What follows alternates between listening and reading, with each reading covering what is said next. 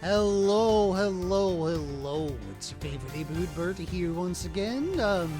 Continuing on with the madness that is Ace Attorney Investigation, the Miles Edgeworth collection. So, as last we left things, we had just completed the third chapter, and we had learned that something had happened. Was it 7 or 8 years ago? I think it was 8 years ago. Whatever happened, it was years ago. Back in the past. Your items unlocked in the gallery, probably for completing chapter 3. We're not going to look at that just yet, though. Instead, we are going to continue on back in the past.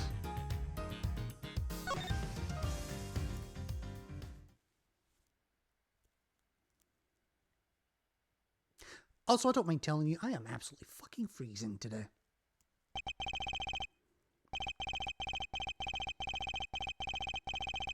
Yes, the second Yaragaratsu. And she conjured up a piece of cloth at the end. 7 years early. Damn! I was so close.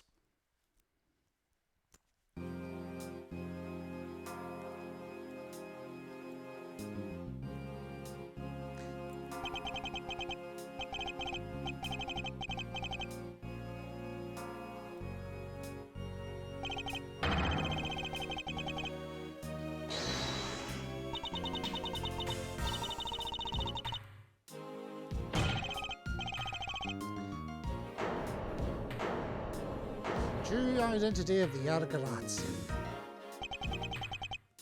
Yaragaratsu is the man standing over there at the prosecutor's bench.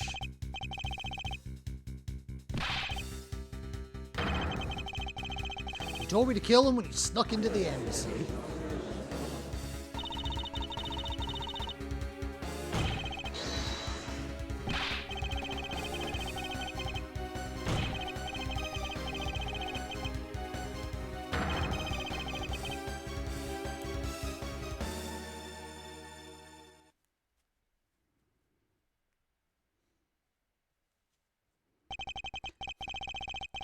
In accordance with the defendant's accusation, a new prosecutor shall be called to replace Mr. Faraday.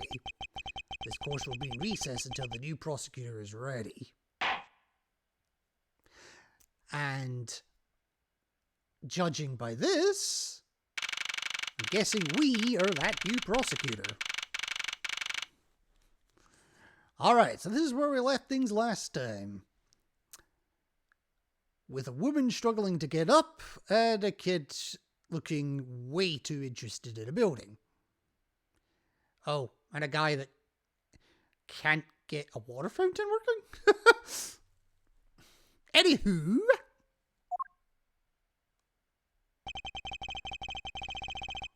It's almost time for me to enter the courtroom. And so it is that my first assignment as a prosecutor will be as a replacement for a prosecutor who has been accused by the defendant.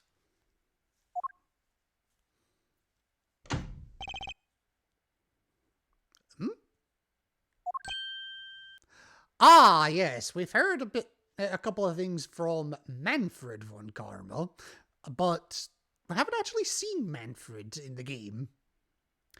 Partly because he's already been executed, but this is in the past.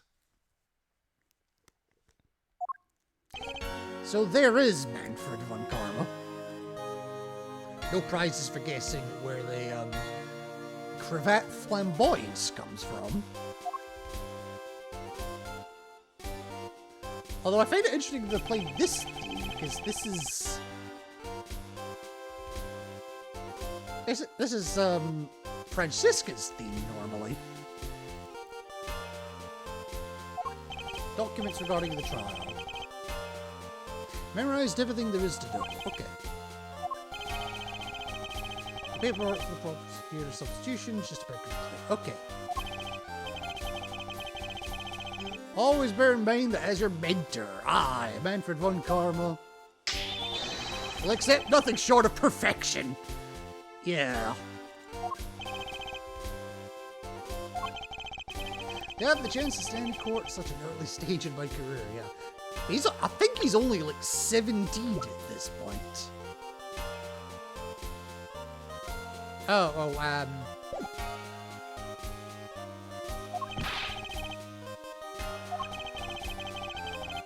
As I've watched over your studies, I'm giving you this very rare chance. Prove yourself, crush the defendant's pathetic lies into oblivion. The hesitation there.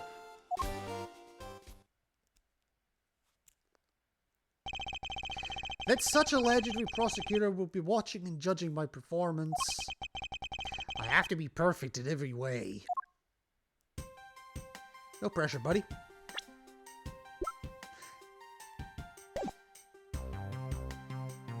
Okay, so this was 5 years before his eventual defeat. Alright, so what have we got? Proof of my profession. My mentor said it was more chic to keep it in my pocket.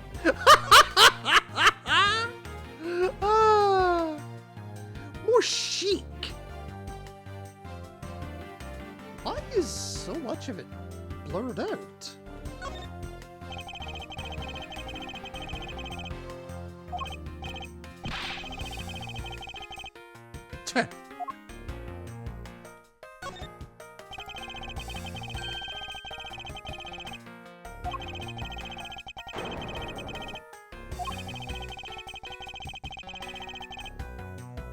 Harsh winter frosts. I think I'm in the middle of one right now. To wear it is to identify oneself as a prosecutor. And yet it's just more chic to keep it in your pocket. But my mentor has taught me that it's more fashionable to keep it in my pocket. Is it?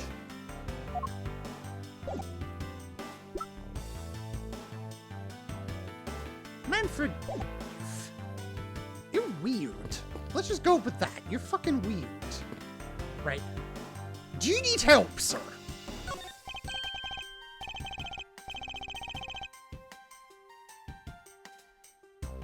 Dude, it's just water.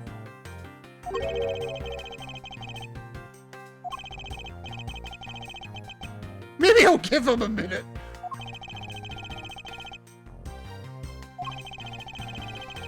Wow, he's proper guzzling it.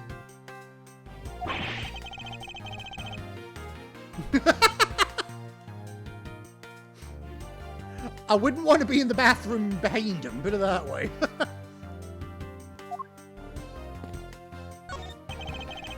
Okay, bulletin board. The trial schedule's posted on it. Trial schedule for this week. There's only today's trial listed.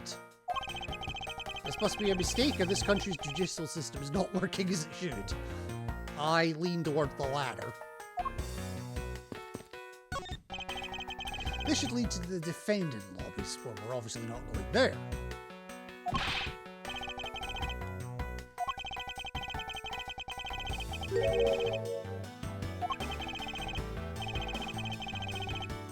A man of wisdom and experience and forged evidence, but we'll leave that elsewhere. Alright. Man! Do you need help?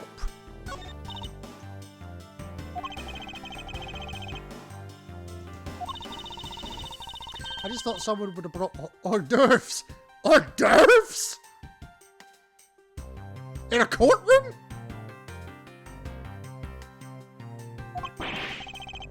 Or a courthouse, sorry?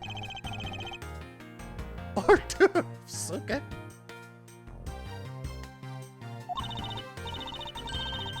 Someone poured me a fresh cup of coffee last time I was here. When the fuck was the last time you were here?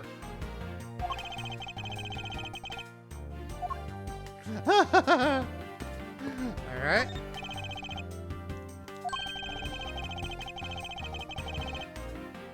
Well, you are in the prosecutor's lounge.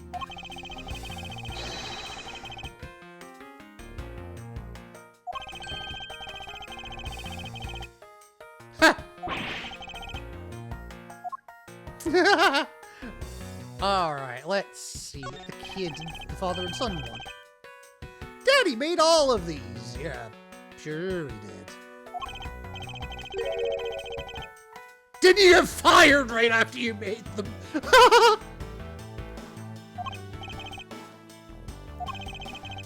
I spent the same amount of money on this model as it cost to build the real thing. What, $1.50? $2 if you include the super glue? And my boss wasn't very happy with it. Gee, I wonder why. Hey, Daddy, didn't you say you built a secret mechanism inside of it? A secret mechanism? I'll tell you about it someday when you're older.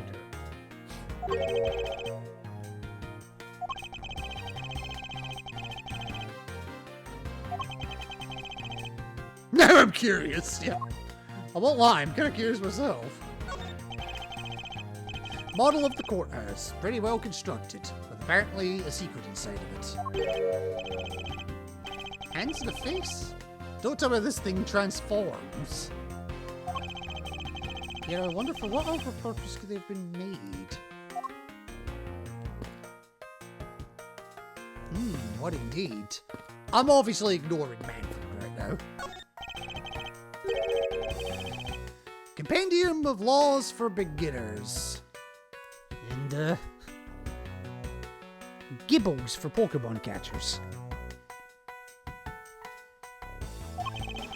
I don't have the time to read this and second guess myself now. Yeah, true. You don't care about the bush, you don't care about the benches.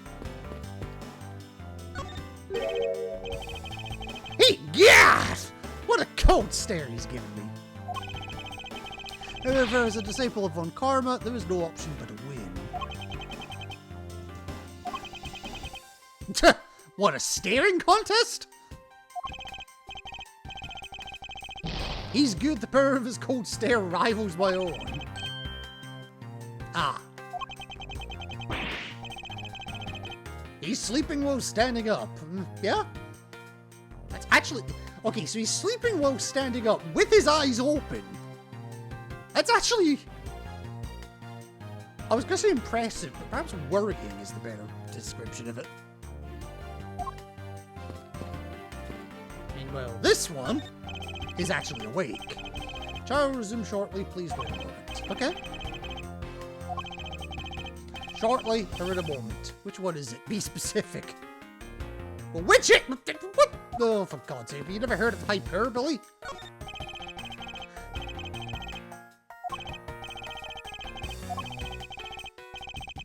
Oh, I caught the gibble.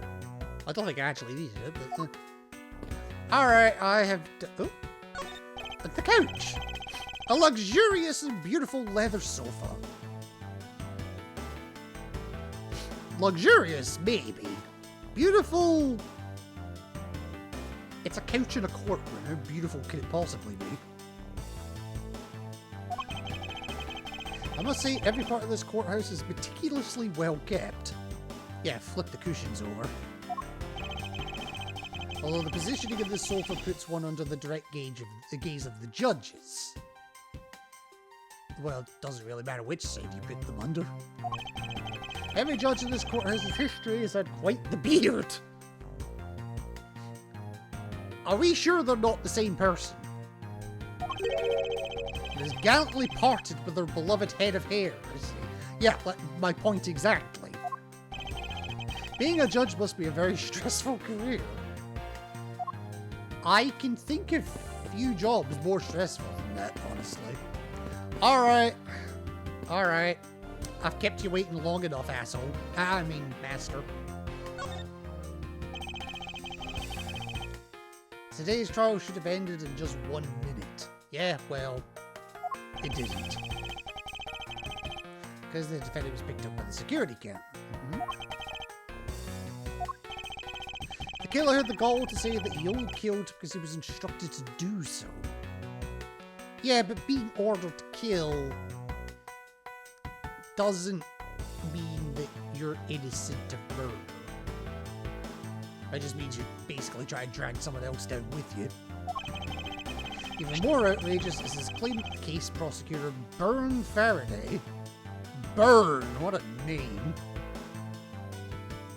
Burn, Faraday gave the order. Faraday's such a fool. He's been cornered by his very own prey.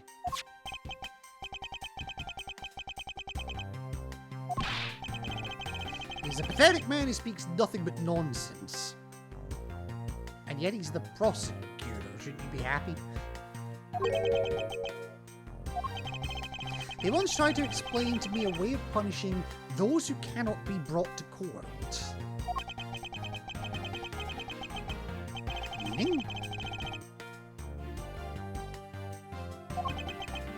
Well, there are always a few exceptions. Unfortunately, there are, yes. However, there was no reason to even deal with such individuals. A prosecutor is a guardian of the court, one with no obligation to outside matters. Thus, there is no reason to deal with such individuals.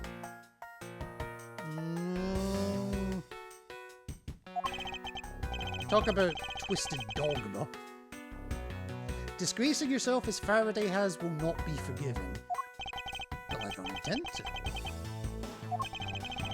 In place of the accused prosecutor Burn Faraday, I'll prove the defendant's guilt. I've secured an hour of recess for you to prepare to do just that. Okay. Show them all the power of one karma. Alright, so talk to me then. Have you achieved a firm understanding of the case? Okay, give me the details. Everything that's written down in the case files. I don't have the case files!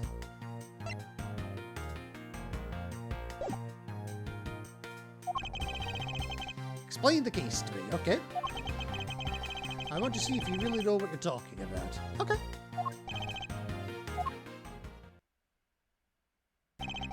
A murder was committed on September 8th at the... Oh, Christ. In front of the Kodopian embassy. I hope I got that right. The victim, Mr. Deedman. Deedman!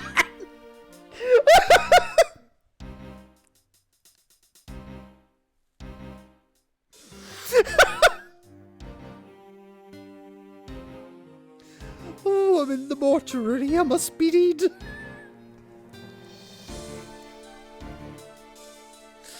Oh, Christ. I forgot how much fun they had with these names. The victim, Mr. Deedman, was a staff member at the embassy. I'm Broughton. The defendant in this case, Mr. Mackrell. Oh, for fuck's sake. Deedman and Mackrell, okay? To be fair, he does look like he's been slapped in the face by a fish. Mr. Mackrell was held for questioning the night of the incident as he was deemed suspicious. He was quickly placed under arrest for possession of the murder weapon, a gun. Furthermore, at the time of the murder, the great thief Yaragaratsu had successfully infiltrated the Kodopian embassy as well. At first, Rel claimed that he himself was the Yaragaratsu, but that he did not kill Deedman. I wonder what he expected to gain from such a desperate lie. It's possible that he wants to go down while in the spotlight if he's found guilty. There truly is no limit to people's inanity. Inanity? But I digress. Continue. During the trial, the prosecution presented the security footage that captured the murder. The footage clearly showed Mr. Rel as the murderer. The act of Mr. Rel firing the gun could be clearly seen from the visitors' gallery. Upon seeing that, the defendant retracted his statement and admitted to the murder. I did it because I was told to. By the real Yaragaratsu, Burn Faraday. Sounds about right, okay. However, you've forgotten one thing. While this may appear to simply be the murder of a Cadopian Embassy staff member, people are actually referring to it as the second KG-8 incident. We've mentioned that one before. Well, in 7 years we'll mention it. Failed to study hard enough, okay. Well, even among the police, it's information that only a select few are privy to. Alright, so tell me about the second KG-8 incident. But first, I'm curious to see what the hell you say about this.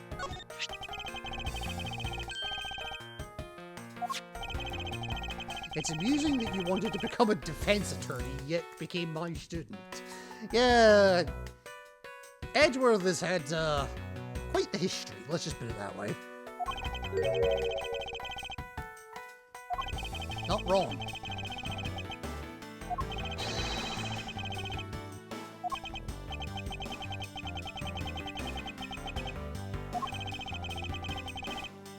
The prosecutor's badge is not to be flaunted, yet that hasn't stopped me from trying. The dignity of a prosecutor lies in the man himself, not in the badge. I mean, there's an element of truth to that. Besides, why put holes in your fine garments? It's simply preposterous. There's an element of truth to that as well.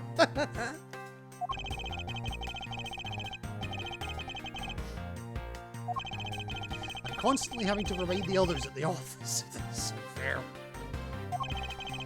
It's more fashionable to keep your prosecutor's badge in your pocket.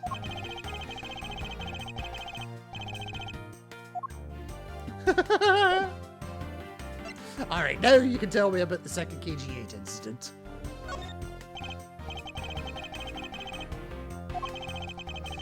In order for me to tell you that, you must first learn about the original case. Okay. Take a look at these documents. A 3-year-old newspaper, so that would be 10 years from the present at this point. Reference materials regarding KG-8. Okay. You've heard of the Amano Group scandal before, correct? Can I view these? Yes, I can. Okay. Cadopian Embassy staff member Manny Kochin found not guilty. The victim, Miss CCU. CCU. Jesus Christ. These names are getting worse! The shadow over the Amano Group. What's his relation to the smuggling ring? That is a good question. Not one I Looks asked like the you, microphone PlayStation. can't be used I right forgot to now. mute it. Try again later. Rather not, thanks. What does that say in the blurb at the top there?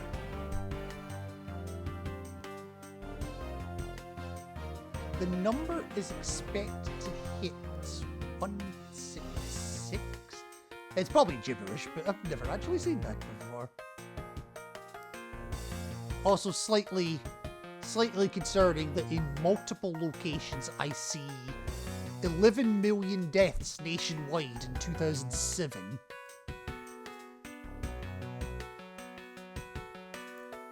Wow, okay. That's a depressing blurb, wow. Alright, we've heard of the Amano Group scandal, yes. We have, as of 3 years prior to this case, and 7 years in the future. The secretary of Ernest Amano, the Amano Group's director, was arrested. Yeah, the one that later died in the Gatewater heist. Under suspicion of smuggling, yes. CCU was an employee of the Amano Group, and the sole witness to the smuggling operation. It was she who brought the crime to light. However, Miss Yu was silenced before she could testify in court. And Cadopian embassy staff member arrested for the murder, yes. That would be Marikochin. However, due to lack of evidence, the case went unresolved.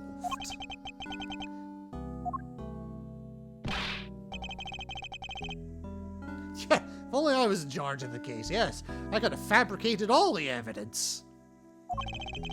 I would have done everything in my power to prove his guilt. Yeah, exactly.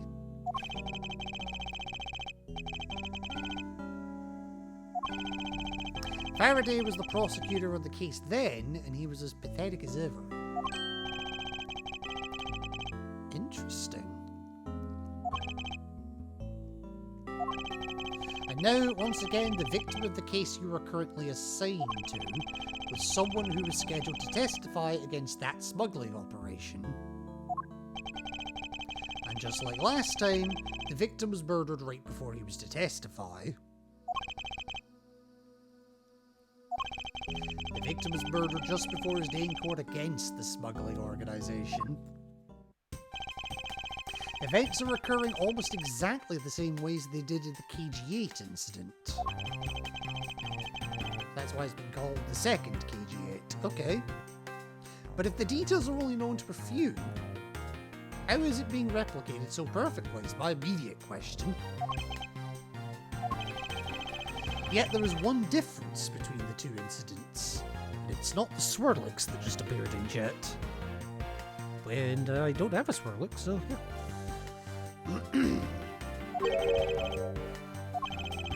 The so-called noble thief that is sending everyone into an uproar. Ah, the Yatagarasu, the first one. I'd better find out more. Yes, you had better. If it is true that the Yatagarasu showed up at the Cadopian embassy, what could he or she have been after? What indeed? No doubt to steal any suspicious accounting records and release them publicly. Or more likely to steal secrets from the Cadopian embassy itself, since the item that the Yatagarasu stole from there was sent to the police. What was it that the Yatagarasu sent? Oh wow, even Manfred doesn't know. Anything related to the Yatagarasu is getting the top secret treatment. Fair enough. Still, I find it very ironic. By returning the stolen item to the police, it was proof positive that the Yatagarasu had infiltrated the embassy on the same day the staff member was killed. Criminals have a way of incriminating themselves, wouldn't you say? Yeah, I got the Swirlix. That would have to be the first time the Yatagarasu has left evidence behind, correct? So, the calling card? If you want to learn more about the Yatagarasu, then I suggest you ask Faraday. He happens to be the prosecutor in charge of the Yatagarasu case as well. Convenient.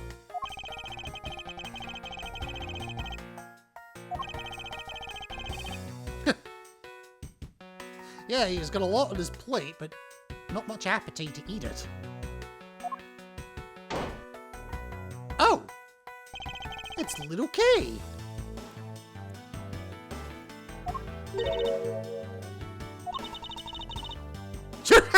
Yeah, nice introduction!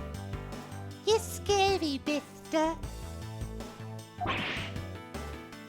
Oh, you were talking to Von Karma. There I'll agree.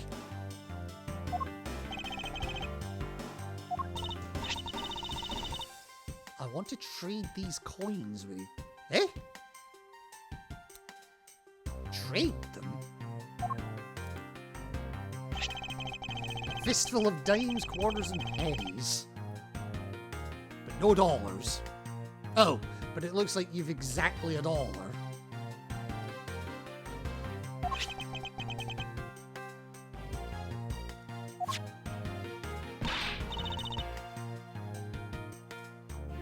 Okay, can I just say, young Kate actually looks adorable.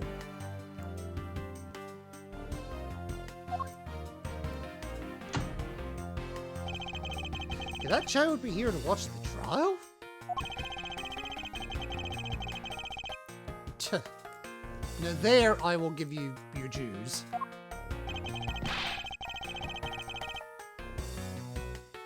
I do, sir. I do.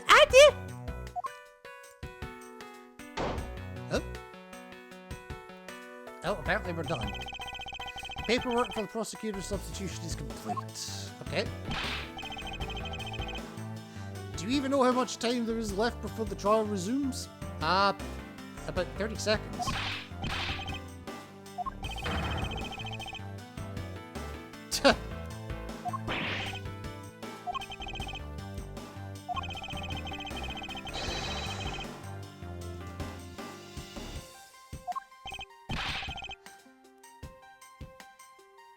You're not Yoda. You better collect the evidence from Faraday and prepare yourself. Yes, it's time for your debut, Edgeworth. And away we go. Okay, September 10th, 4 p.m. Courtroom number 3.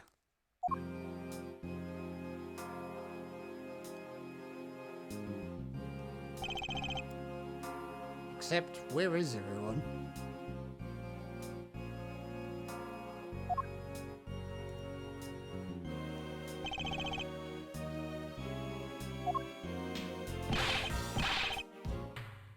Yes, why isn't Faraday here yet?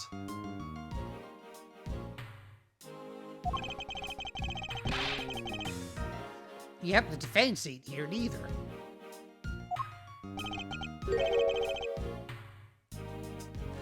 And where's the judge, for that matter?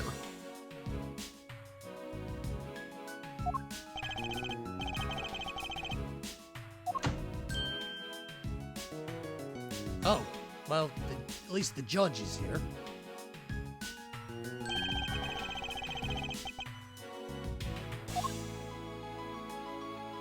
That I am. I hear this will be your first trial. Look forward to seeing how you perform. Yeah. This will be fun. But by the way, was there someone celebrating a birthday during the recess? Celebrating a birthday? I could have sworn that I heard a popper going off. Come to think of it, the other day with my grandson, always waffling. Looks like the trial is about to resume, but nobody else is here. It'll be all but impossible to prove the witness a liar. The witness ain't here. The defense ain't here. Nobody's here.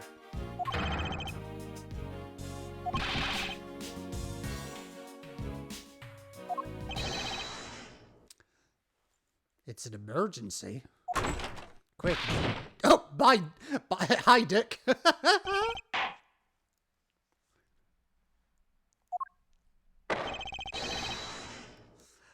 should be no yelling in the secret hall of law! Unless your name is Manfred von Karma.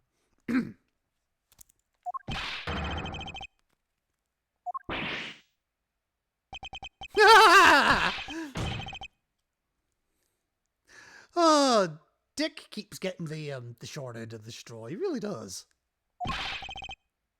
There's an emergency. Defendant lobby number 2, Mr. Faraday and the defendant. Two of them, they're dead.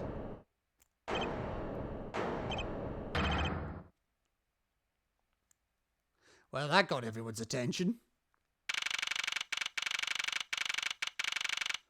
Alright, okay. Young judges for justice. And yet they choose the oldest motherfucker there. Ah, my eye. Oh.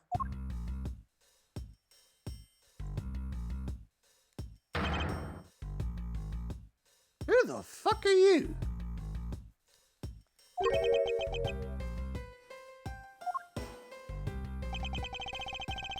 No one's allowed on the crime scene, period. Okay.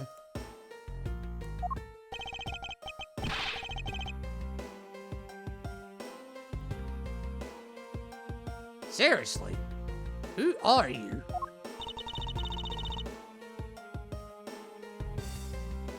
kidding. Yeah, that's the defense. Wait, the defense attorney, yeah.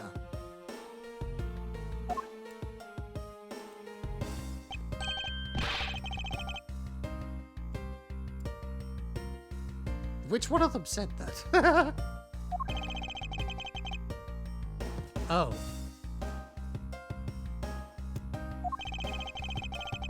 I'll never find out what's going like this. It's time for some civil discourse. Oh, God. Civil discourse! I'm running in the fucking hole! Alright.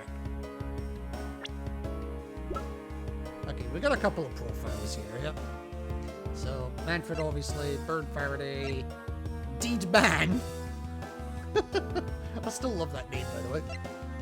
Matt Rell. The judge, we haven't a fucking clue how old he is, but, well, I'll give you a hint, he's not in his teens, I'll say that much. But someone who is in her teens. A girl with a balloon during the recess, she asked me to change some coins for her. And Yadagaratsu, we don't know who that is. Alright. First things first. Poster of the judge. There's a longer slogan of some sort in tiny letters at the bottom. Every strike of my gavel brings the truth closer to me and my hair farther away.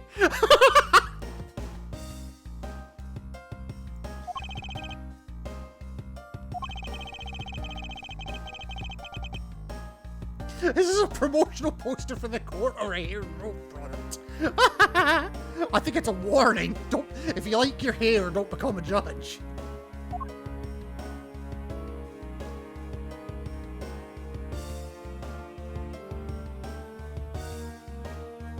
Hang on 2 seconds.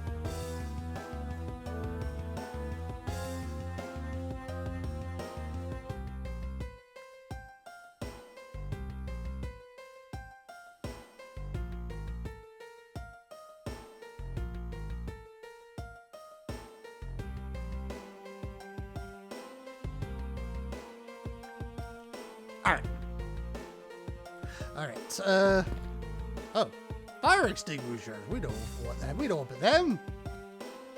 First case ever in the mainline Ace Attorney series. Before the case even starts, you're whacked in the back of the head by one. Oh, that's literally what I was just referencing. If one were to be hit in the head with this, I suppose the victim would lose a memory or two. Funnily enough, Phoenix Wright did exactly that. But it's not as though I'd ever be so foolish as to be struck by one of these. Yeah. Phoenix. Okay, need to get a handle on the situation. Perhaps I should talk to some people. Okay. Oh, okay. Defendant lobby number 1. The incident took place in lobby number 2. Okay. So, don't be sidetracked. Don't be sidetracked. How about a drink? A drink menu. Now is not the time to be pondering what kind of drink I want. Sure it is. There's always time for a good drink. Alright, fine. How about a meal? Selling special court-themed food products here. Oh, God. Many of them seem sort of troublesome and suspicious. Such as? Objection, I suppose! I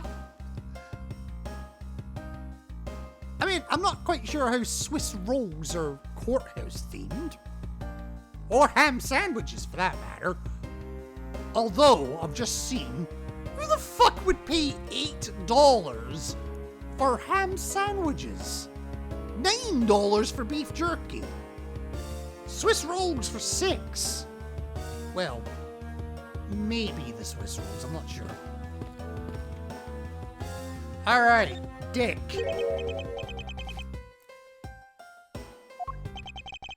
Who, me? Hey, pal. Common courtesy to tell someone your name first before asking theirs. Alright, I'm Miles Edgeworth. Who the fuck are you? Well, now you have.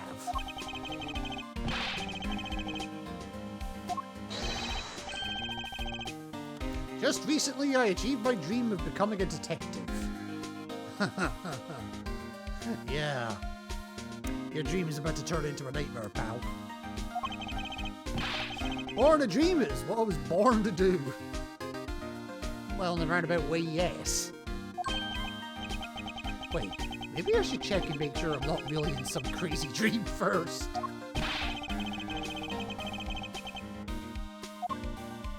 Well, it's not exactly Detective Taggart, is it?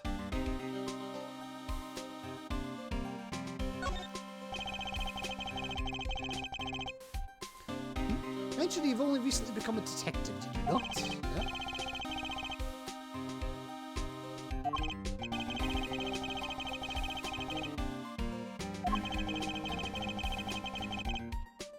Yeah.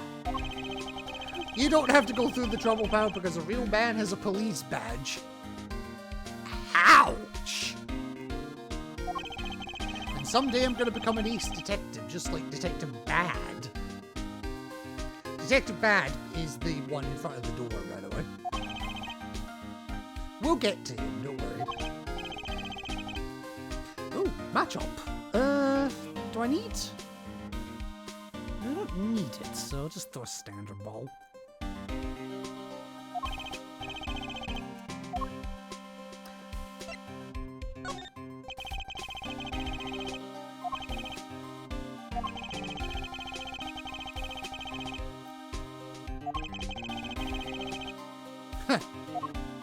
Alright, basically he doesn't give a shit. Alright, tell me about the crime scene. Dick. Okay, what do you know about the incident? And I forced that deliberately before anyone says anything. You know that I don't have to tell you anything, right? No. But you're going to. Also, I've just noticed the fucking $9 orange juice in the background now. The $7 milk and the $7 hot dog. Christ, that's a ripoff.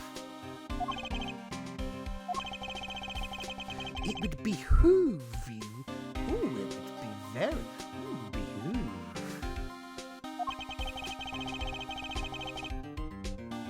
behoove. Anyway, Detective Bad is the one in charge. So you're just gonna have to ask him for the details. Oh, Christ, okay. As for me, I was guarding the door to defendant lobby number 2. Okay.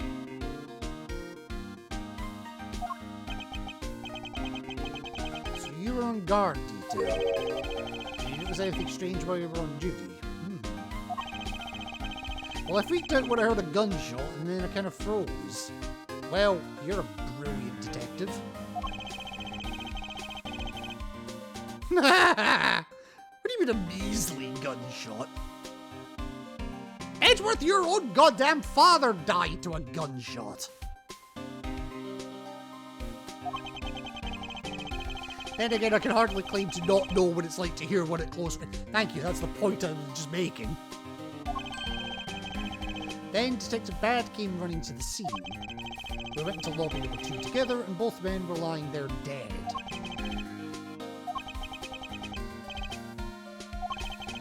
I was in the hallway the whole time, but I didn't hear a single peep of a struggle.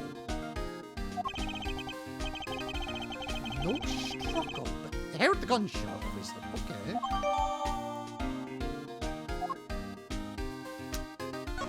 Alright, can I present his own testimony back to him? Okay, yes I can. So regarding the door at lobby number 2 at the time of the crime. Not even a single ant got by me. How about an entire horde of them?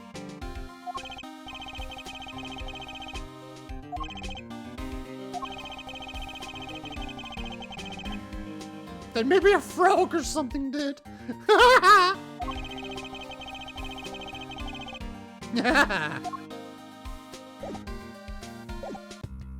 Yes, there's an entire horde of them here. Can you please face the right... No, that direction, please.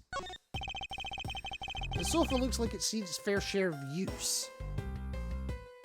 It's probably not as comfortable as the one in the lounge. And it looks like another part of the course house is visible from the window.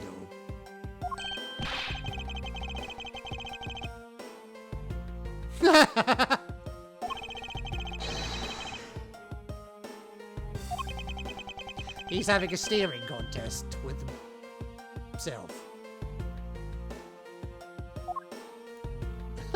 Okay. Alright. Alright, we'll go to you next.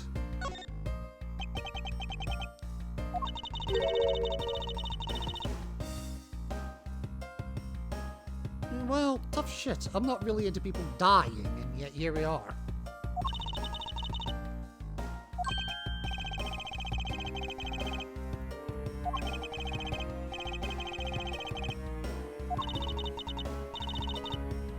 You won't have. Not yet, anyway.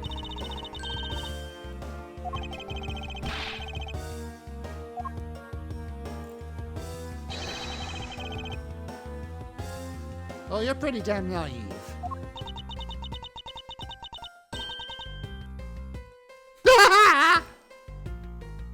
Yeah, she's not the respectful type, I'll just say that.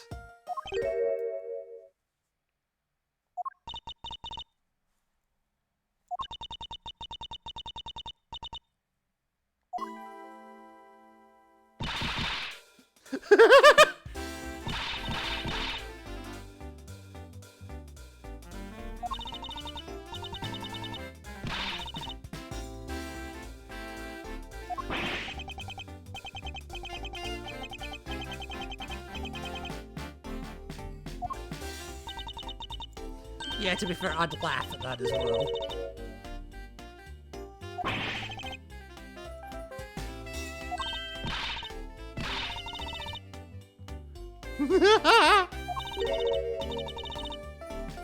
Ah, Callisto, you.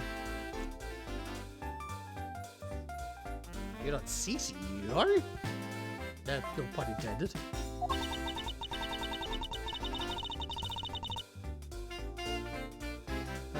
If you tell me the truth, we're about to go head in court. Yeah, you're fucked.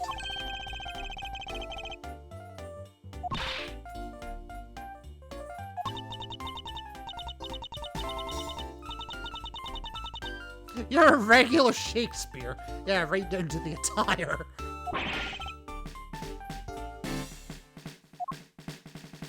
Alright, you know what? Just because I'm nosy at this point.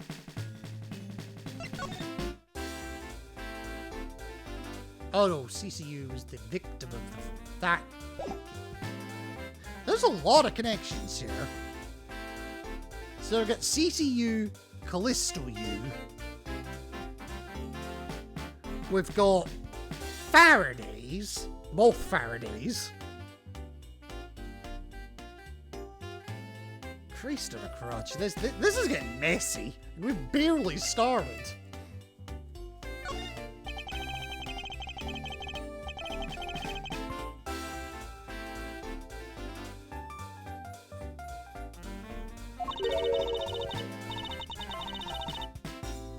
Yeah.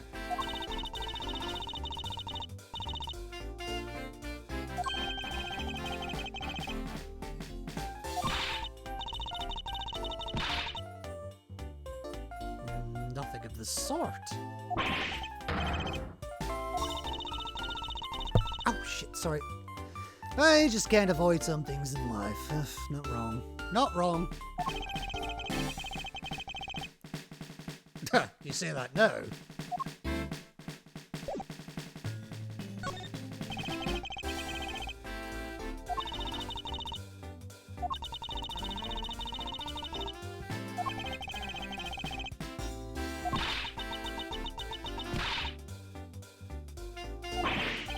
What is your problem?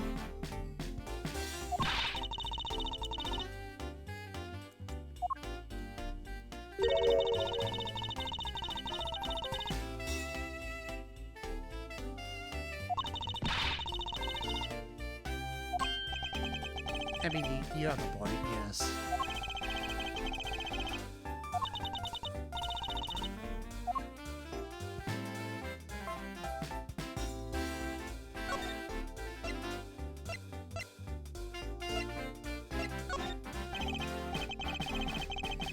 Oh, she doesn't care.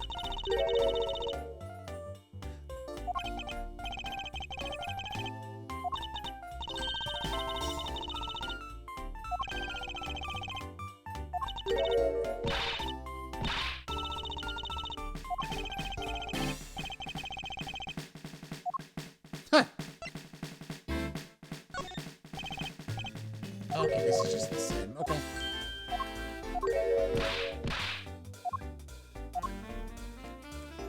Alright, you don't care about that. I guess I'm done with you. Alright, Detective Bad. You're bad to the bone.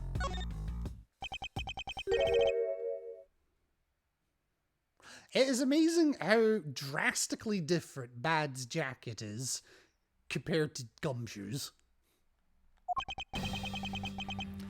Tyrell Bad. Oh god, okay.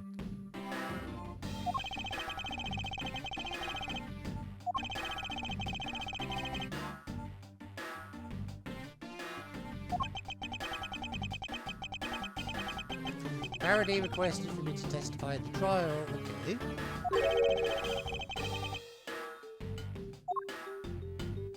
Interesting. And, you know, as is customary.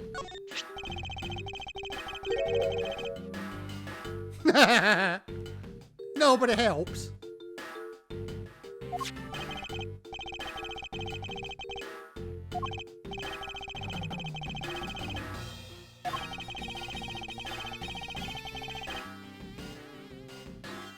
Ah, you've seen Dick, have you?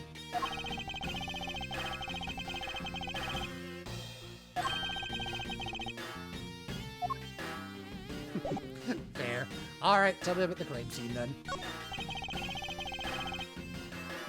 Contacted HQ about the situation, okay. I've got nothing to say to you.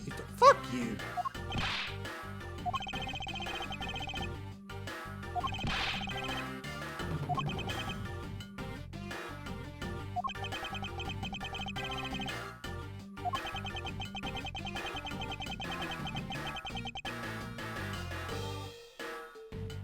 You may want to teach yourself first. At the very least, teach yourself how to do a damn tie.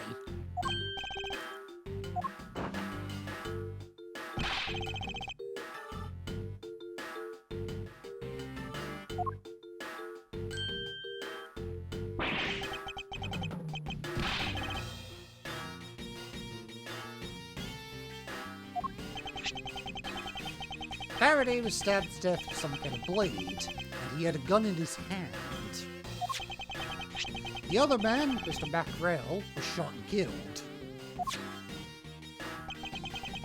He was found holding a bloody knife in his hand.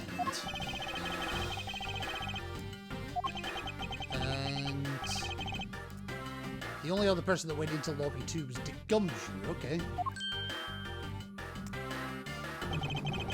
He was in charge of guarding the place. Yeah, great job, buddy. He's claiming that no one else entered the room. And if that's the case, then they must have killed each other. Not necessarily.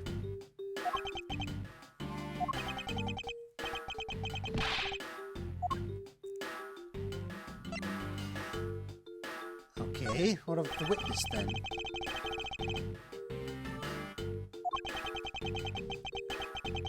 Homicides aren't my only gig.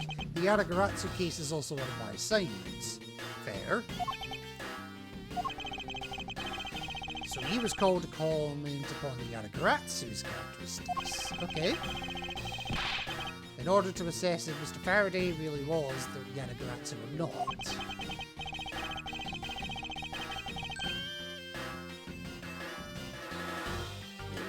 Maybe. Pops! Oh god! You should absolutely call him Pops. He might actually blow a gasket. Anyway, now we've done everything we need to.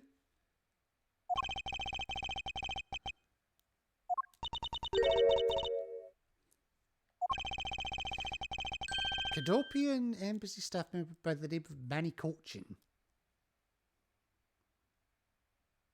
Wait a minute, Manny Cochin?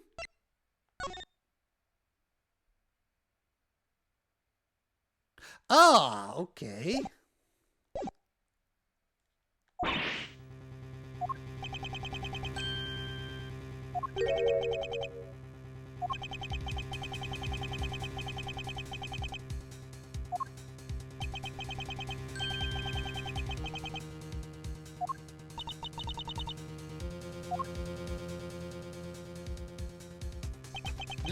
Sure enough, there he is.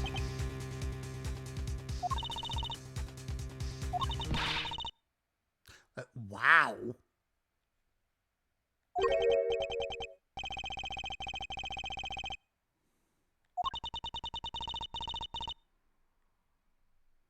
Oh.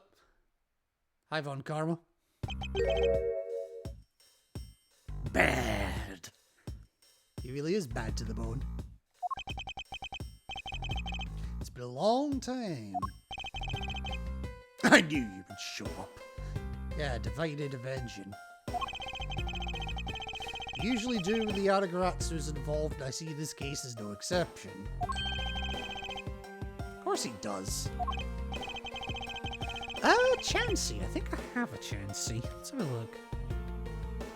Yeah, I do. I'll just throw a standard ball at it. Fuck it. Don't expect to catch it, mind. If only he would get a promotion and move on.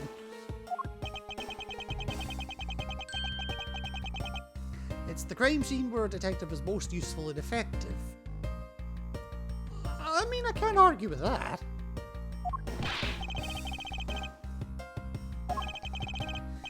Moving on, though, the man that I just passed by, was he not the suspect from the KG8 incident? Yes, he was.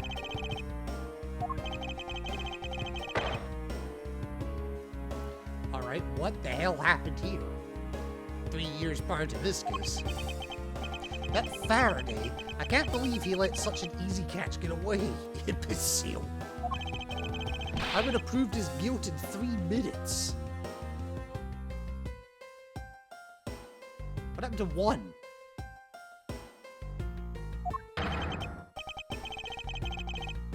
You've said enough for now, okay. It's in poor taste to speak like that about The Departed. Especially when they're 1 room away.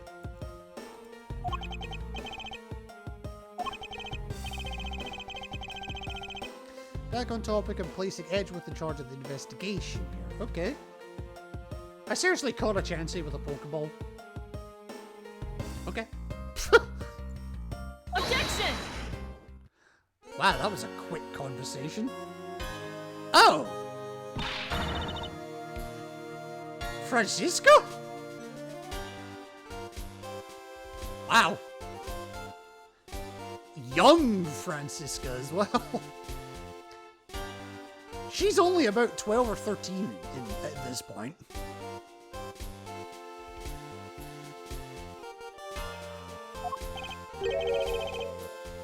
In fact, she might actually be even younger.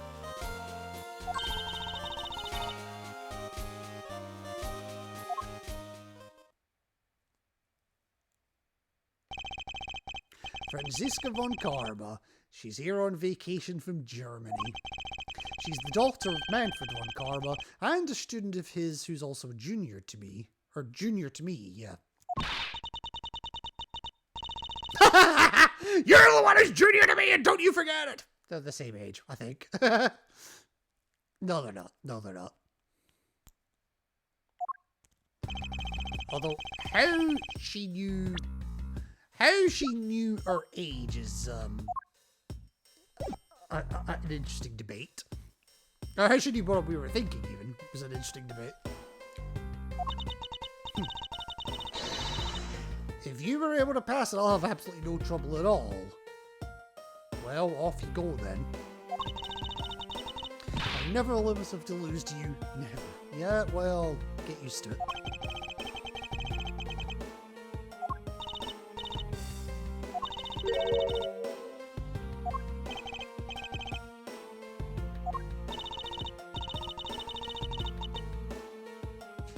close to becoming a prosecutor. But you're not a prosecutor. Not yet. You don't even have a proper whip yet. And yeah, keyword unfortunately is yet.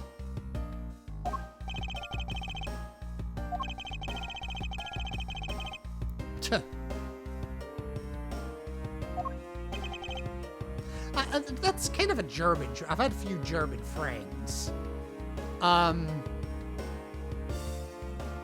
that's something I've noticed about them, so I don't think it'll make me saying this. Even when it comes to just normal chatting, they're oddly efficient, blunt and to the point. And it's just their normal way of talking.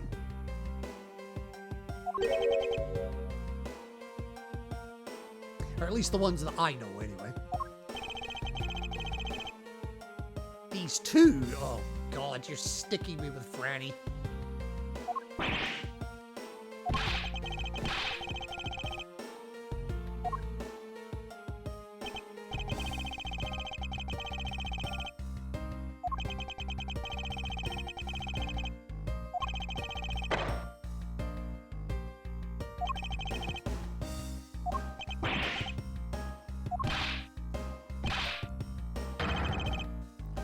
Oh, God, why?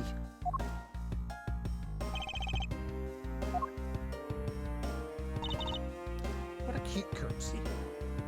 And Dick's just standing there like, what the fuck is going on?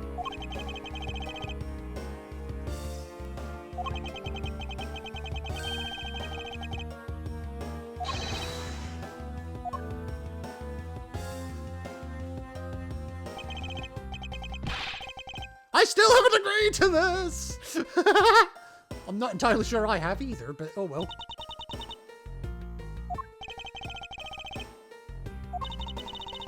This would be the perfect chance for us to see which of us is truly worthy of the Von Karma name. Well, you have the name, I have the badge. Would it kill you to at least say hello? Apparently it does. Long time no see. Close enough.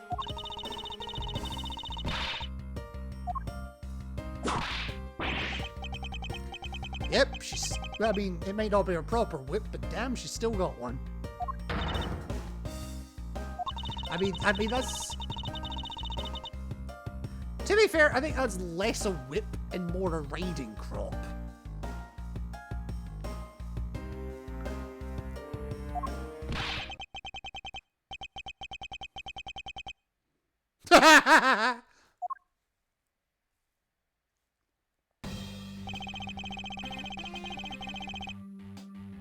Okay.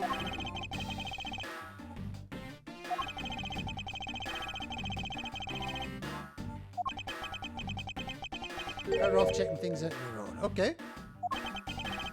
I'll do exactly that then.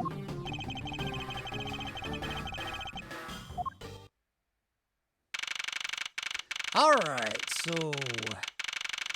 Defendant lobby number 2. Okay.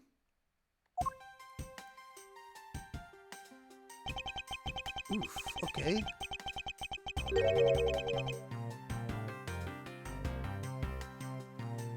It's questionable.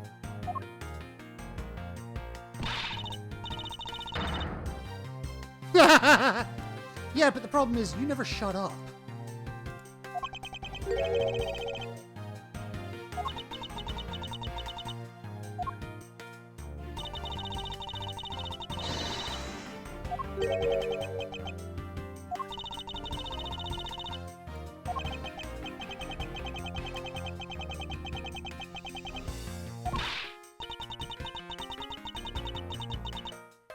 Yeah, well, tough shit. Oh yes, that's the other thing about Francisca. She loves calling people fools.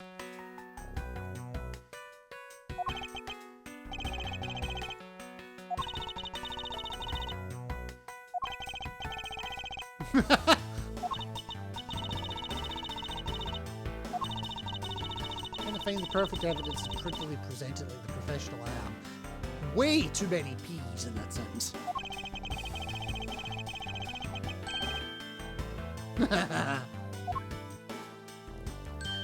Oh.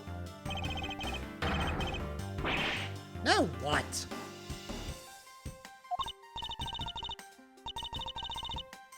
Don't you want to, you dumbass?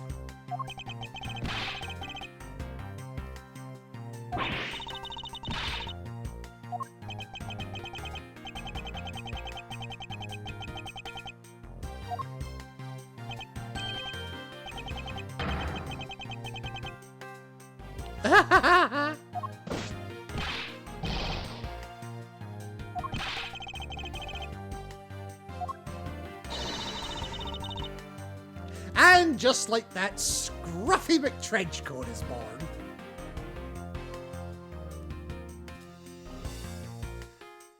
No, seriously, I'm not even making that up.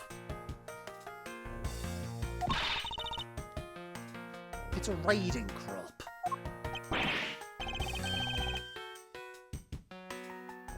What?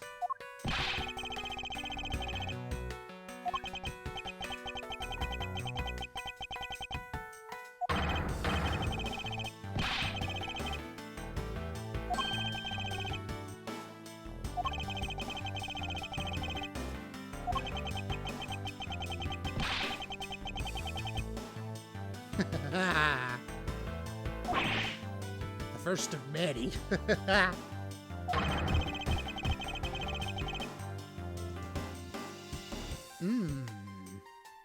Let's not find out, shall we?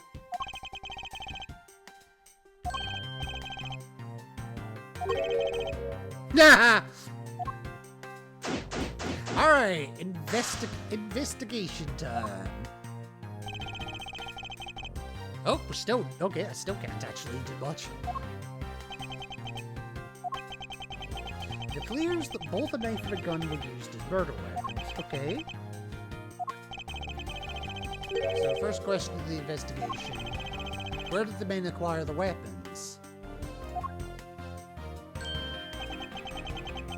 The gun was inside of Faraday's bag. It was a piece of evidence that was presented in the trial earlier today. Okay. Alright, where'd the bullet come from then? It was used to kill the Cadopian Embassy staff member. But I never heard anything about the knife.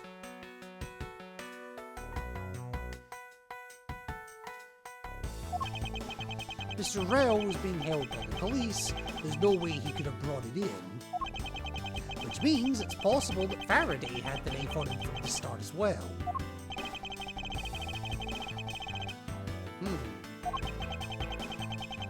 But why doesn't Detective Bad know about the knife if it was evidence?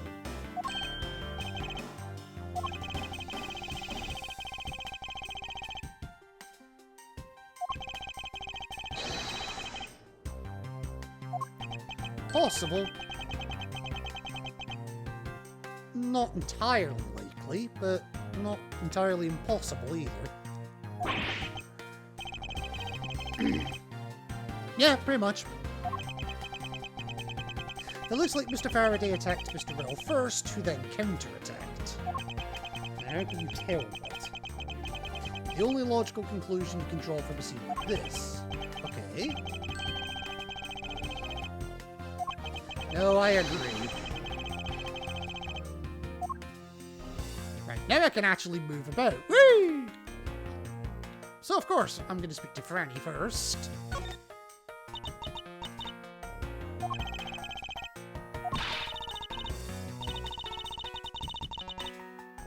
Yeah, well, tough shit. Well... Oh, okay, that's going to Dick. Never mind. Okay. Alright, so I guess I can't give her my badge and say fuck you. Alright, let's start with the bodies themselves. So it looks like Mr. Faraday fell on top of Mr. Rao. At first glance, it seems like they must have killed each other. However, the only logical conclusion is what? Okay. It was Mr. Rail that fell first. Well, no shit.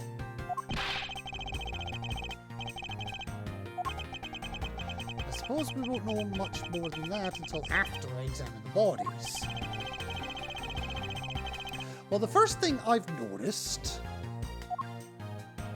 is not so much the bodies, but the bloody bag. Why is there blood there, but nowhere else, other than, obviously, the knife?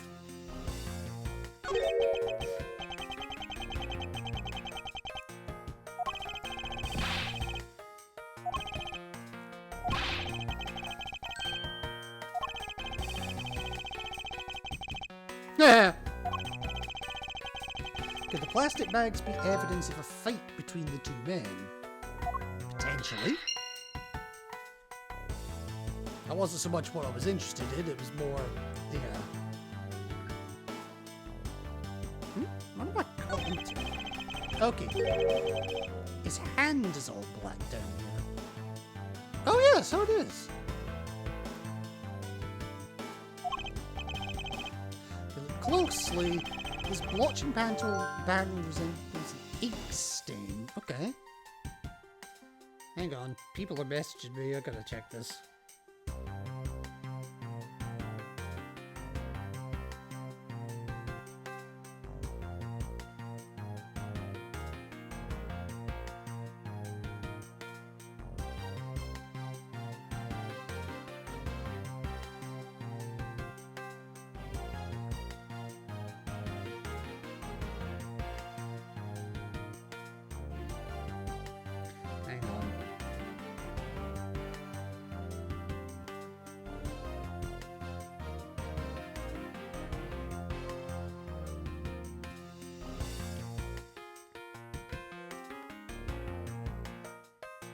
Sorry, I need to get this. No, reply to that, please.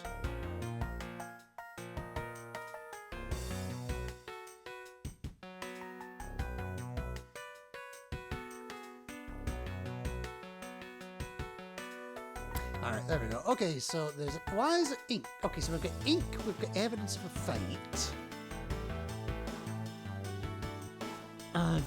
Okay. Oh, I don't know one of them, so it's critical. Alright.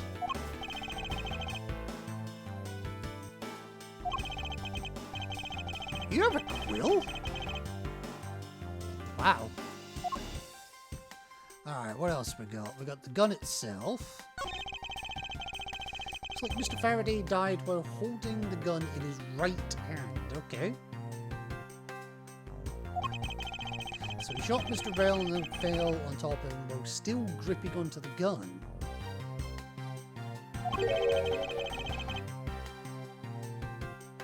Yeah. I mean, why would Mr. Faraday know how to fire a gun? I mean, it's not hard. Point and click. Okay, maybe it's a little more complicated than that, but still.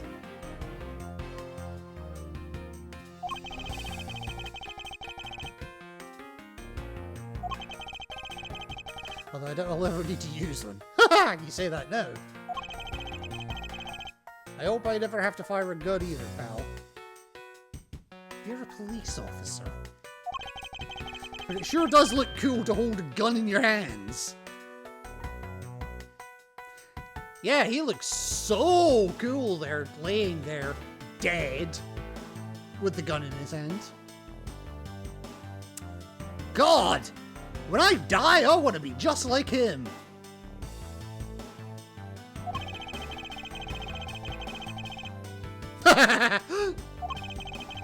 Okay, so jot down notes about the handgun. Okay. Faraday's evidence for embassy staff killing found in his hand, specifically his right hand. Alright. And then there's obviously the knife as well, which does have blood on it. Mr. Rail died with the knife in his hand. Blood stuck on it, that makes sense. But it's stuck on it. Was Mr. Faraday carrying this in his personage? bring this as a piece of evidence for the trial, or did he bring it with a very different intention in mind? Okay, I believe Faraday brought this as evidence that it was found in Rail's hand. Okay. Well, apparently I've been kicked out of that. So Mr. Rail's cause of death was from being shot, yep. It's hard to tell with him lying face down.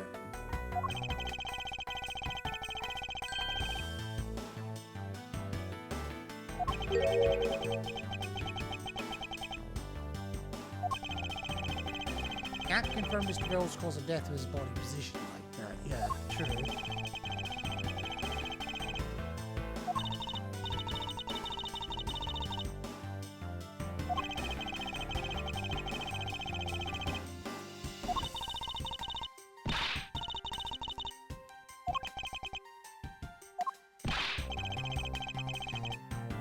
Taking it on photos of the scene. Okay, yeah, that's fine.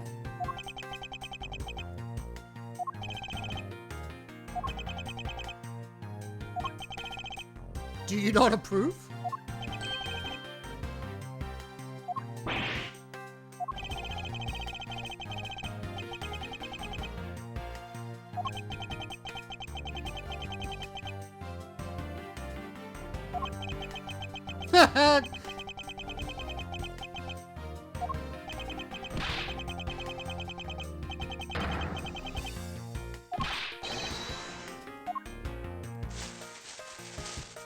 Alright, so they've been flipped over. Now we can examine them a bit more thoroughly.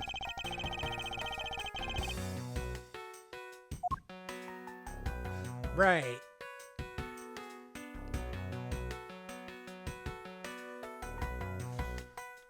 This just made that leaf look like leaf look more bloody now. Right, so a couple of things I've noticed. Obviously, Faraday's wound. Knife wound in his chest, yep.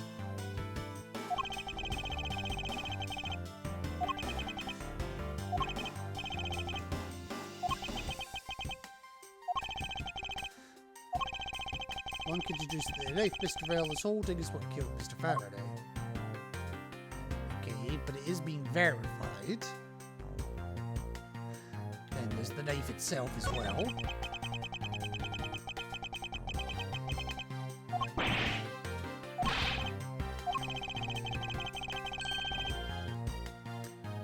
Well, I mean, being stabbed is generally not a good thing.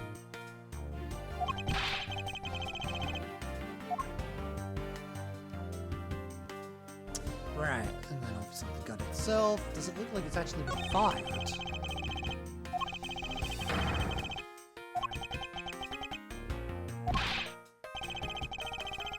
Ballistic markings do match the gun. Okay.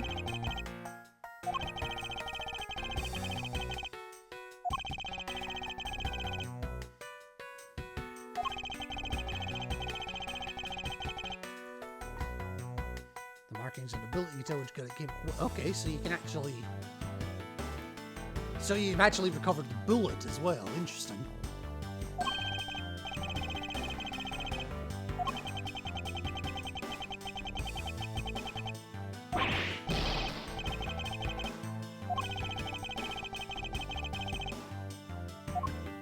Right, so that's confirmed. Yes, he did die to this gun.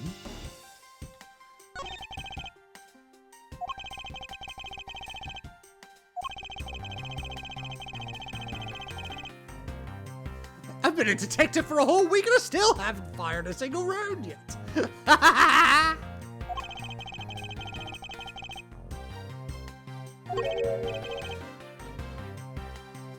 Yes. It wasn't... Yeah, so there's no burn marks. So this was not a point-blank kill.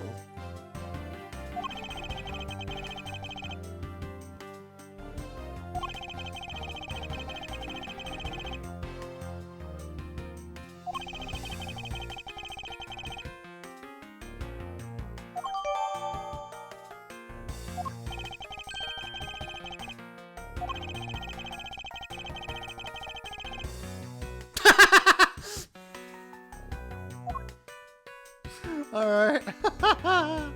Oh, that's brilliant. Now, one other thing about this that I have noticed. See, I've done that already. Done that already. Done that already. Done that already. Now, one other obvious thing I've noticed here is the pen.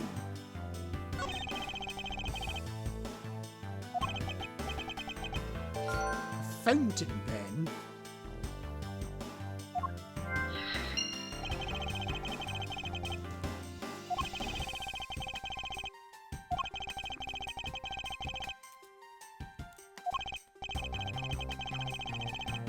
Ha!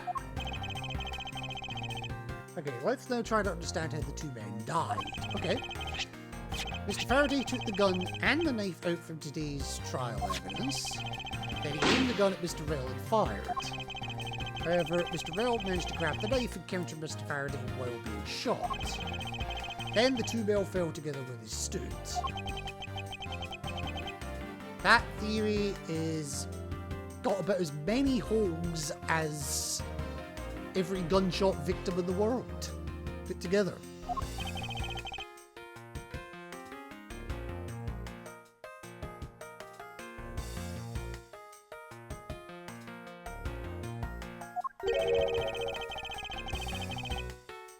Although at least he recognizes it. I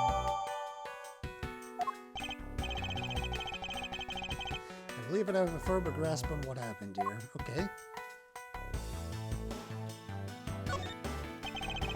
Yeah, and there's a couple of things I think I missed here. I just want to double check them though. Alright, so Faraday.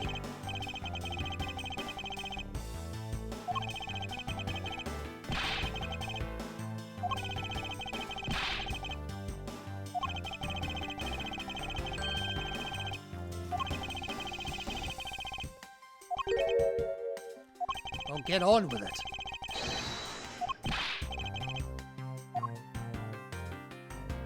And then there's obviously the victim. First he killed a Cadopian embassy staff member, then he was murdered himself. This guy wasn't exactly an angel. No shit. He's been hauled into the precinct several times for theft and assault. Okay.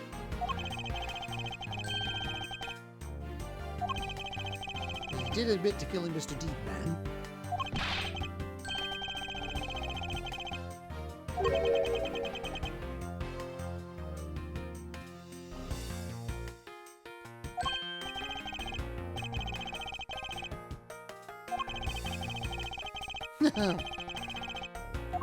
Alright, let me just make sure there isn't anything else here that I can... I thought there might have been something with the scarf, but, it's not. Okay, alright. So that's the body sorted. Well, the Franny's not pleased with herself.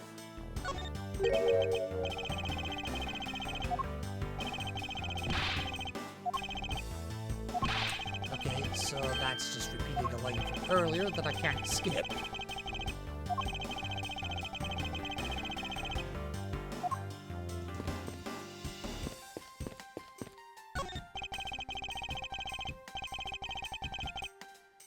Yes, soothing! It's probably plastic.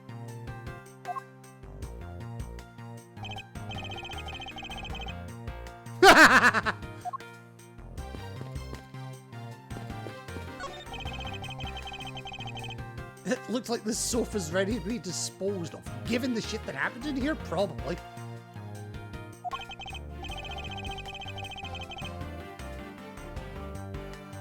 25?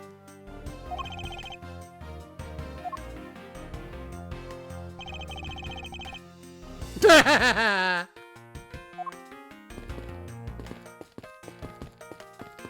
can't speak to you. The window is open. There's a fresh flowery scent in the air. Okay.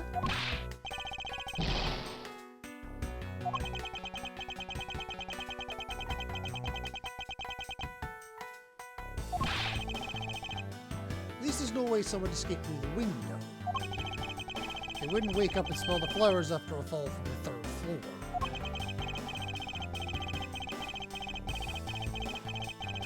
And there's iron bars across the windows.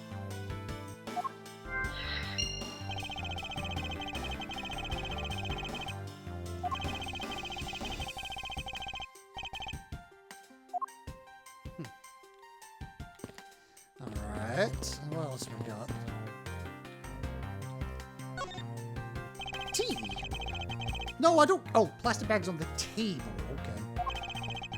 There's a tea set too, but there doesn't seem to be any sign of a disturbance. So the table's neat and tidy, but the rest of the room is anything but.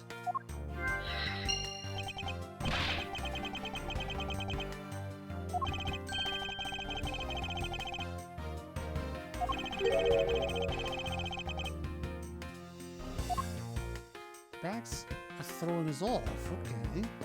Oh, there's the plastic bags. I completely didn't see that earlier. Some stuff in the bag, okay. Probably the trial evidence I was supposed to collect from him.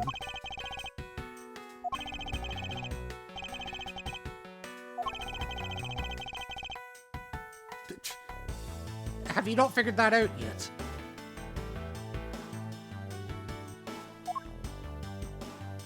Alright. Nice TV.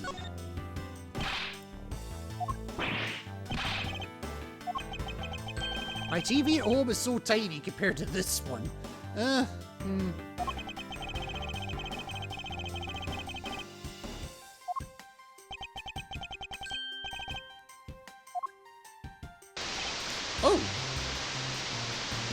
It's touchscreen!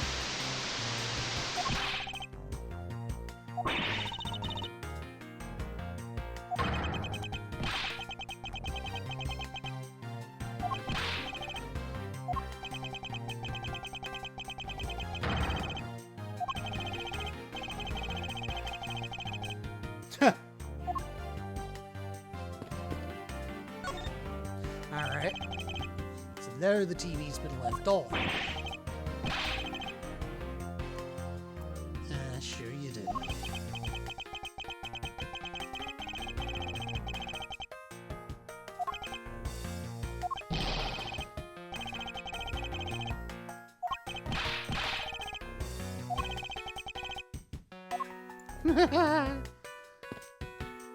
Alright. Franny still doesn't want to talk to me, that's fine. Alright, let's talk to Dad then. Nice try. Excuse me a second, give me a sec.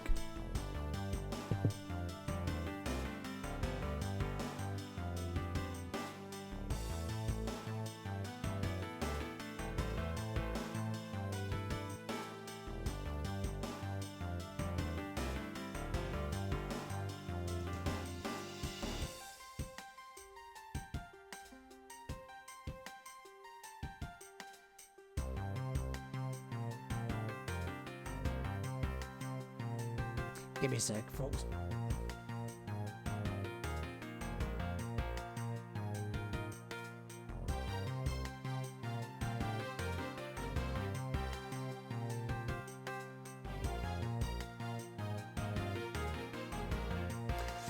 Alright, there we go. Faraday and Rill looks like they killed each other to me. Yeah, I'm not buying it.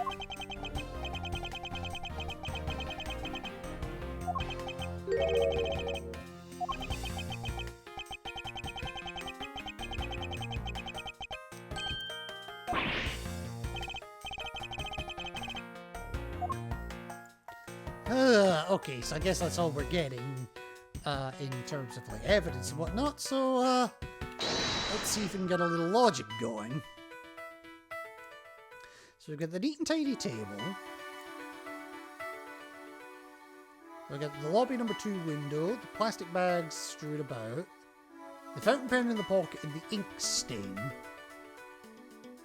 So, I mean, first thing that comes to mind is the ink stain most likely came from the fountain pen. That's my first thought.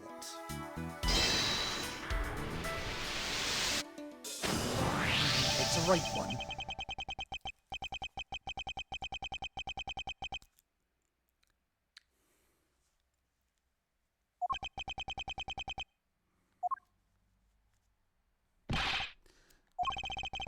Okay, I confirm the substance in Mr. Faraday's hand is the ink from his fountain pen. Okay.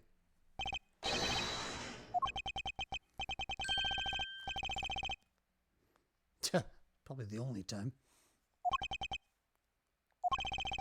Mr. Faraday wrote with his fountain pen in his left hand. I think it's fair to assume he was left-handed.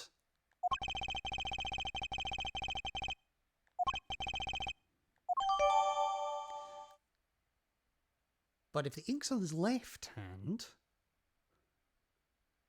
the gun's in his right.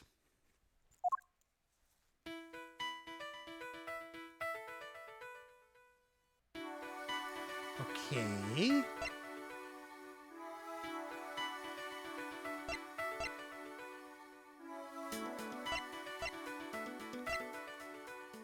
Now, the connection between these three, or two of these three, I should say.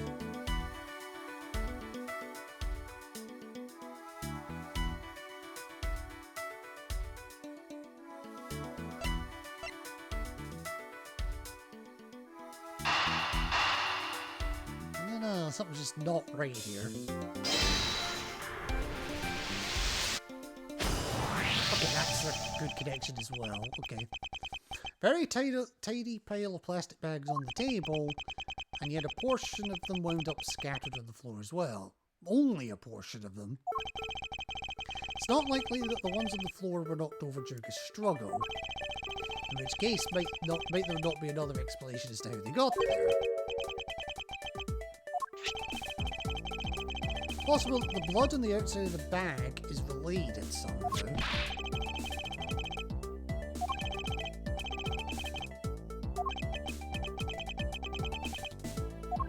Right, so we don't know whose blood it is yet.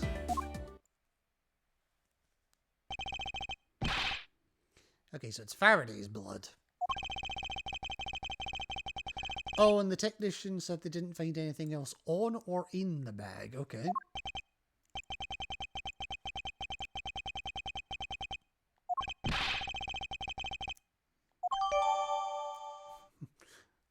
Okay.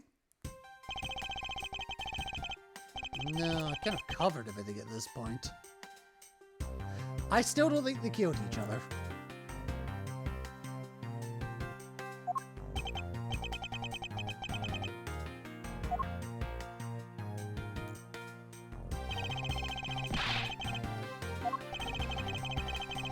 The theory that they simply killed one another is too simplistic in this case. And yes, there is a contradiction.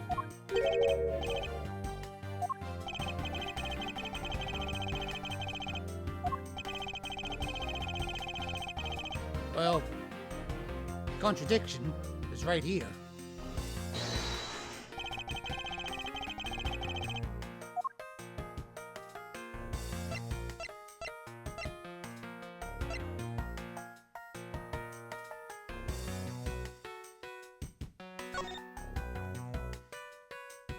Can I open this? Yes, I can. Okay.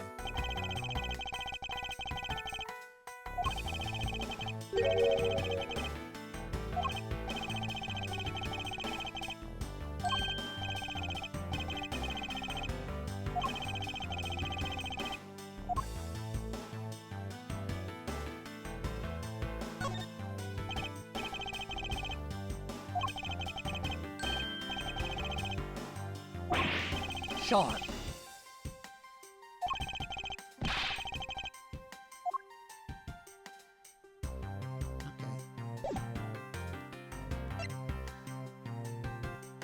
Hang on.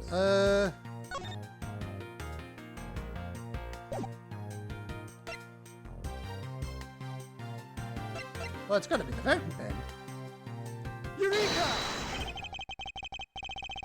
In fact, just as I clicked it, I noticed it said left-handed, so yeah.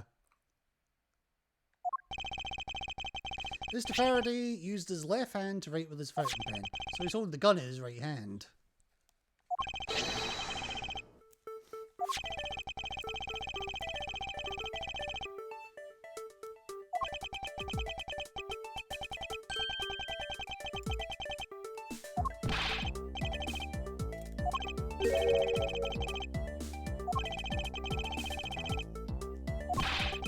Someone else put the gun in Mr. Faraday's hand after he died. Yes, someone else. Plastic bags scattered on the floor and a gun in the wrong hand. I sense the presence of a shadowy figure behind this case. Yes. A person of vile intent who is serious about keeping the truth from us.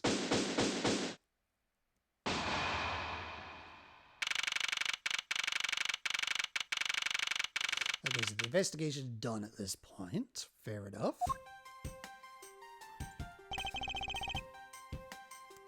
The autopsy report, okay. It is probable that Mr. Rell survived for a short time after he was shot. However, Mr. Faraday died instantaneously from stabbing. Okay.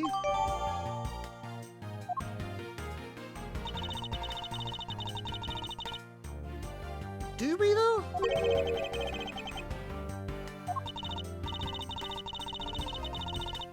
The incident began with Mr. Faraday attempting to get his revenge. The prosecutor went into a rage for being accused and tried to kill the defendant. But the defendant fought back and they ended up killing each other. No, they didn't.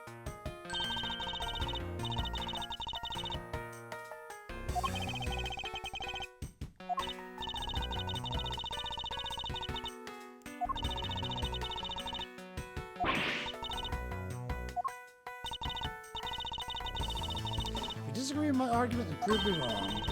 If there are any contradictions to be found, though. Oh, trust me, there are. Alright. What happened? According to Francisca, anyway. Mr. Faraday's death was instantaneous, while Mr. Rell survived for a short time. From this, it is obvious that Mr. Faraday died after he shot Mr. Rell. And Mr. Rell, while on the brink of death, stole Mr. Faraday's knife and stabbed him. Those are the facts of this case. That seems awfully... That must have seemed awfully simplistic.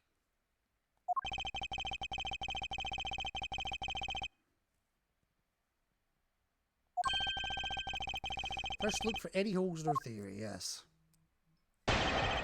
As my alarm goes off, oh for fuck's sake. Give me a sec, I need my happy pills. And a drink, to be honest.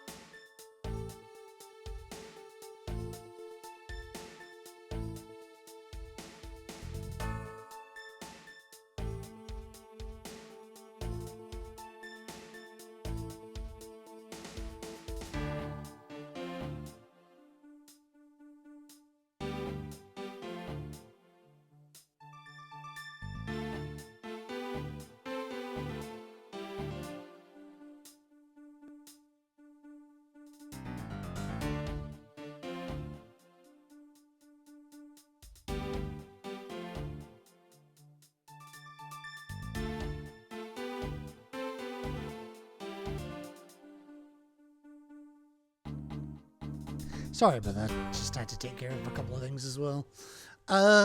Alright. Faraday's death was instantaneous, while Mr. Rell survived for a short time. That was proven in the autopsy report. From this, it is obvious that Mr. Faraday died after he shot Mr. Rell. Hang on, let me check something here. Something's not adding up here.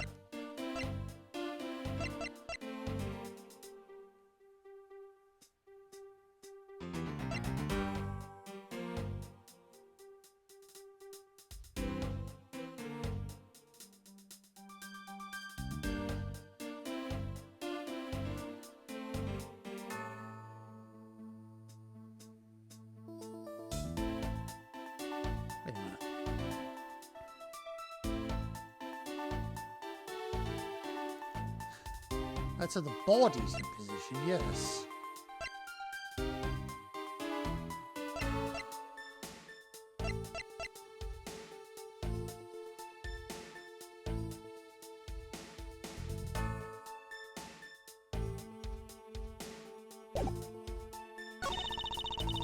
And Mr. Rel, while on the brink of death, stole Mr. Faraday's knife and stabbed him.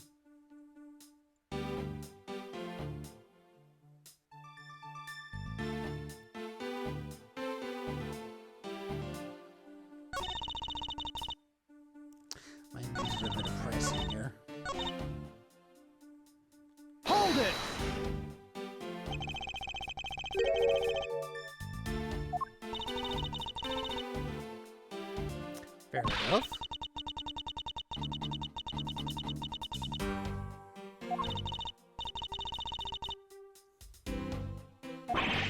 Okay, yeah.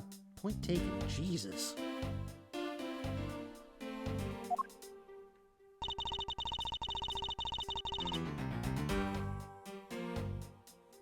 Hold it! Whew. Okay. Mr. Faraday shot Mr. Rel before he died. Okay.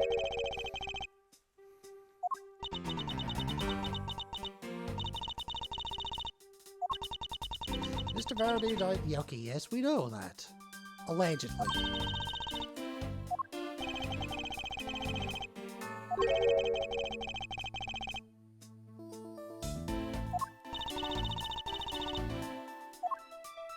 Okay. Mr. Rel, while on the brink of death, stole Mr. Faraday's knife and stabbed him. But did he know the knife was there? Also, there was a few feet of distance between them, wasn't there?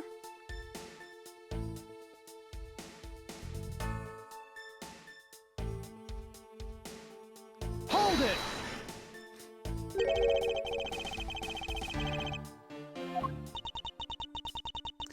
Okay. Mr. Rel became desperate as he did not want to die. Human beings can do amazing things when they are put to the test. So the two men struggled. And in the end, Mr. Rel was able to grab the knife and stab Mr. Faraday. Messy condition of the room, testament to their struggle. Yeah.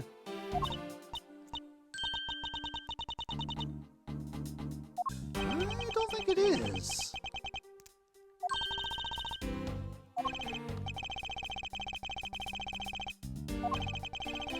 One must be clear and precise, yes.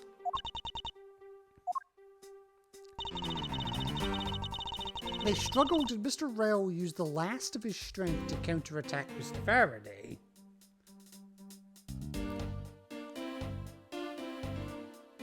Hang on, I think that's the issue right there. I think.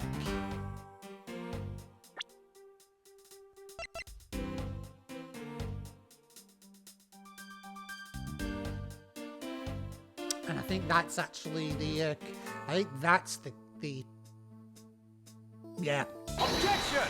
Yeah, it just dawned on me, yep.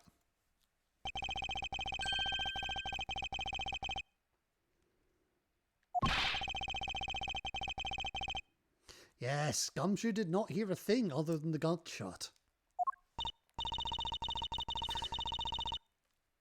Perhaps, but it's what we've got to go on. But for the sake of argument, let's say there wasn't a fight. How then did Mr. Rel get his hands on the knife? Yeah.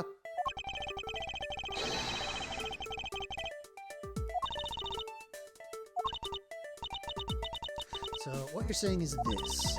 Mr. Rel took a chance when he saw the opportunity and took the knife from the bag. And then Mr. Faraday shot Rel after being stabbed.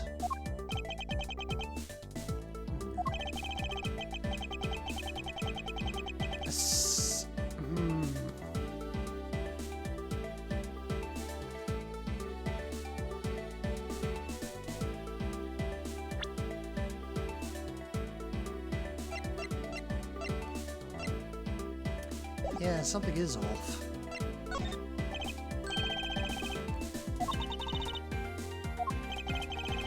Simply not possible for Mr. Faraday to have shot Mr. Rel after being stabbed. Because Faraday died instantly. Take that!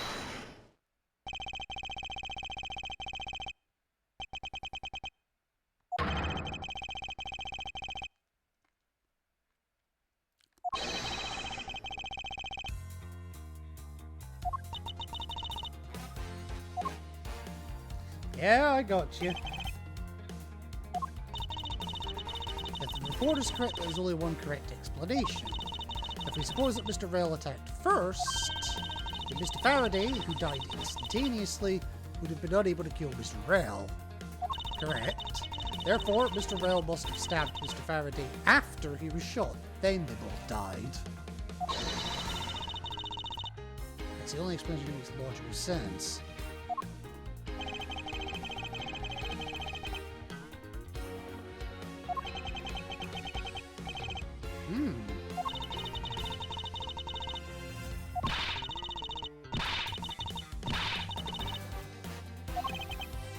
Alright, here comes my foolish theory.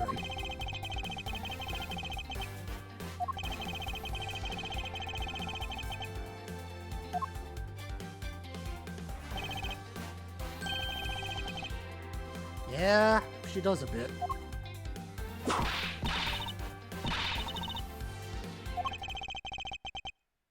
There is a little flaw, yes. Mr. Faraday died instantaneously, and the fact that he did is what gives rise to the contradiction in this scene.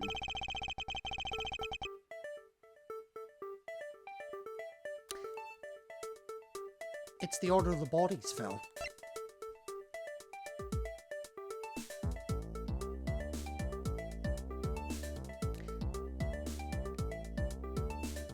If Faraday died instantaneously, how the hell did Mac Rel end up at the bottom?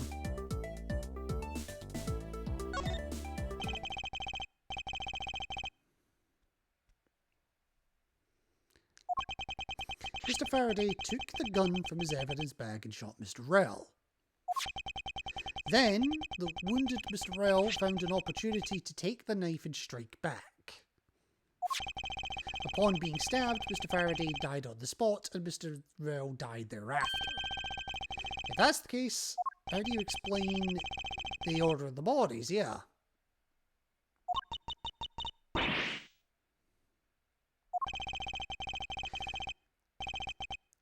Mr. Faraday's body is lying on top of Mr. Rel's, therefore, Mr. Rel died first.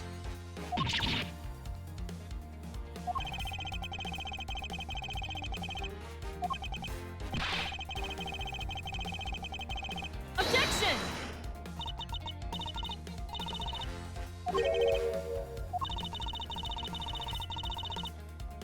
A bit more outside the box, okay. It's even clearer now that the incident started with Mr. Faraday's murderous intent. No, it didn't.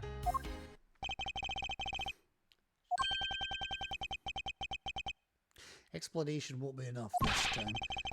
Decisive evidence, okay? Well, let's hear this. This ought to be good. What happened, part 2? It was just chance that Mr. Faraday's body fell on top of Mr. Rel's. The two bodies fell into a pile, which indicates that they attacked each other at the same time. It really doesn't matter in the slightest that they fell in the opposite order. You sure about that?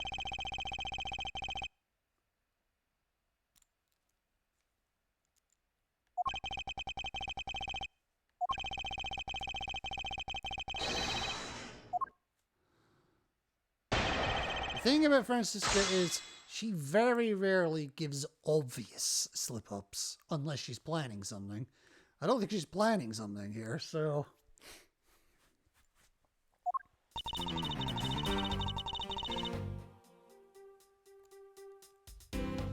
Well, I mean, we can't discount that possibility, but it's not likely.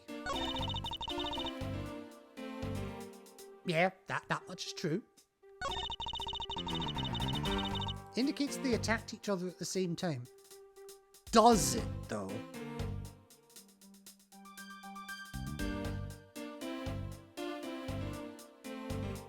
does it. Hold it!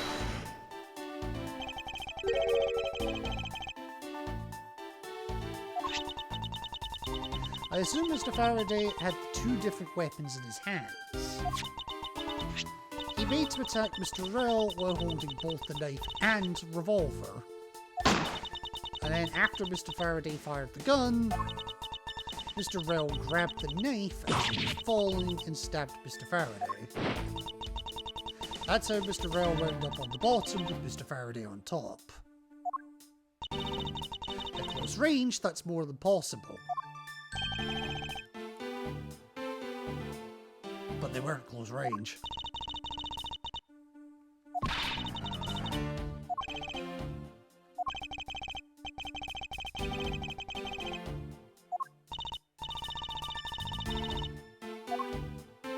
Alright.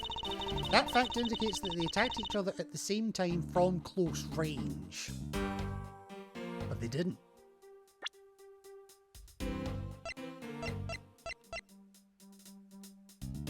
Because the gun... Ooh, actually, is it the gun? Or the notes I need to present here?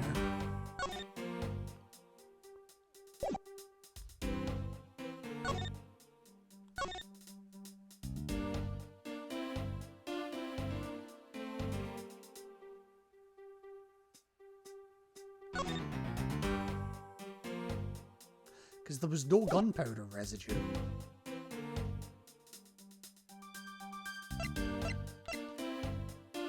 I'm good. I think it's the handgun I need to present here. Objection! I lagged for a second there, I got worried.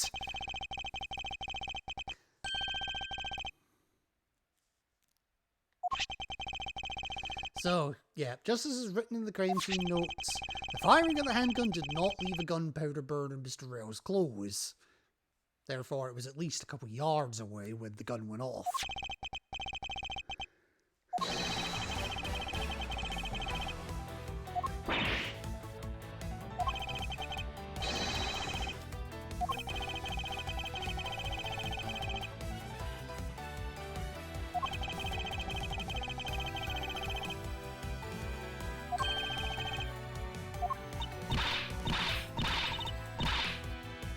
Tony she loves calling you fools. If I'm not right, then you're wrong. Who was it that made the first move with the intent to kill? That's a question.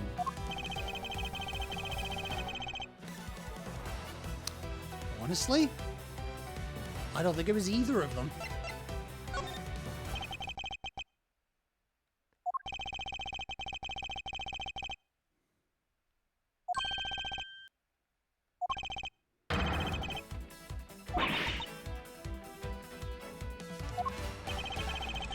It was that third person who killed both Mr. Faraday and Mr. Rell, and set their bodies up to make it look like a double murder.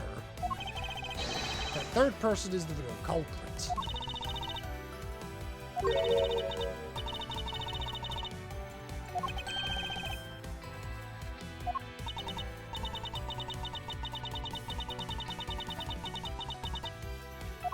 I mean, not wrong. This is where the real test begins. Okay. Can you prove that there was a third person involved in this crime?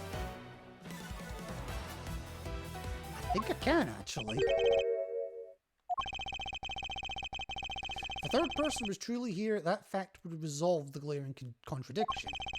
The proof that this has all been a setup made to look like they killed each other. I'll present it and lay bare the further piece of the puzzle is not yet in place.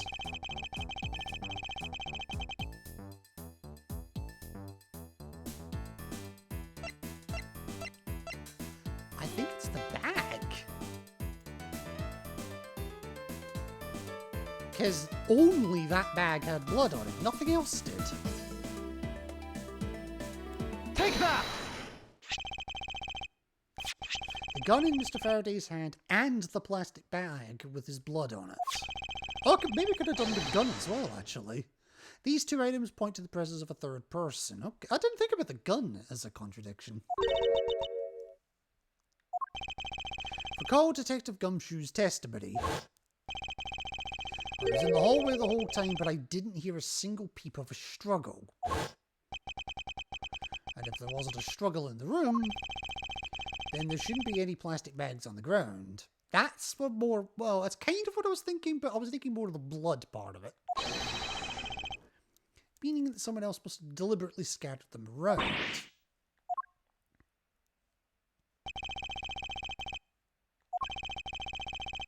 Disregarding the gun for the moment, there's a high probability of blood splatter when a knife is used on a person. If the culprit held the knife with a plastic bag around it, they could use the bag to catch any blood spatter from when they withdrew the knife. C-dot? Do I have a C-dot?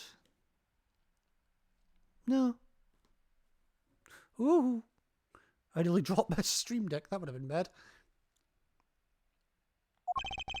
Then by spreading a few more plastic bags around, mixing the bloody one in with them, and arranging the room to make it look like there was a struggle between the two, they were able to conceal their presence.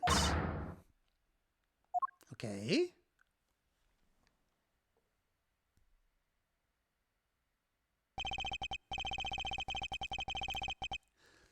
Yeah, we're not even close to finished with this one. Objection! Who the fuck was that? You! Like, literally you.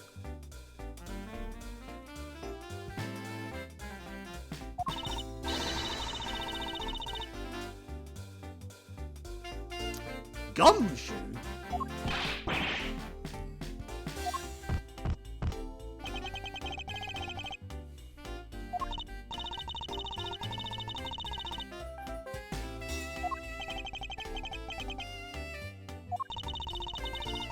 A detective claims he was here standing in front of the door the entire time. That much is true, yep.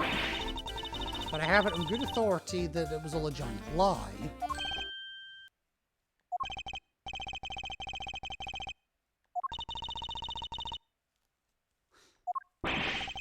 I saw it with my own eyes, I tell you.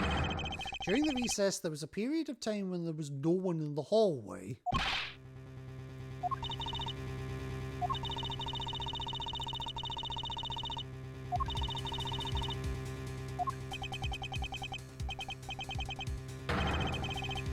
Of course not.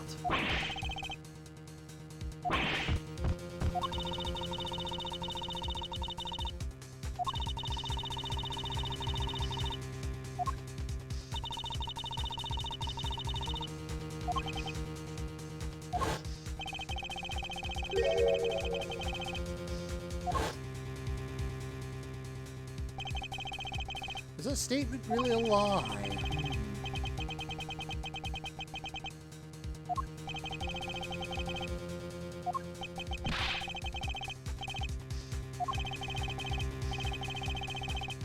I was in the hallway. Hold it!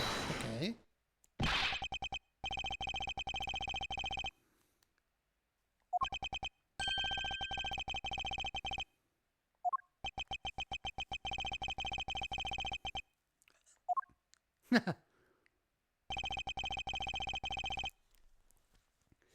This man doesn't even know he needs to use his prosecutor badge to solve this step of the case. What a loser! But don't you know, Midgard? It's more fashionable to keep your badge in your pocket. But welcome in. How you doing tonight?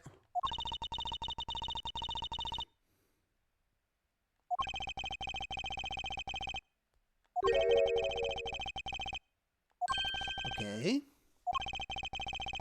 So what are we asking about? Motive for the murders, why he wasn't in the hallway, state of the hallway.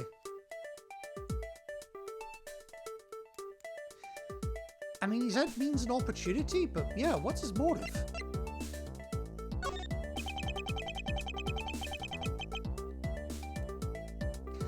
Doing good, worked on my D&D game, I'm a bit run soon.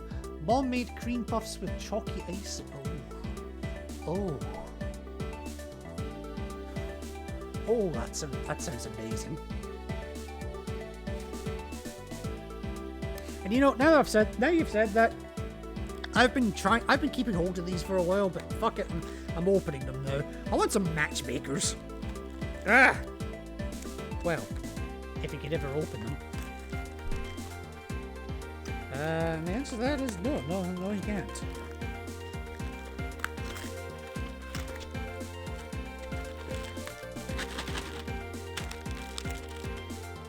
It's not quite cream puffs with chalky icing, but hey, I'm not going to say no to chocolate. I'm not going to say no to mint neither, so cheers.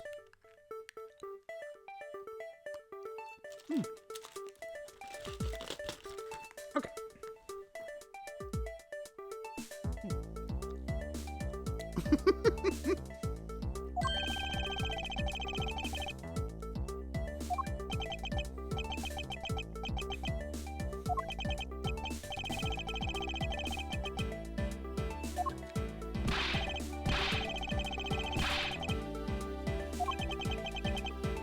Objection.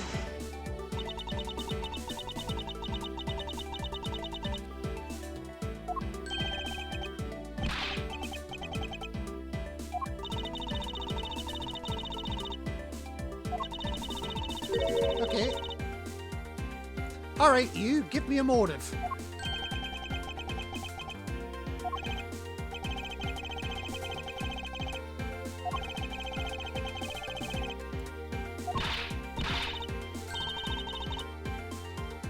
Yeah, I'm pretty damn serious. And I wish someone would punch her in the fucking gob.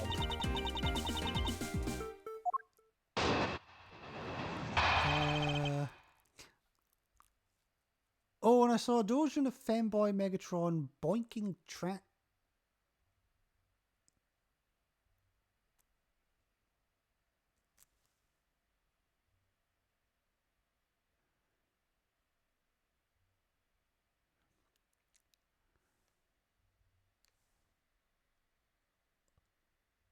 What the fuck?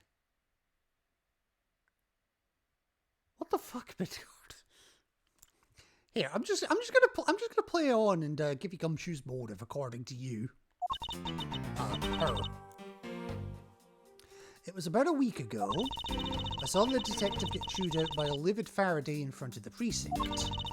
He stood there super pale as Mr. Faraday yelled, "That's a salary cut for you, you nitwit." A brand new detective suddenly getting his salary cut. That's reason enough for a grudge. I mean, potentially.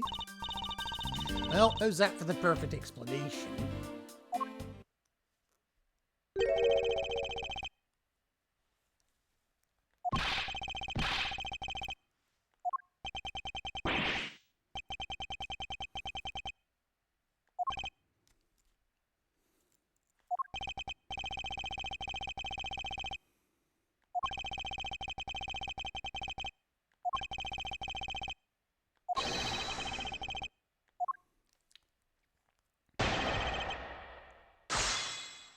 Alright, okay.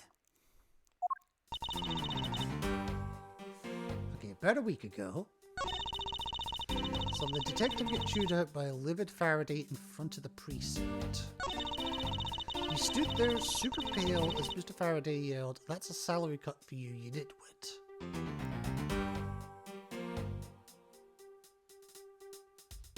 Hold it!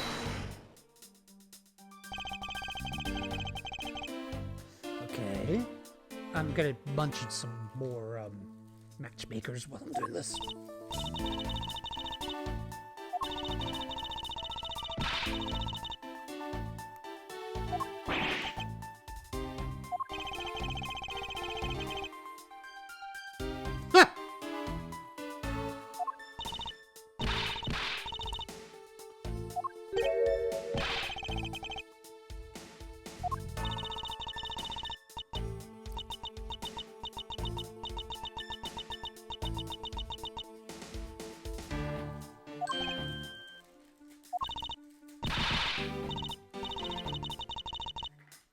Ha!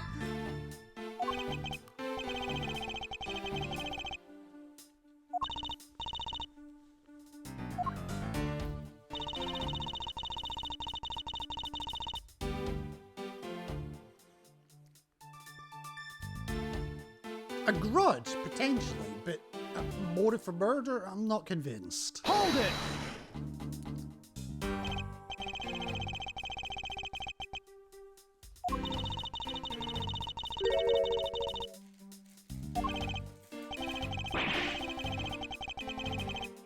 Yep.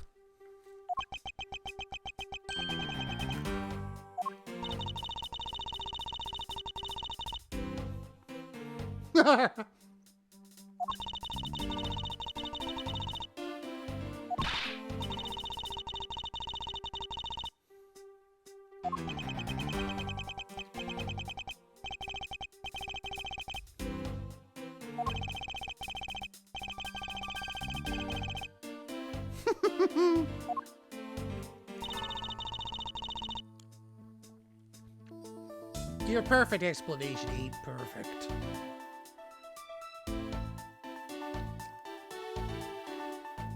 Because for one thing, even if it explains Faraday's murder, it doesn't explain the other murder. Hold it!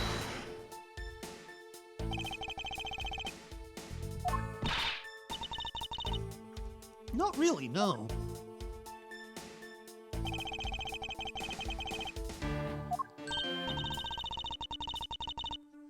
Be my guest. Yeah.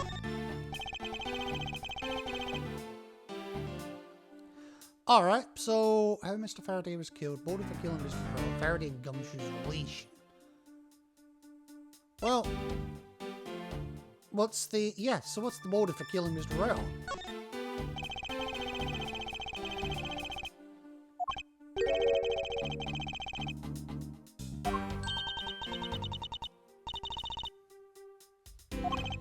Exactly.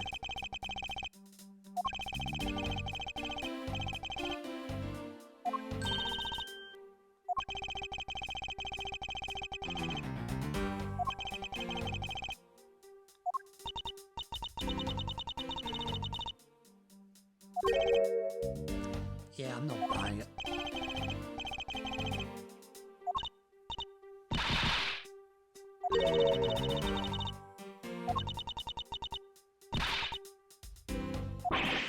Bitch, what doesn't make you laugh?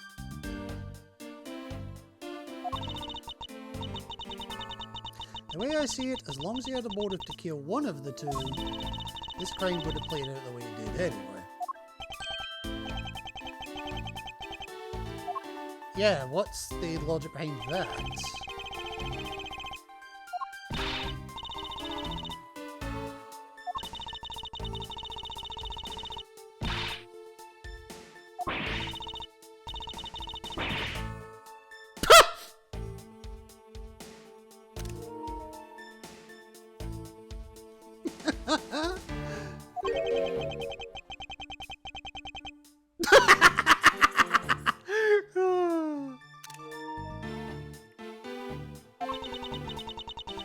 Alright, just have to explain it to you kids. Yep, get on with it. Oh, and it's a different discussion. Okay. There's no one out there with a motive to kill both Mr. Faraday and Mr. Rail. All you really have to establish is that someone had a grudge against one of the two men. Mr. Rail, who happened to be there, became a witness to Mr. Faraday's murder. Therefore, he was killed out of necessity and set up to look like they had killed each other. Wait.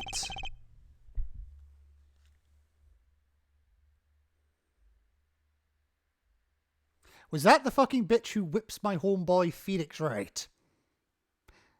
Given that this is 7 years ago, and she doesn't actually have a prosecutor's badge as of yet,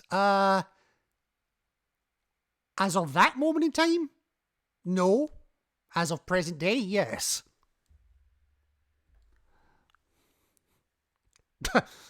I just love my chat there. Raven added permitted term, fucking bitch! Edgeworth beat her ass in the past before she becomes a monster. Well, that bodes well for me. Is there no one out there with a grudge against both men? take another hard look at the evidence for this morning's case. The second KG incident, as people are calling it, involving an embassy staff member and the two men who both wound up as suspects in the case. There's someone else I'm overlooking who's somehow related to them. Oh, excuse me. Ooh. There's no one out there with a motive to kill both Mr. Faraday and Mr. Rell.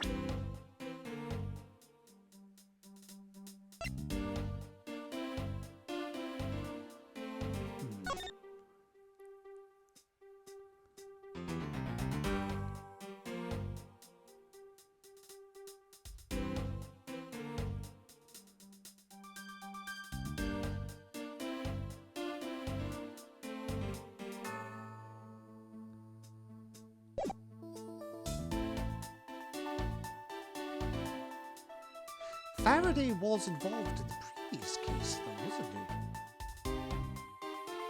Faraday was involved and got... Right, so Faraday was involved in the previous case and got Manny Cochin not guilty.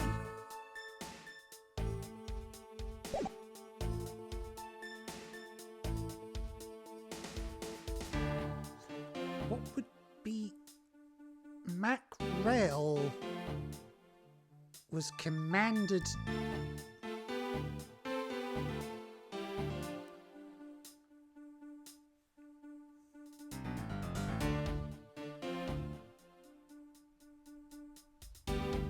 When Manny... Because Manny Cochin... Hang on, let me think of this.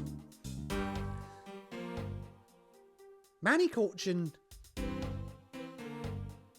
was put on trial and Faraday was the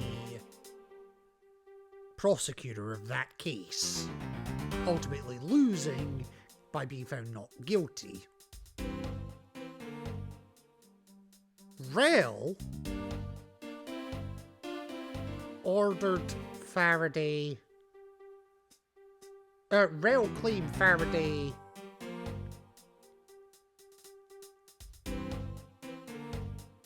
was the Yatagarasu trying to uncover truth. And Rell was the instrument of murder in the second case.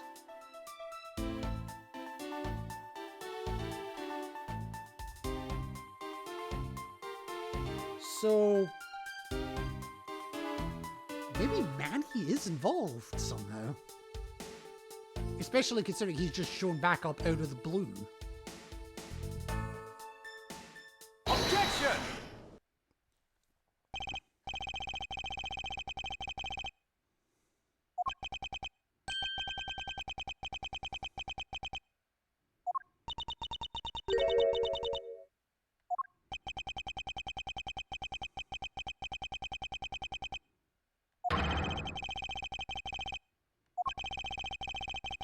The suspect in the original KG8 incident, yep. And a member of the Cadopian Embassy staff, yeah.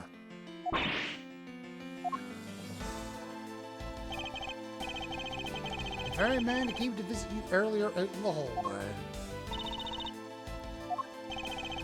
The man who killed a member of the Cadopian Embassy staff, Mr. Rell. And the man who was the lead prosecutor of the KG8 incident, Mr. Faraday. Are you telling me that Mr. Cochin had no reason at all to kill both of these men?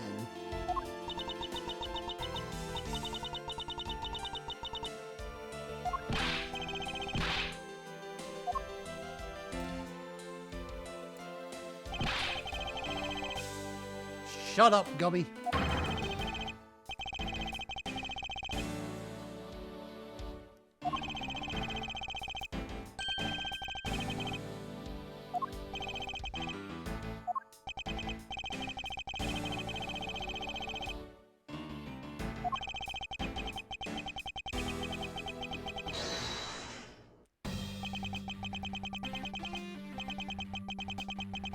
Want to investigate Cochin and just be wasting your time? And why is that? Fortune was up in the viewing gallery watching the trial, or so I was told.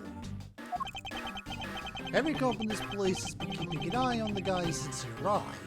Okay. And the only... well, so you say.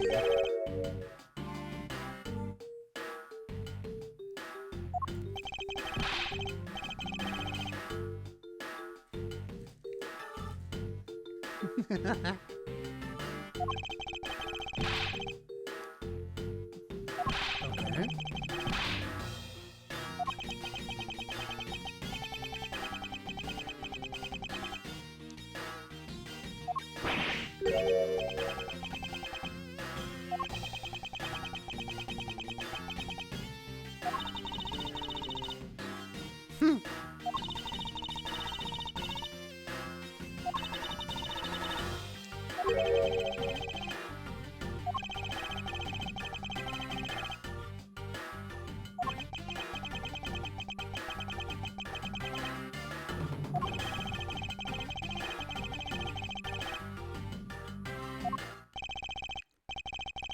All right.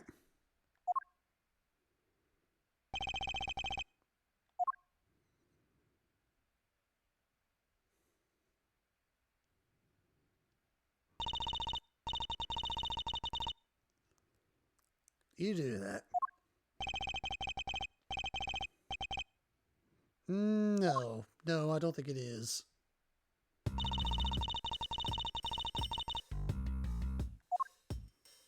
Not yet.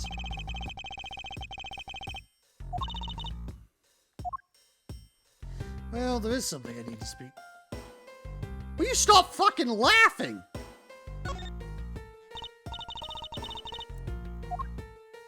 Yes, the KG-8 incident.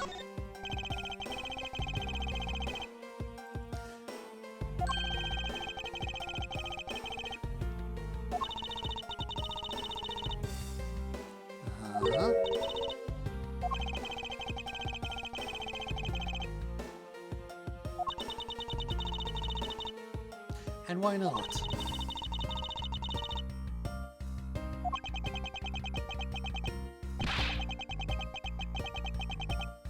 You are. That's not a false accusation.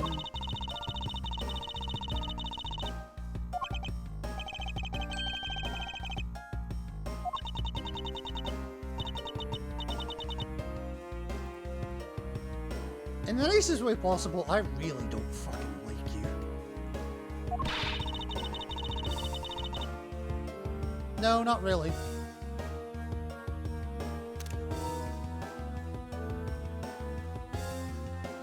I love how she manages to make her entire torso move up faster than her head.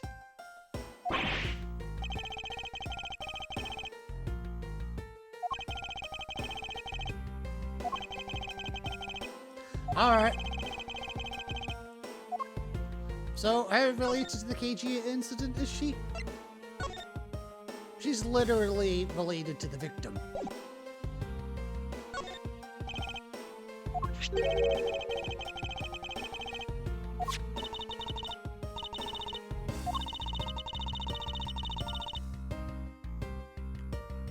Through the victim.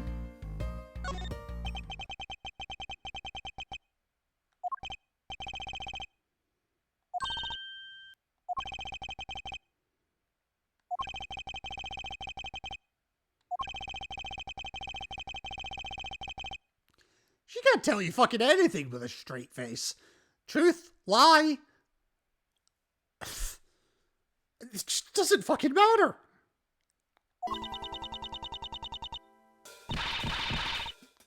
See? Told you.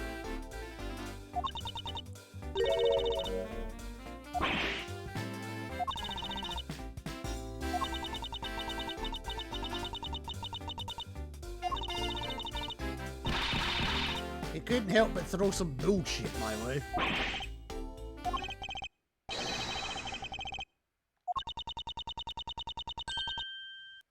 Alright.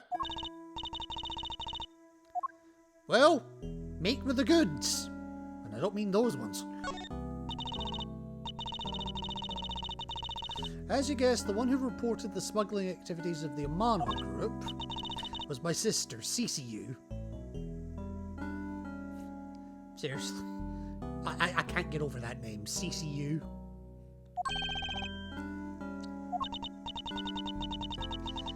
And she was killed right before she was to testify at the impending trial. Yep. By Manny Cochin. Okay. But because he was tried once, he can't be tried again. Double jeopardy. And was acquitted, he gets to live out the rest of his cushy life completely carefree. Because of a lack of evidence, yes. Oh? No, I heard that the evidence to convict him did exist. Okay, now you have my attention. I heard it from Mr. Faraday himself after Mr. Cochin's trial was over. Apparently, a man in black made off with the most important piece of evidence. Then the evidence had been tampered with. The smuggling ring being run out of the Amano group by one of its secretaries. They bailed Mr. Cochin out. Turns out they were in league with each other all along. How big was the smuggling ring? We're still fucking talking about it 7 years later. I don't really know. Which is why I wanted to become the lead defense. On this case that people are calling the second KG8 incident. But I haven't learned anything new at all. I was probably expecting too much, I know.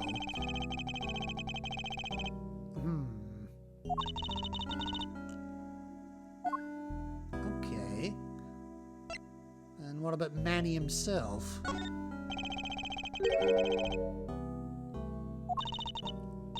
Actually, he came to watch the trial. But yes, but why did he want to meet with you? You.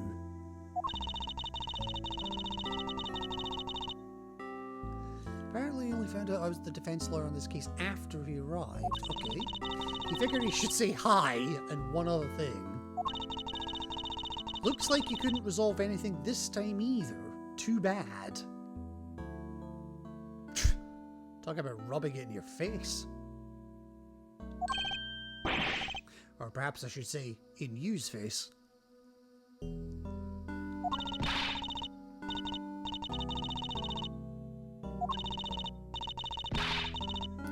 I'm fine, really? I gave him a good slap across the face. I wish someone would do the same to you.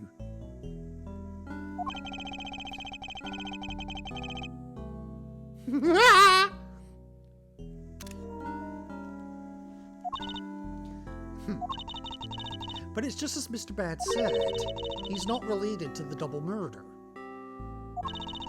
I asked around and people in the gallery claim he was in his seat the entire time. Talk about cruel fate. And that's about all she knows. Okay.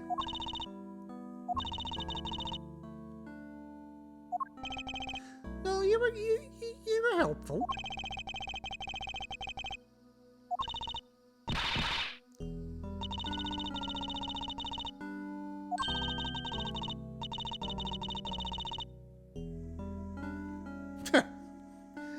God forbid. Oh shit, I think I just got it with her eyes closed. In fact, let me have a look.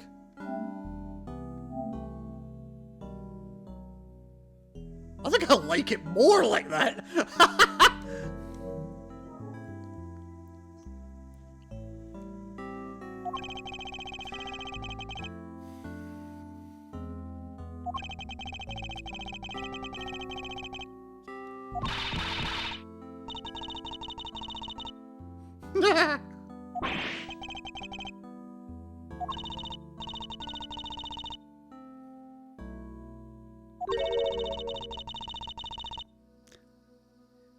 And you know, too much laughter can kill you.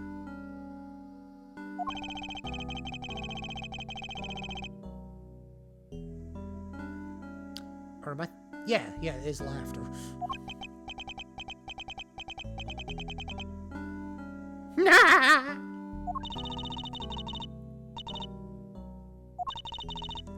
Gotta get going, still have a few loose ends I need to tie up. Okay.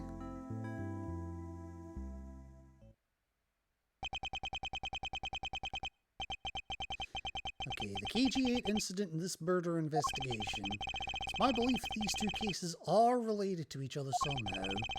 Plus that Detective Gumshoe. It's obvious he's lying, even though the lie is hurting his chances.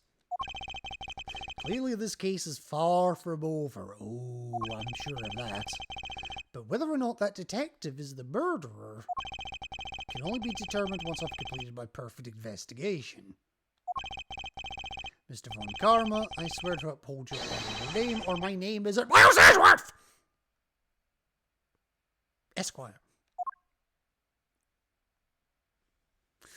Christ, that was only the beginning.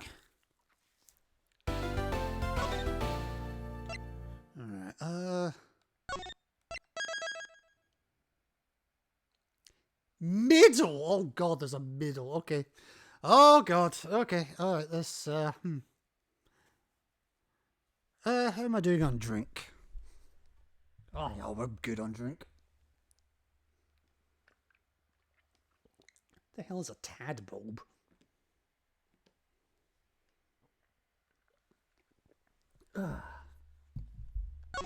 Alright. Onwards and outwards. In more ways than one.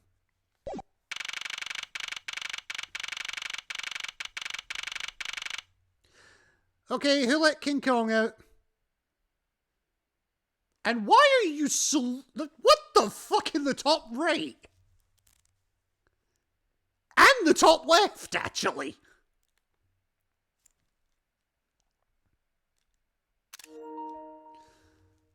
Did I get it? No, gotta be later. Okay.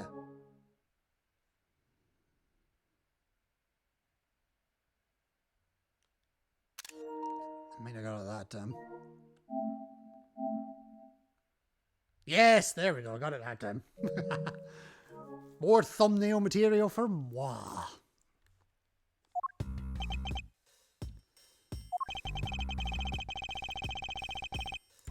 Okay. Since both the suspect and the prosecutor are now dead, the case will be dismissed. In other words, the trial ends here prematurely. Yes.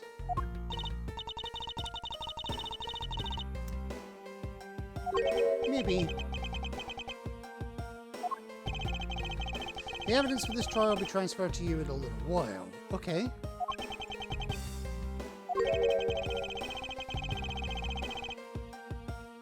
What do you think of the murder of the embassy staff member? Okay. And the murders of Mr. Faraday and Mr. Rowe.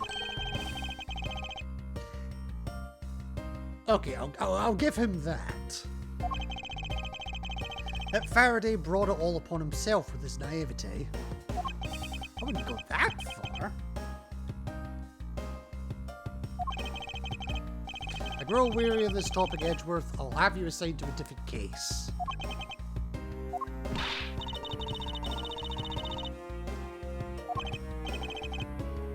I'll consider it!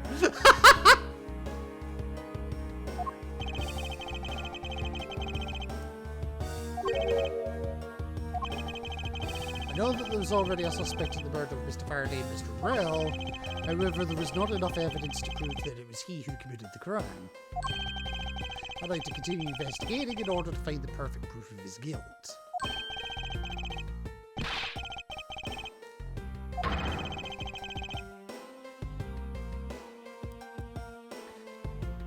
Wow. Great role model, Miles.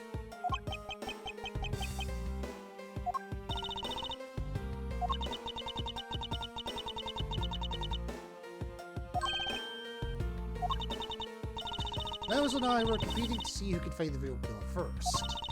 Plus, being able to investigate a real crime scene is a really rare opportunity. Ha! In which country? We'll give us some real life experience. Yeah. If you want to investigate this case that much, then do as you wish. Then you're allowing us to continue. In court, your top priority is to win, and a solid investigation is one of the keys to winning. We have to make sure you become recognized as a first-rate prosecutor. Yeah, exactly. Wouldn't be very interesting otherwise. Yeah, fair. I'm returning home now. See to it I'm not disturbed save for the results of your competition. You got it.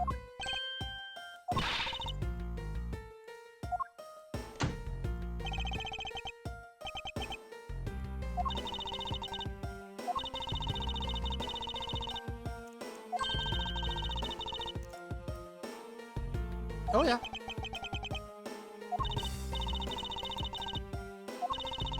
Yeah. That's my intention. I don't have enough information yet, so my first order of business will be to question anyone involved with the case.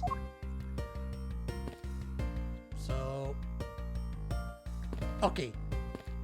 There is so much incompetence in this room that I haven't a clue what to think. Like, first of all, you!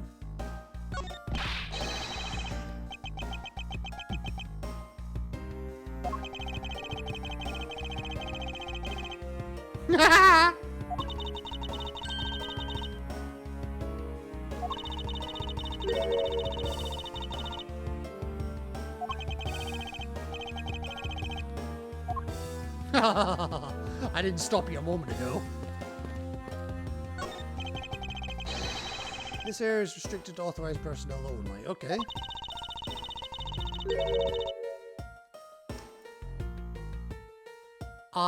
That would be unauthorized?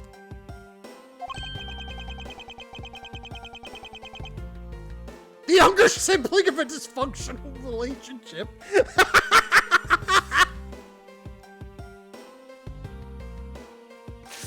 Ooh, you've got some balls.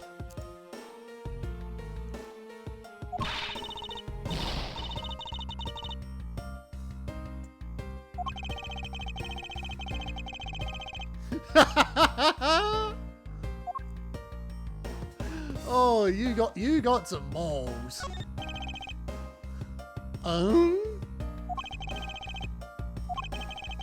I've been standing here for forever, so I really need to go to the bathroom. Oh, that's an issue.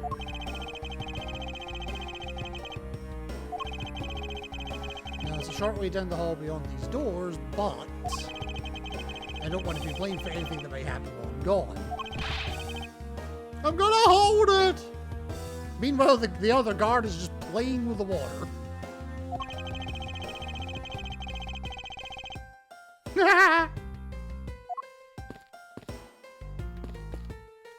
Alright. Speaking of the water. Oh, you're not playing with it, you're just... Well, you're not standing on it, so it's not that. Seems like the man who was here earlier broke it by drinking from it too much.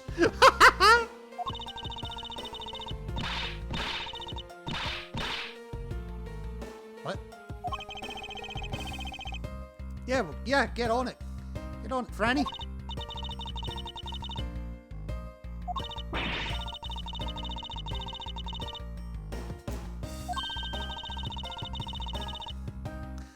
Let's give the officer a description of the water guzzler.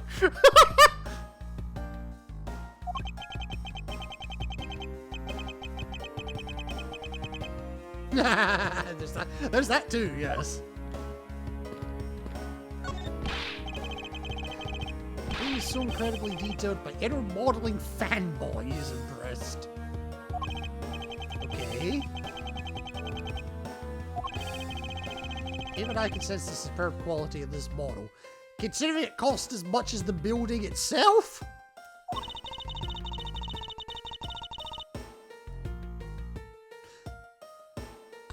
Okay, Franny, I agree with you. I'm not a fan of trifle either.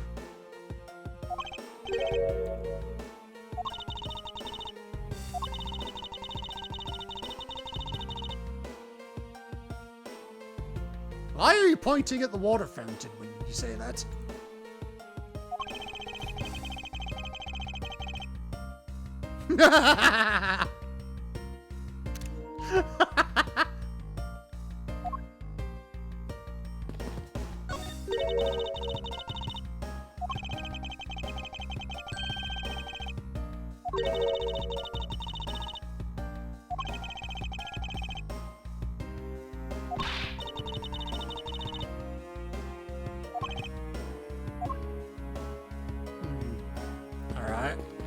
Oh, I can't actually go out. Okay.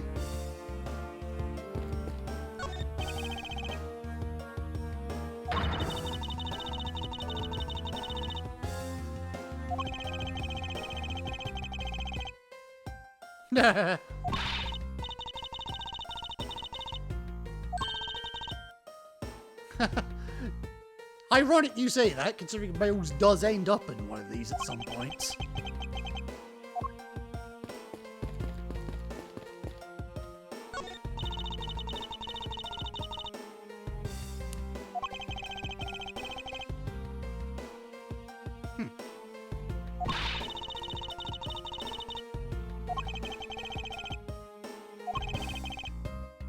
If that would have happened, I'll eat my cravat.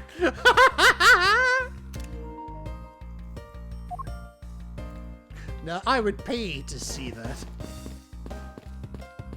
Alright, what about this side?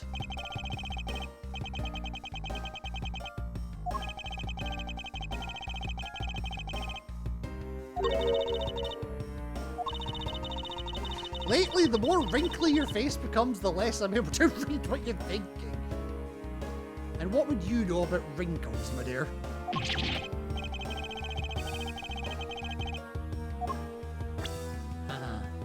Sure. Oh, no, now she has a profile. Okay, yeah, she's 13 at the moment.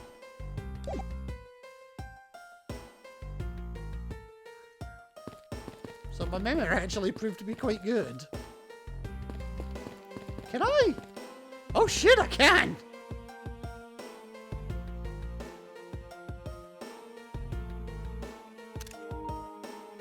That probably wasn't the best screenshot to take.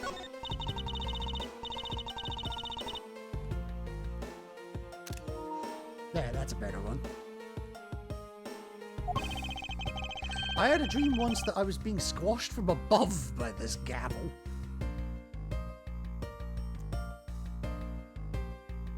Dude, you got issues. You have no idea how frightening it was. Oh! Behind each bench. For examining all three benches, the prosecutions, the defenses, and the judges in episode 4. Wow. That's a Marvel vs. Capcom reference. What, being squashed by the gavel?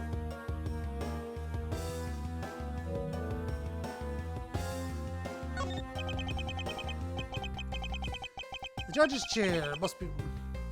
Phoenix Wrights has a hyper combo that has the judge smash enemies with the gavel.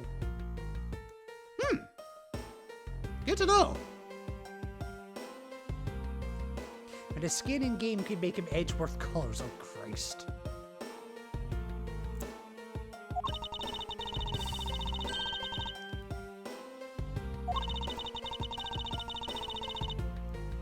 To be fair, how do we know he doesn't? His honor as an old man, he should be afforded some comforts. He's not that old. So, Phoenix Mirror can have Edgeworth be crushed with gavel. Fair enough.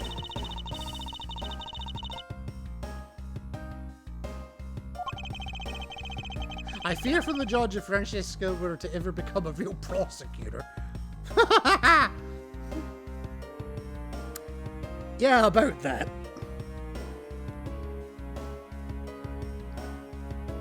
Let's just say I've played the second game of the series.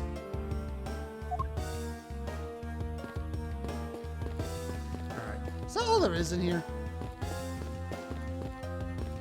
So is there really no point in coming in here apart from that trophy? Alright. I love how you just put your hand up as I come in.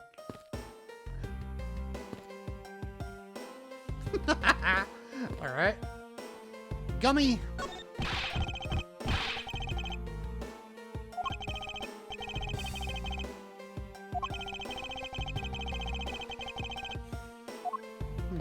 What about the guard? Oh, no, I wasn't in... No, the guard. Oh, it's a bookshelf. What's this? Judge's Trial Exchange Log. It appears to be a journal where the various judges share their thoughts and ideas. The real daily lives of the judges are laid out here in these pages. Oh god. There's nothing about the court in here, it's just page after page of unrelated drivel. They're very enthusiastic about the menu. I haven't seen a cafeteria in this place. Just a vending machine that sells overpriced hot dogs. And it would appear that fried oysters are a favourite. Okay, I didn't see that in the machine.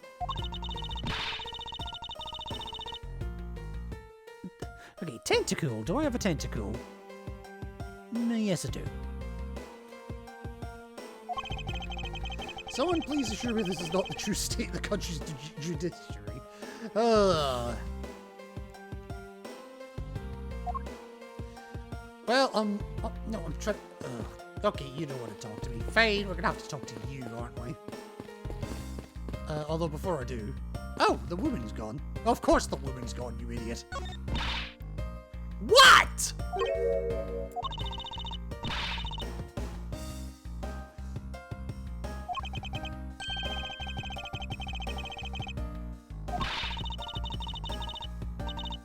Hell no.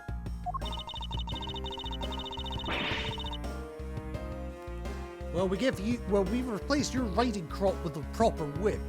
That's motivation enough for anyone.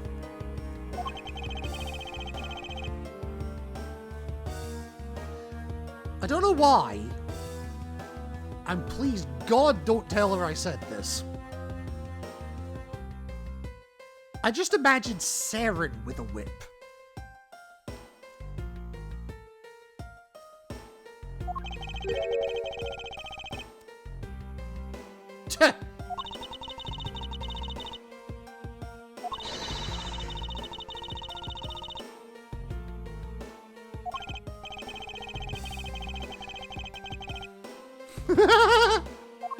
Alright, I'm done fannying about you. I mean, literally, you.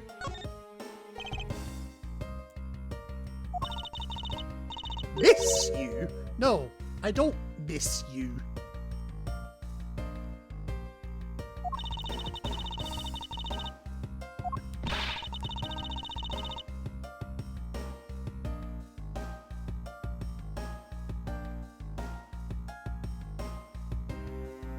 I think she should be disbarred for other reasons, but point taken.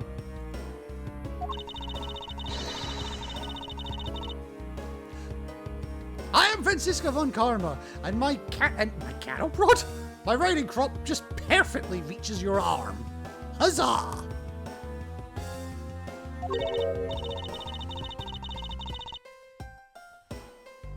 Yes, pretty much.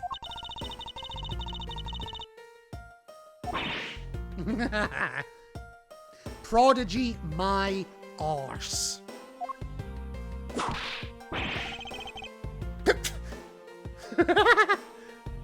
Oh, they begin at such an early age.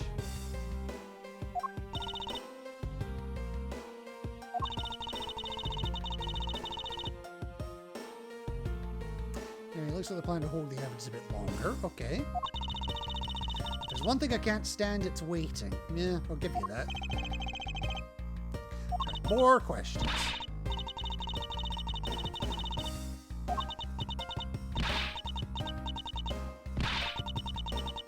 I have some more questions to ask of you. Number one. Are you fucking Mentos?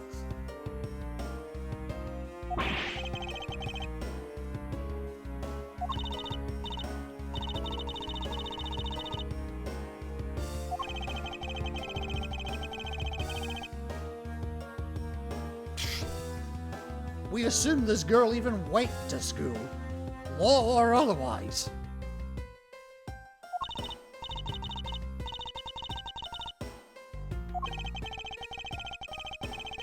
Okay, where you were at the time of the murder? Okay, you were in defendant lobby number 1 the whole time up until we heard the gunshot. Okay. Okay. And by we, I mean Mr. Bad. If you don't believe me, feel free to ask him yourself. Fair enough.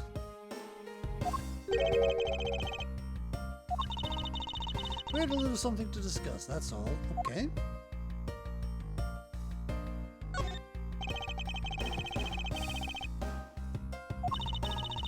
He was the detective in charge of the KG-8 incident. Okay, the first one, okay. That doesn't surprise me, honestly. He was the one who was supposed to protect my sister Cece. But you know how that turned out, don't you? Well, considering she's long since dead, yes.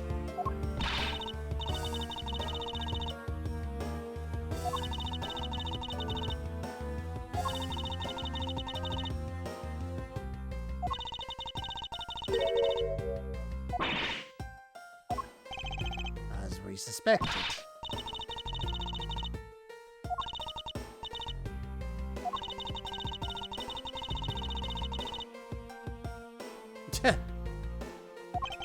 Wait, wounded pride? Okay, speaking of Mr. Bad, he and Mr. Faraday, I'd say they made up just about every single time the Yatagarasu made a move. Oh, really? It was practically a given that the two would meet up at every one of the crime scenes. Okay.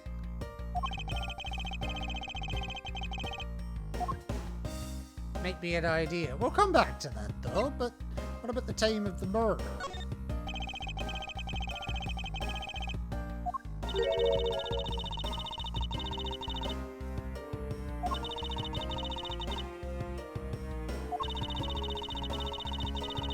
Faraday was being rather threatening and he dragged Mr. Rell away. Threatening?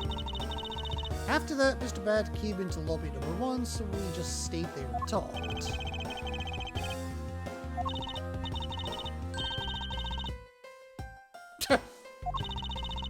Talked about how the trial was going, and then I insulted him some more. Wow, you are a lovely piece of shit.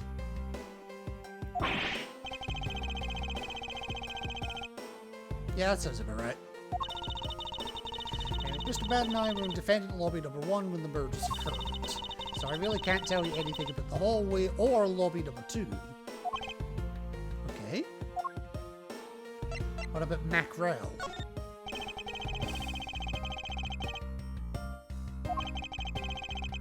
Plant first claimed to be the Yatagarasu.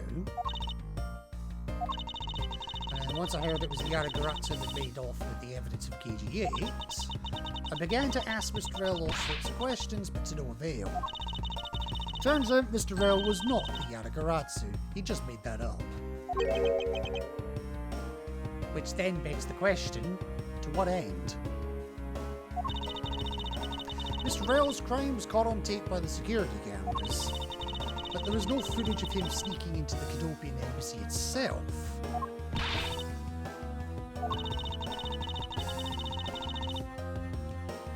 Hell yes, she knew.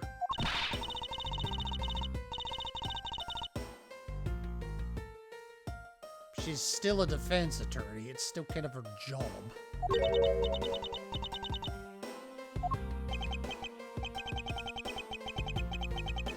So a defense lawyer is actually just someone whose job is to cover for criminals.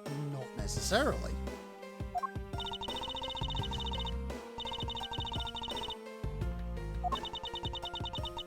Yeah, I'd laugh at that too.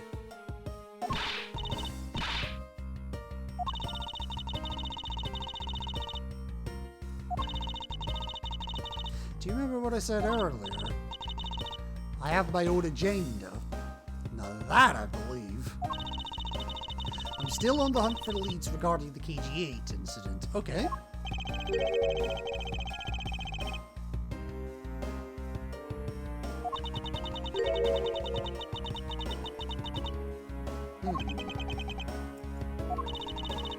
The only way I had to get close to Mr. Rell was to be his lawyer.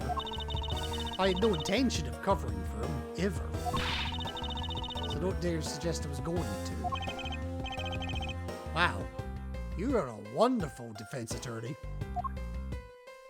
Alright, tell me about the Yatagarasu. Oh, excuse me.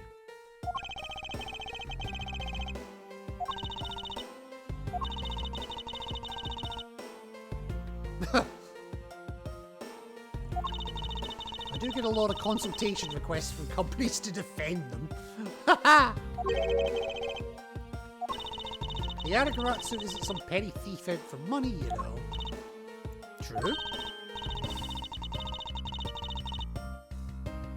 No, that's not it either.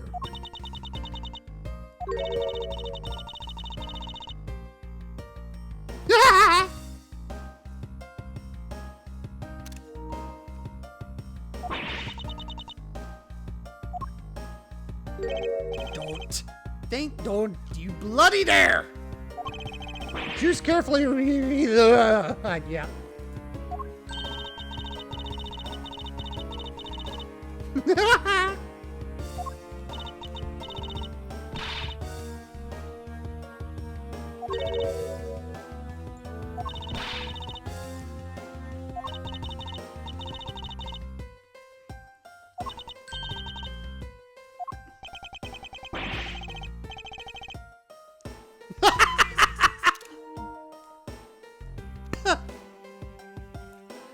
Why indeed? Or what indeed, sorry. So in the end, what is the Aragaratsu?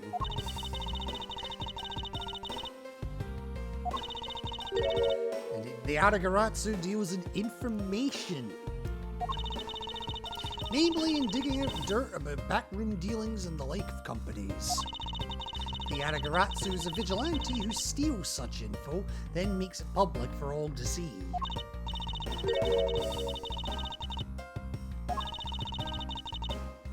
There is that, yeah.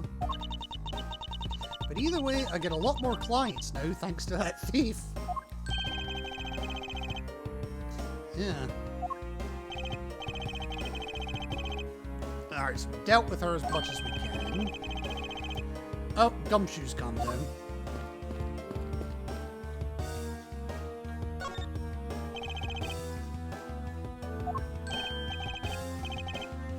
Yeah? Where were you expecting me to be? Thank you.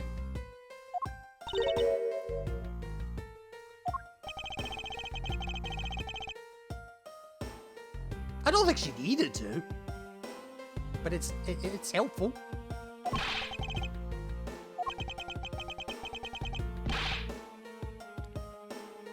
What honor? You just became a detective. You've already had a pay cut, allegedly.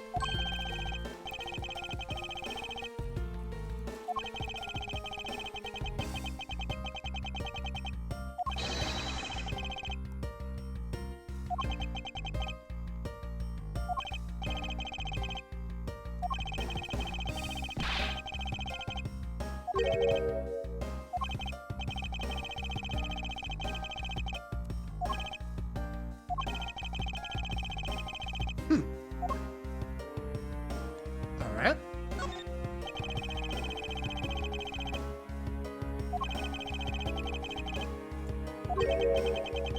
I just asked Detective Bart the same thing myself. Okay.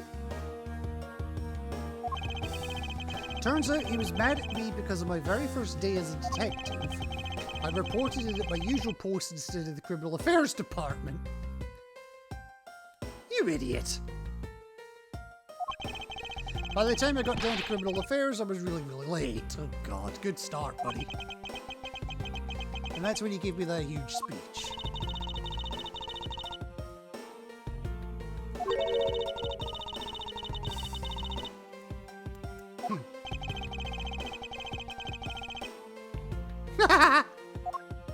Well, he is a child at heart. Alright, so you claimed he was standing guard in front of the door to lobby number 2 during the recess. However, when did you receive the order to do so and from whom? Okay, so at around 3:20 from Detective Bad himself, okay? Today's trial took a really crazy turn, so I was told to make sure nothing happened to Mr. Faraday. You failure.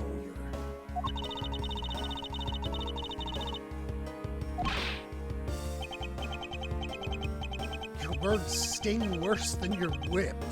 Well, I don't know about that. Okay. Now what? there anything else you'd like to tell me?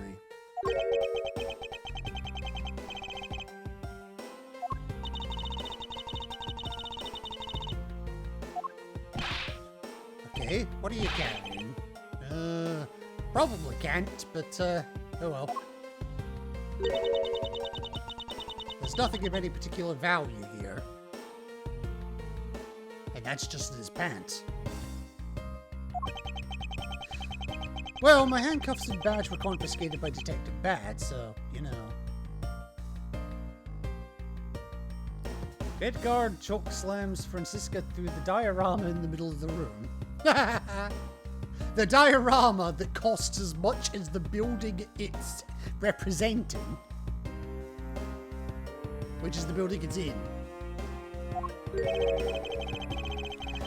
Oh yes, the open envelope. Nope.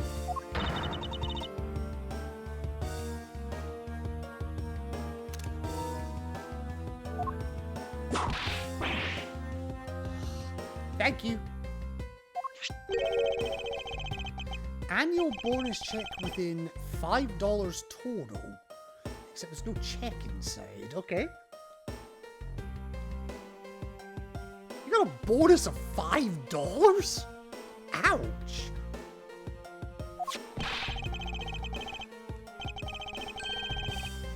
Alright, where's the check then? Oh, okay. Got it and cashed it today.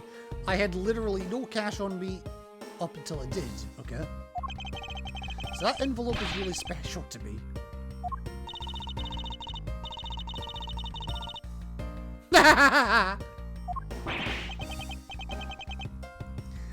She's so cold.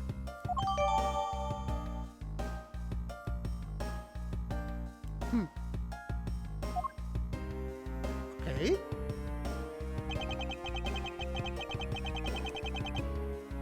Okay.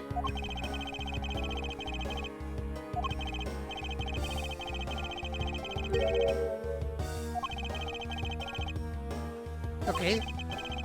Still have one thing I'd like to be confirmed with the gumshoe. Okay?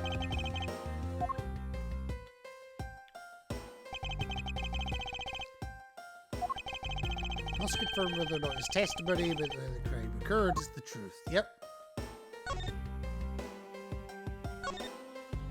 So, horse's mouth. You told me earlier that you heard no sound other than the gunshot out in the hallway. Is that correct? You're also claiming that no one passed through the hallway either.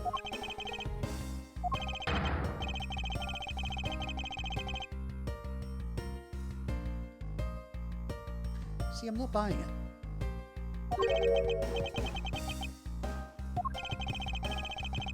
You do realize that the lie you're telling is only making life more difficult, yeah.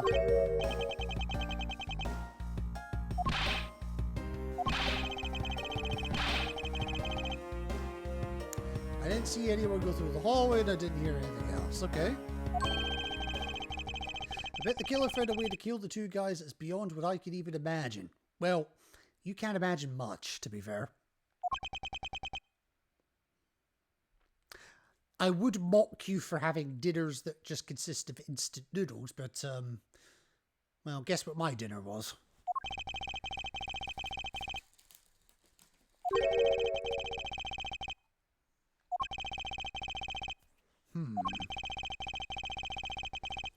Okay.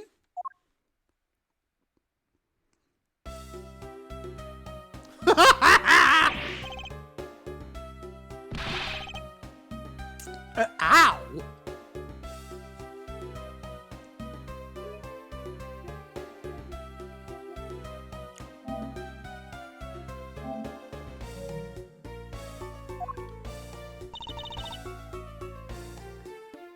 The fuck is your problem, Kay?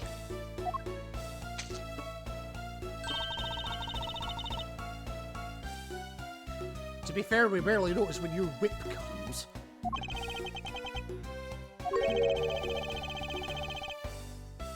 Yes, it was. Would that I could, Midgard. Would that I could. But no. Oh, shit. Why was it I pull up my rewards queue, I see an old one for no cursing, and my immediate response is, oh shit.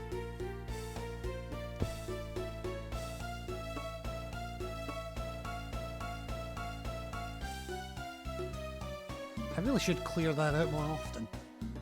I always wish it would clear out automatically between streams.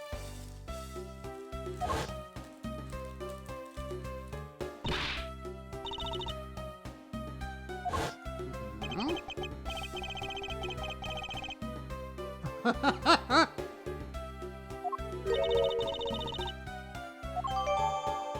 Swiss roll.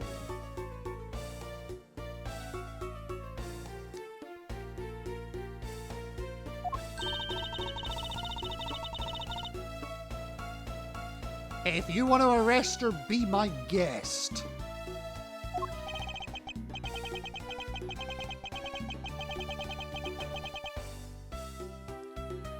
Hey, Freddy, can I borrow your whip? Preferably the end you're holding.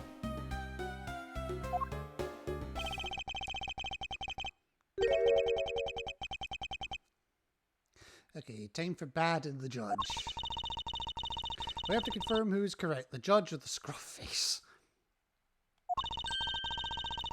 Suppose we should inspect the hallway in front of lobby number 2. Yes, we should.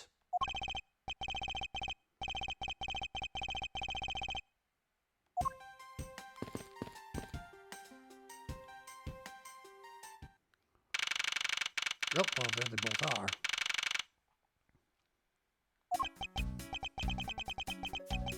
So, did you see anything else?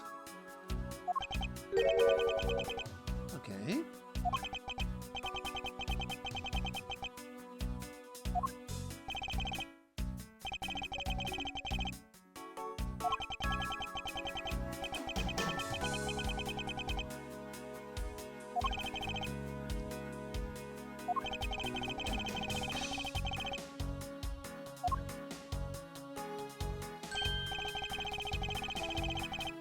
Yes, that's the one.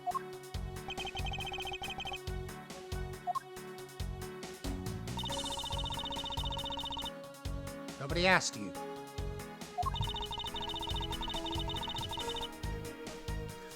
Yeah, except you're not.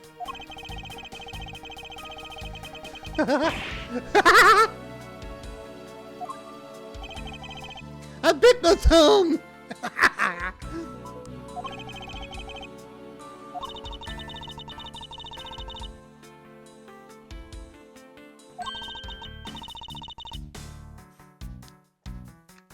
Wow.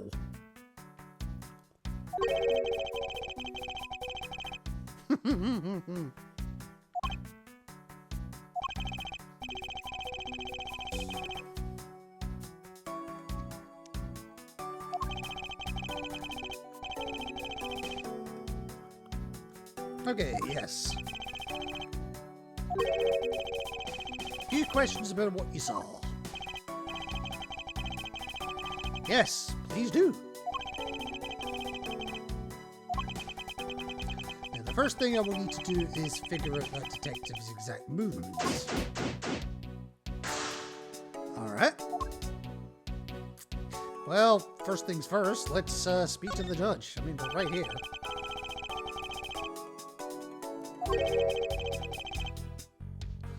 Where were you at the time of the murder? No, just trying to clear things up, that's all.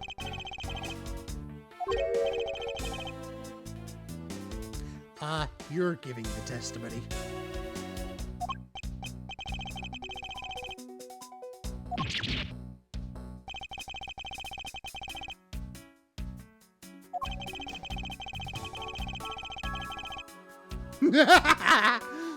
And yet. Alright. Actually, you know what? I'm curious. Morbidly curious.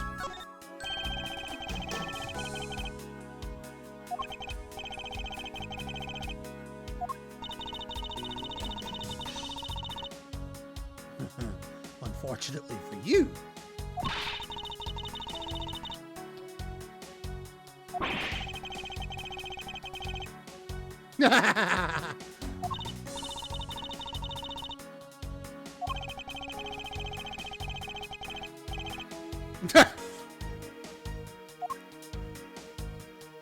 Alright, I'm sorry, I had to do that. Alright, tell me, table the murder. When you get to be my age, you need to pay more frequent visits to the restroom, okay? So you were taking a shit.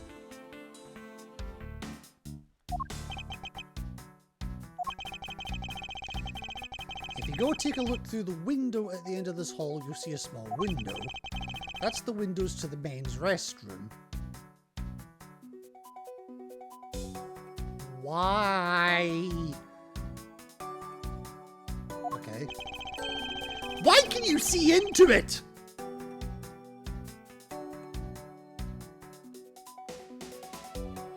Well, at least have fucking frosted windows in the men's room or something. In other words, you can clearly see into this hallway from the men's restroom. Okay.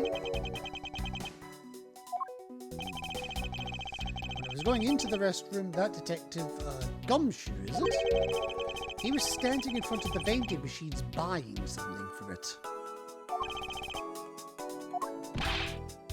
However, this I couldn't believe, when I was about to exit the restroom, there was not a soul in the hallway anymore.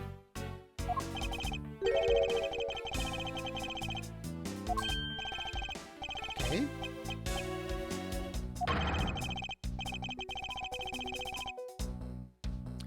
That's you regaining your composure?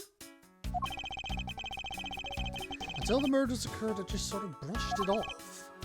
I mean, it's not really the kind of thing you pay much attention to. Judge doesn't understand the concept of staying calm. No, not really. That's all we're getting from him. Okay.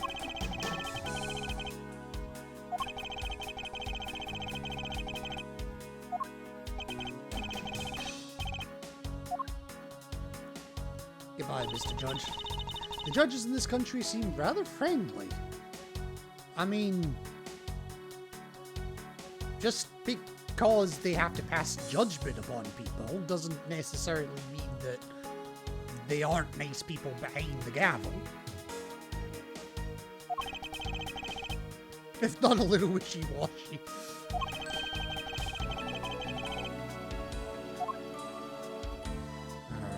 Oh, okay, so we got this. Oh, we're actually paying attention to it now, okay. It appears this vending machine sells snacks and various other foods, okay.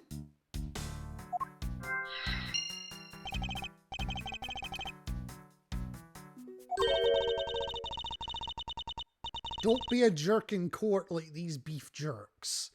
Yeah, $9 is a rip-off. Defendant's fresh milk. Half pint for $7. Defendant's fresh milk. That just sounds wrong on so many levels. Stay neutral as the Swiss stew until the end. Jesus Christ. For $6. Yes, they are.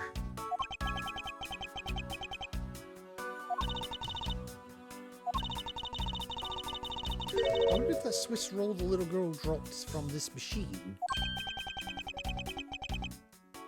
Possibly?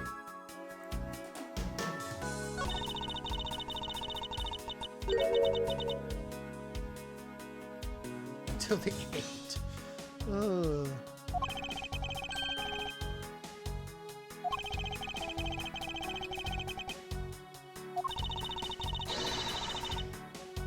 Yeah. I wouldn't mind if you wanted to eat one now. They come in packs of 2 after all. Okay. I don't have $6 on me. That too, yeah.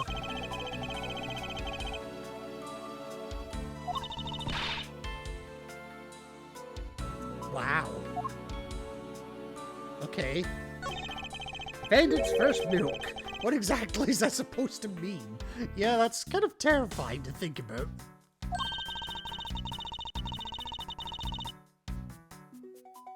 Ugh. Oh, that is a horrible thought.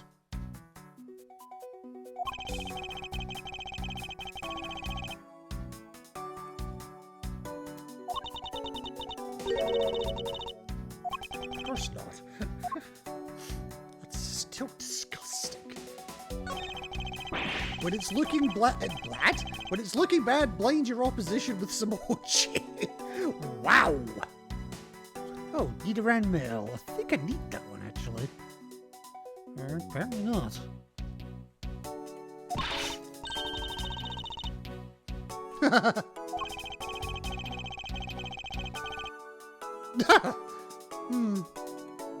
If I had to be whipped or have orange juice thrown in my face.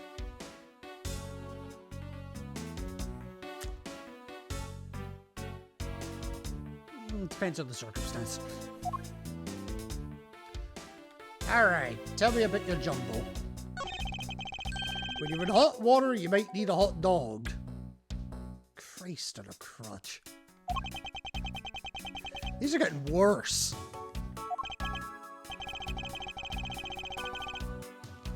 Decided on a public contest. And the winner was Prosecutor Winston Payne. Oh, God.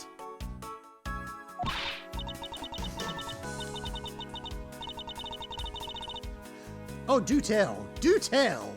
If you leave matters in the Von Karma's hands, everyone in court will be found guilty, dogs.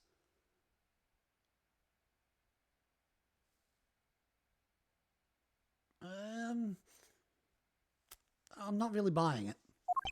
In more ways than one. Objection! Thank you. Overruled!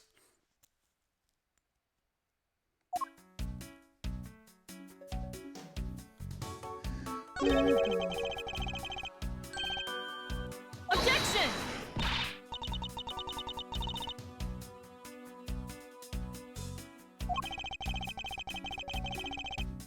No.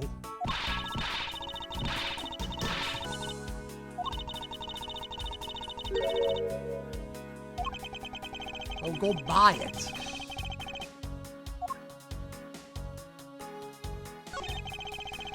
Don't let the prosecution and the defense make a ham sandwich out of you, for God's sake.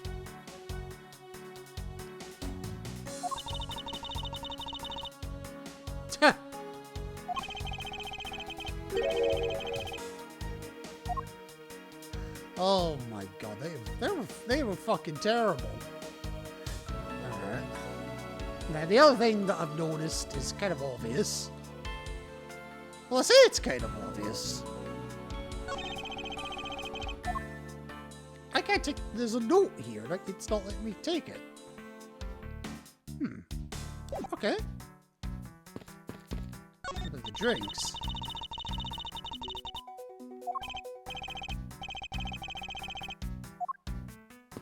Huh?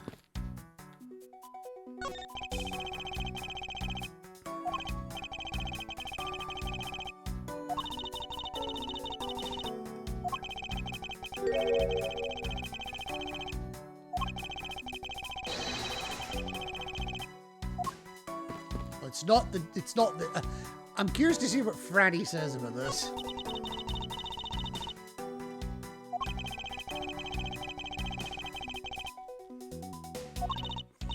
There is that.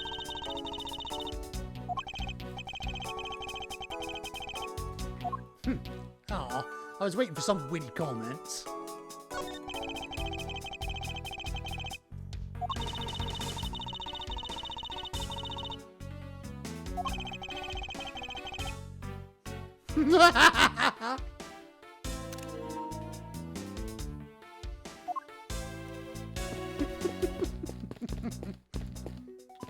Nothing. Alright, Bad, it's your turn.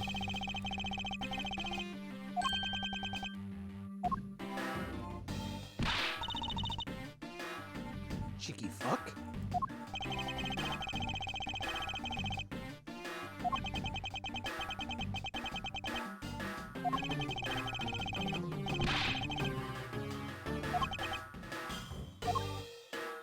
Yeah, well, yeah.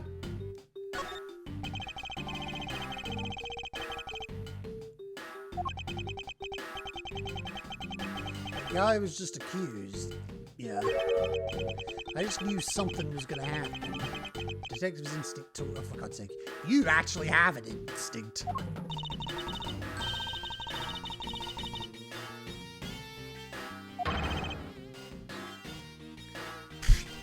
Wow. She's almost as blunt as a whip.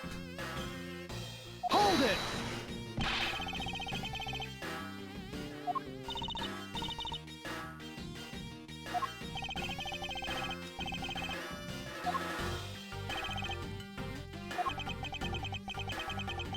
Here's the phone on the first floor and called the precinct. Okay, bear in mind we're on the third floor. I told them to send somebody over. And that detective's the one that showed up. Whoops. And only upon his arrival did he set Detective Gumshoe to stand guard. Okay. I waited for him on the first floor. After we got here, we came up to these defendant lobbies together.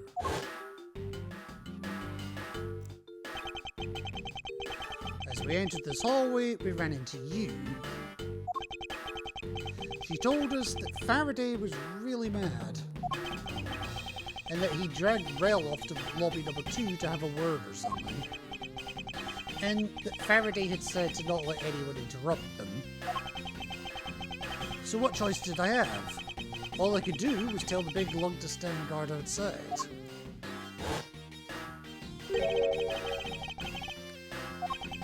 And that was around 30 minutes before I heard the gunshot. Okay. After giving the big lug his assignment, he never left the hallway, not once. How can he make such a claim?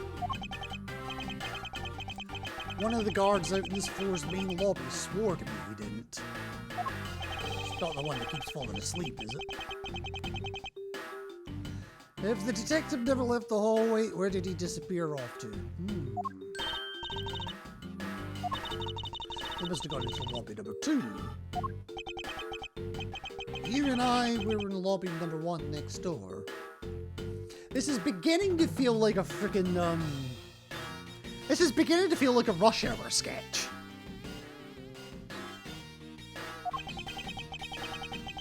The only one without an alibi is Gumshoe. Yeah, something's still not quite right here. We also heard the gunshots. I heard it when I was in defendant lobby number 1. That's why I came running towards the lobby number 2 together with you.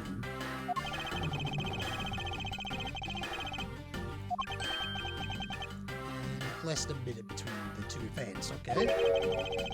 What were your movements upon hearing the gunshot? Well, out the door, turn right, go to the other door. I grabbed the big lug, who was just walking around in the hall, and raced into lobby number 2. And that's when we discovered the bodies, in that order. Yes.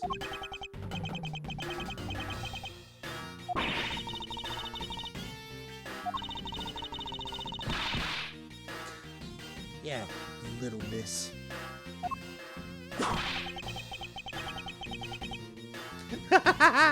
actually deflected the whip. That's impressive.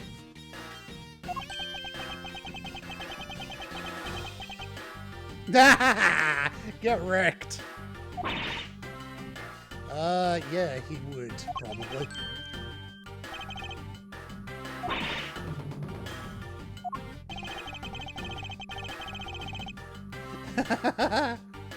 So far, he's the only one that has.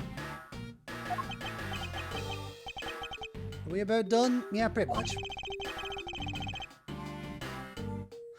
Oh, okay. Time you heard the gunshot. The place you heard the gunshot was at defendant lobby number 1. What do you mean the situation around the gunshot?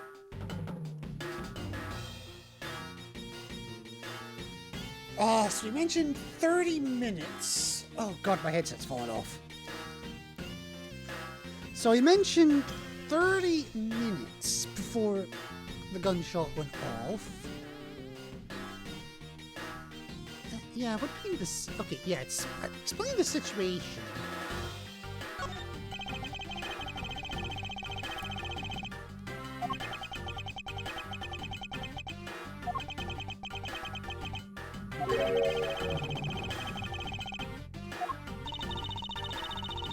Oh.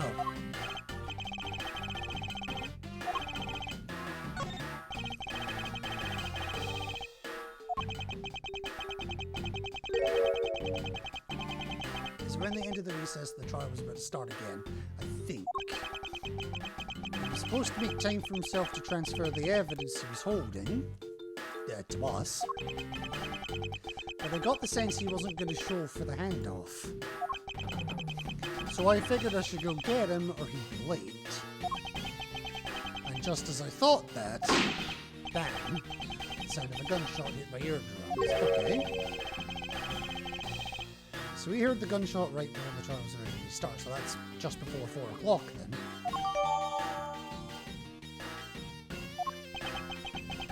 I guess we are now.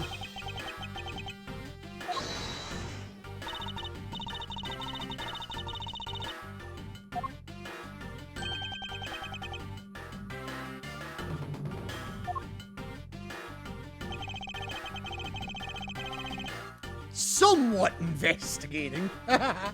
To be fair, that's kind of what we're doing as well. Somewhat.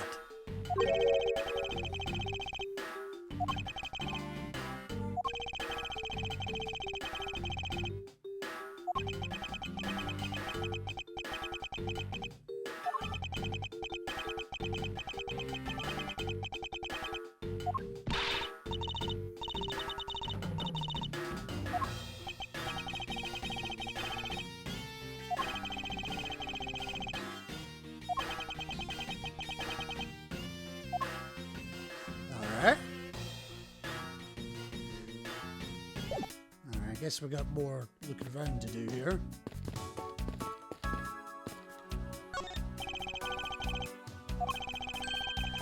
There's a $5 bill back there, okay.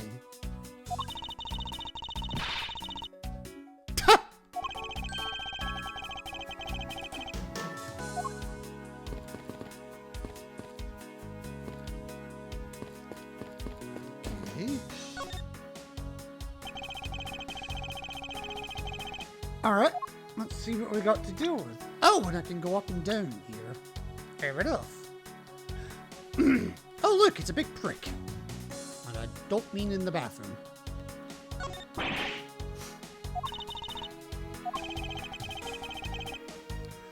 Well, it's a fucking cactus! What are you expecting?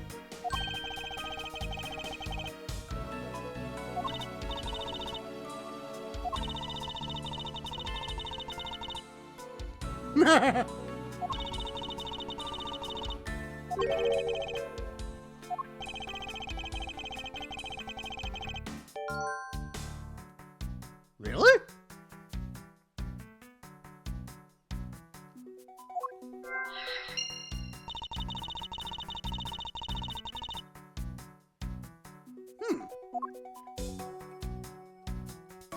Alright, I'm not sure how the cactus is related, but sure, let's take your word for it.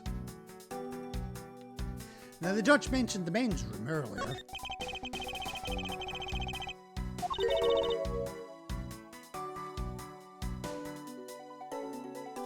Oh, what's the matter, girlie? You not done enough growing yet?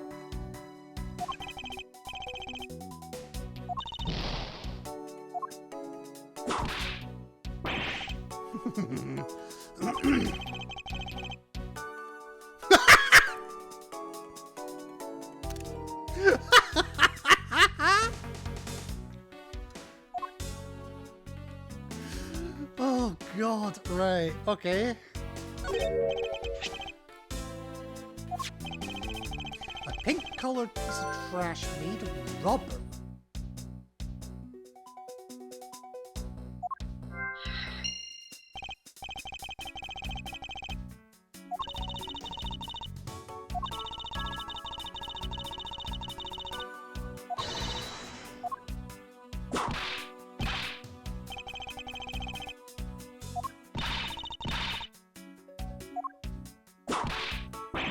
Stop whipping me! Alright. I also see the ants here. I saw them earlier, but this is the first time we can do anything with them.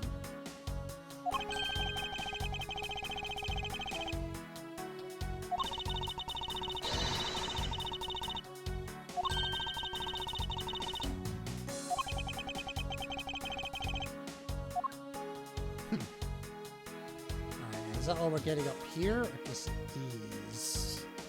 Alright, down below.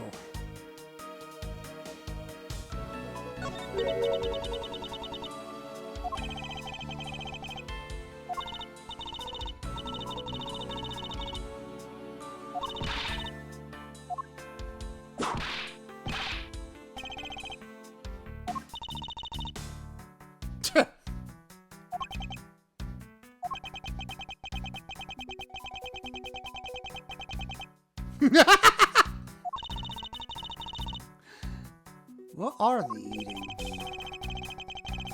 Pieces of cake and chocolate from a Swiss roll. Interesting.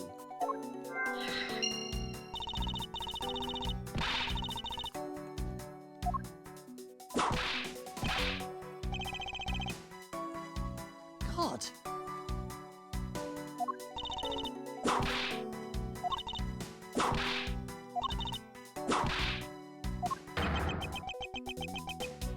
He's gonna get knocked out at this rate. Alright. We've also got the couch.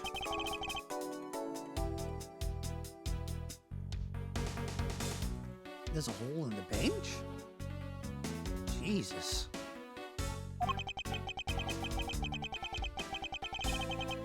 Oh. Oh. Oh, that's a terrifying thought.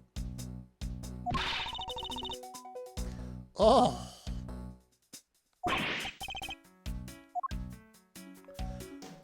But, of course, there was the handprint here.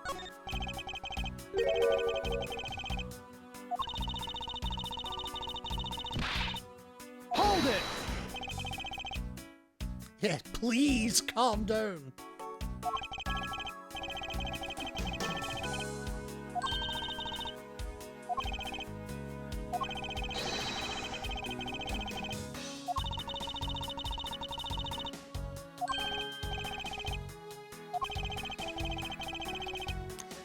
Uses the handprint. Damn, that was fast. The gumshoes prints, okay.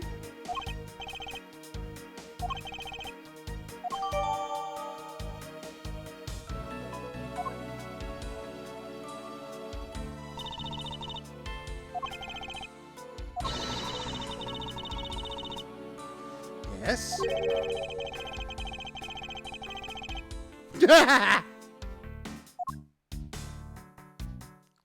Alright, so I've got that, I've got that. Got that. Got the prick, got that.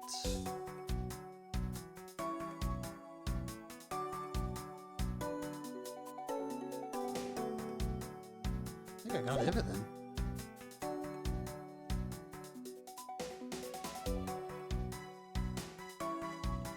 Maybe logic time. Okay, lobby number 2 window. Oh yeah, I forgot I had a yeah, we haven't done anything with the lobby number 2 window yet. Shit. And the set of flowers is there. Okay. There's a pink piece of trash made of rubber. There's a windowsill cactus with dangerous needles. Look at the vending machine selling a whole load of shit. And Swiss roll crumbs. Well, I think the pink piece of trash is related to the cactus. Because I think the pink piece of trash is a balloon. Or rather, it was a balloon. That's my thinking.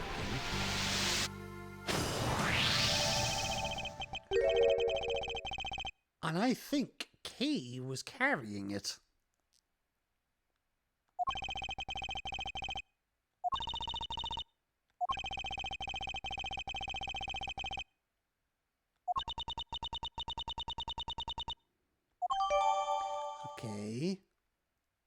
So he says now relabeled as a... Okay, that's fine.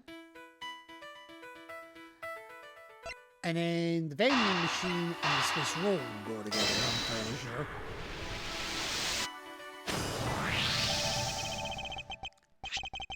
These bits of chocolate and cake could not have come from a Swiss roll. Very true. Why would a quarter house sell a thing like that? Do you not remember looking at those shitty slogans?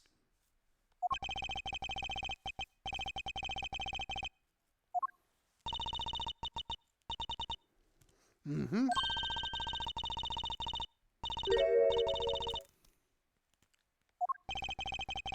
Leaving the fact that it's on its expensive side aside, the fact that the cake crumbs and chocolate bits were found in this hallway suggests that they came from a Swiss roll that was purchased from this machine.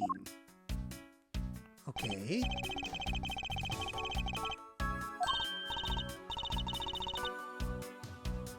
Unfortunately. Gumshoe must have sat on this bench as he ate a Swiss roll.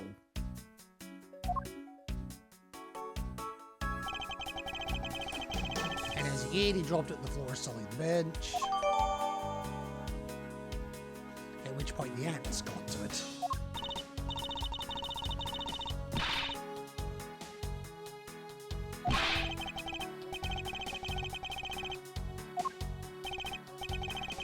If it was indeed Gumshoe bought the Swiss roll, that creates a rather interesting contradiction of facts. Yes, it does.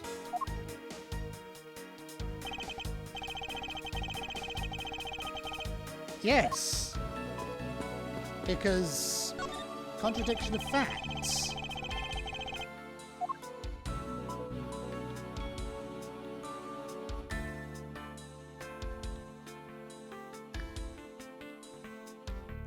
I mean, there's money right there.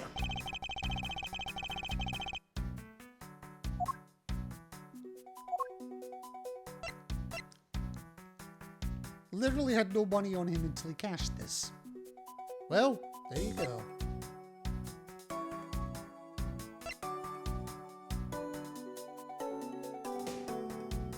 Anyway, I need to check something with this.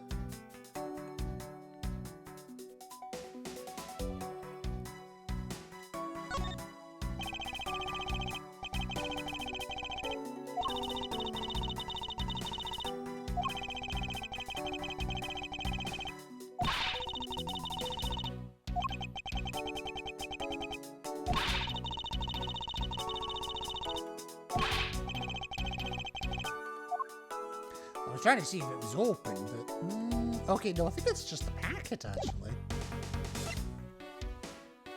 Eureka! That's wrong. I think there should be one.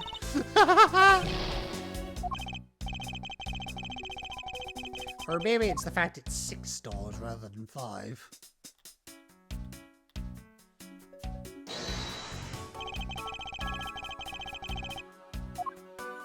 Because he said he literally had no money on him until he cashed this.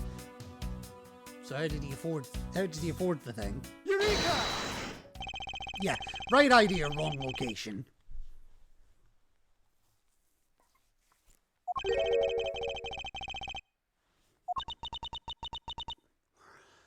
Poor enough.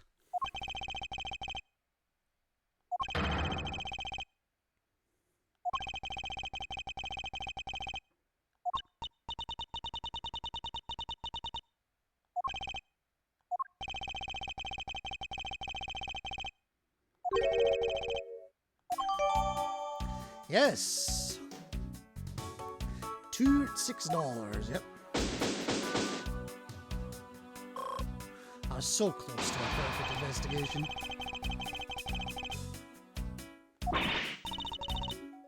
No, you don't.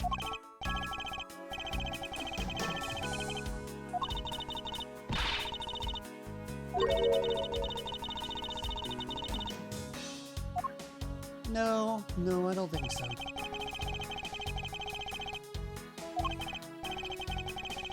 We need to pay his order a visit to correct his testimony. Okay. Oh, he's wrong about something? Okay.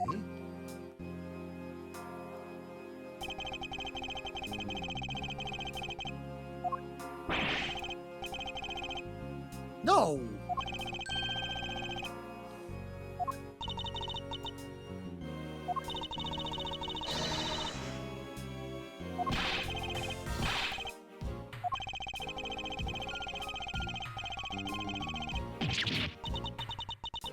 You bet your tongue it, yep.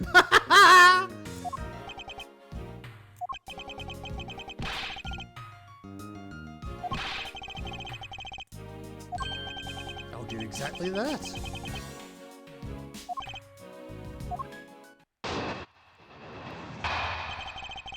Alright, have at you. During the recess, I went to the restroom. There was a window on the hallway side. In other words, I could see into the hallway. As I entered, I saw that detective buying something from the vending machines. But when I was about to exit the restroom, he had completely disappeared. A detective that goes missing while on duty. That sounds mighty suspicious to me! Or more likely, he sat down to have his dinner.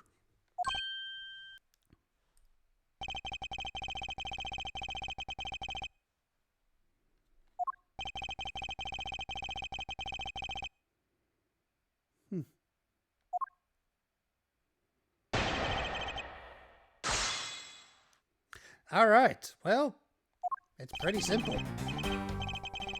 To begin with, anyway. So, as much as I'm tempted to press this... Ah, fuck it, I'm curious just how deep they go here. It's not so much going down the rabbit hole as it's more going down the toilet bowl. Hold it!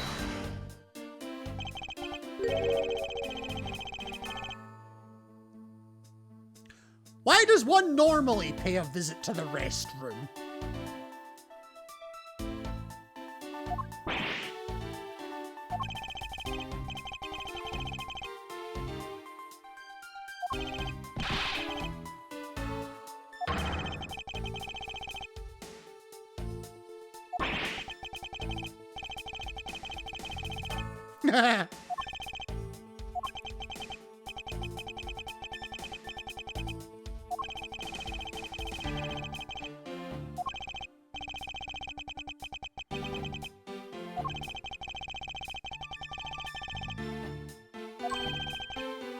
Oh?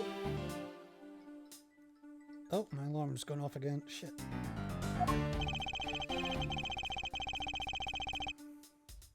Sorry, paperwork process regarding the new prosecutor. Okay. Once it finished that, I was finally able to make a mad dash to the restroom.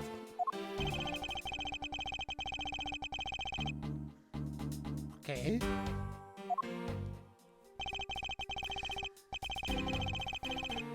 Okay.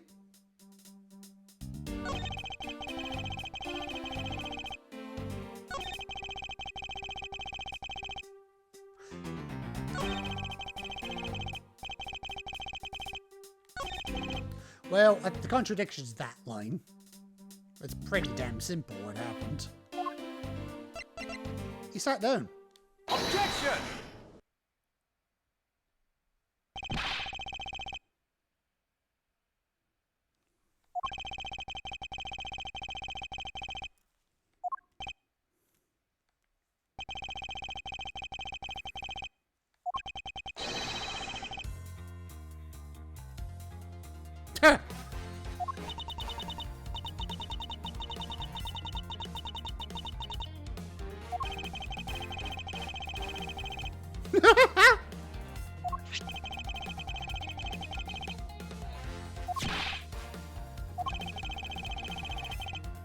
Oh, for God's sake.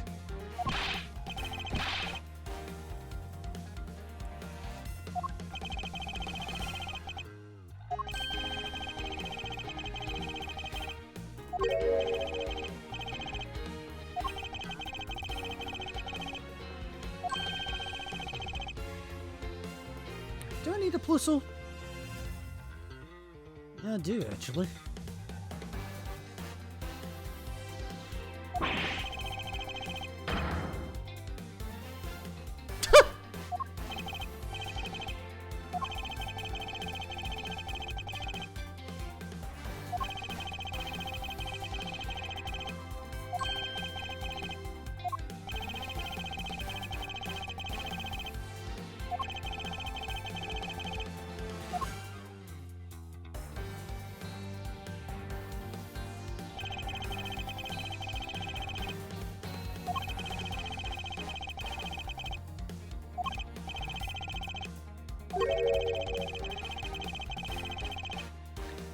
Well, yes.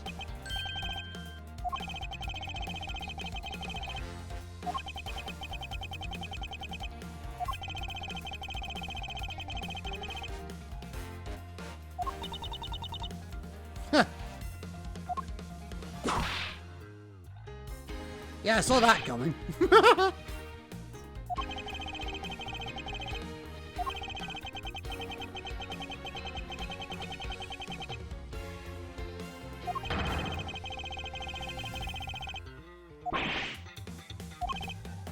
Then, from your perspective, it looked like he disappeared, but in actuality, he just sat down. Hey, I got the puzzle.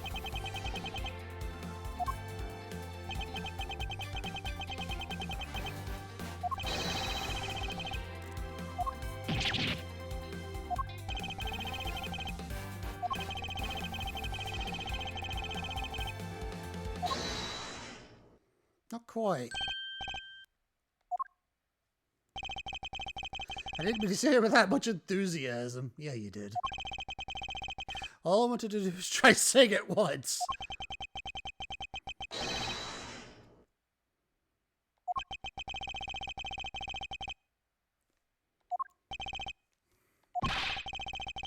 Okay, what else do you remember?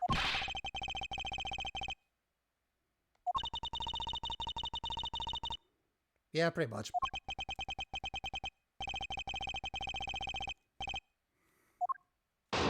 Alright. What I saw part 2. Okay. I suppose it's possible you can't see a seated person from the restroom window. However, that doesn't mean that the detective was sitting there when I looked. Anyway, I forgot to testify earlier about probably the most important detail. As I was leaving the restroom, I heard the loud bang of a gunshot.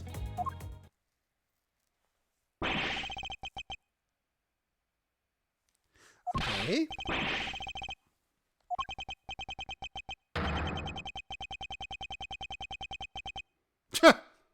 Right?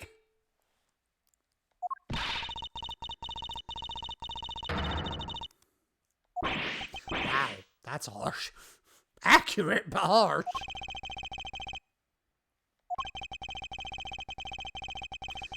Yeah, he did mention that. There's someone celebrating a birthday in here.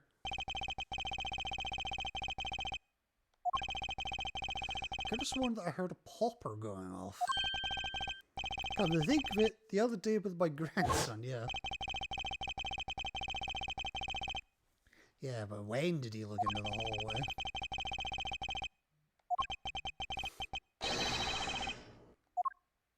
Okay.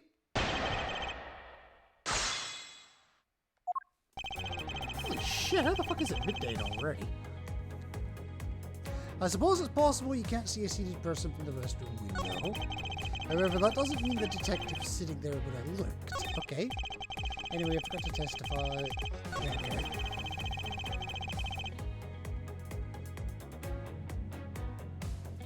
Alright.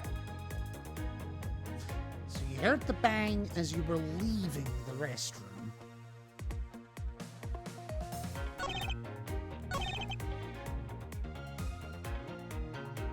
Okay, it doesn't mean the detective was sitting there when I looked. Okay, when did you look? Hold it!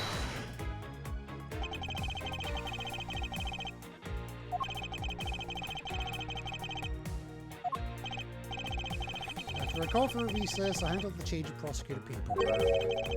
About 20 minutes until we reconvened. That's a problem.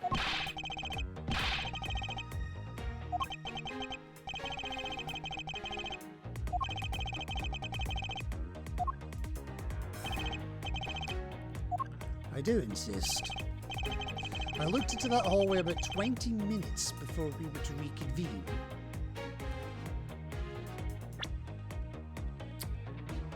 But that actually goes against Detective Bad's testimony. Because he himself said Gumshoe was right out here. Objection!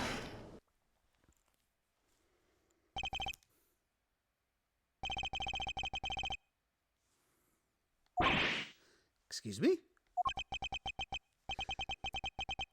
This is not... This may be a court of law, but it is not in session.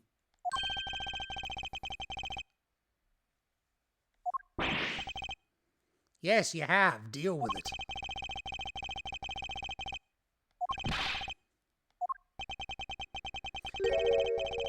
Yes, you clearly heard the gunshot during the recess, but you couldn't have.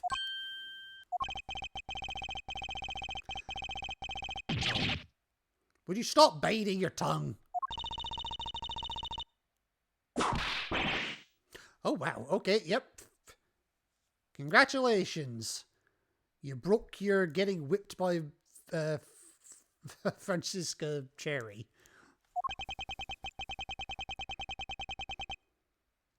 Mercy is for the weak. Ouch. With your height, you need a step ladder of 4 to accomplish that.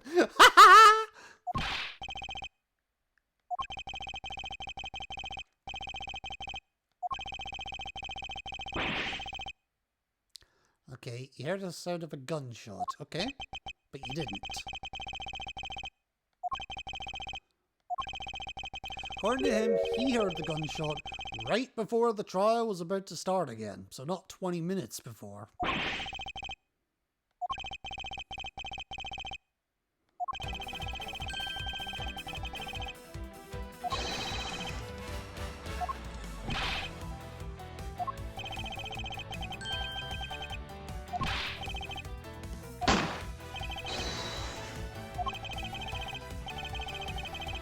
Okay.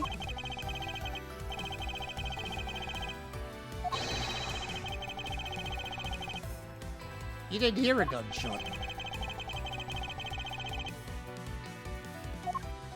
You heard a balloon popping on the cacti. Take that!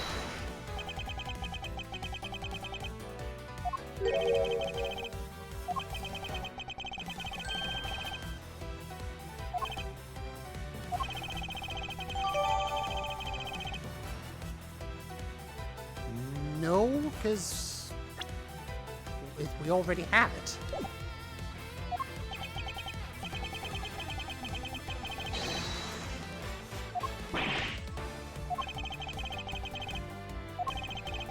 We saw no one in the hallway when he heard the gunshots. Now, there is no guarantee that the detective was sitting on the bench at that time. Therefore, you believe he must have been at the crime scene, defendant lobby number 2.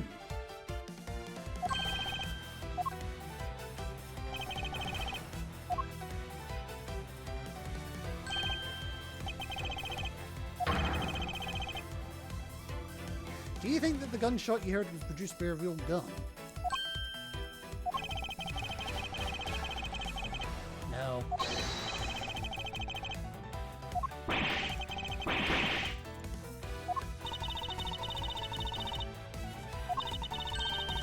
I'd have wrapped this thing up before the judge even testified. Yeah, well, you didn't, so suck it.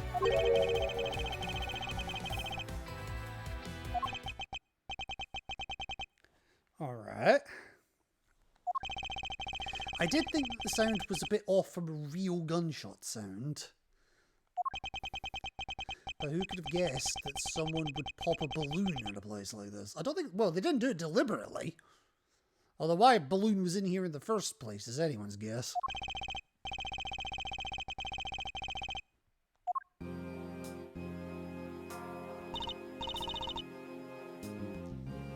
The kid that trades at the coins.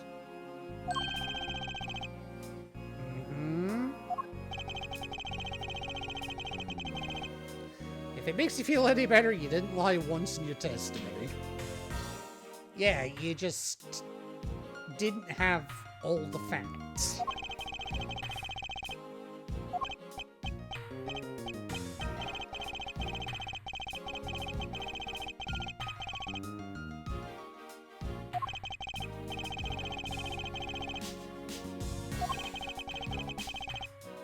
Not yet.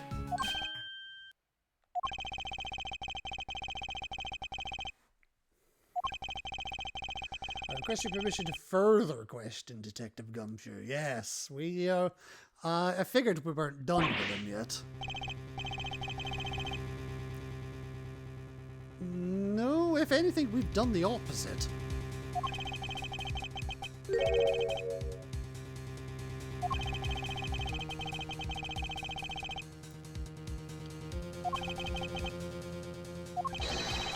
Must resolve the remaining issues pertaining to the events that occurred in the hallway. Well said, Miles. Well said.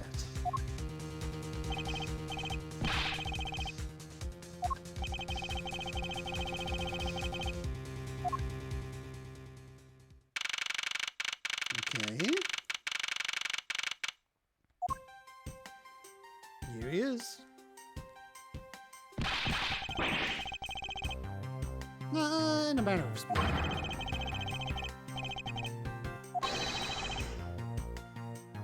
Well, actually the judge will be the judge of that, but sure.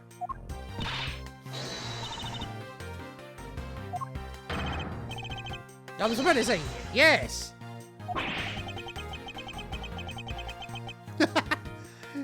A judge being less judgmental, that's a novel idea.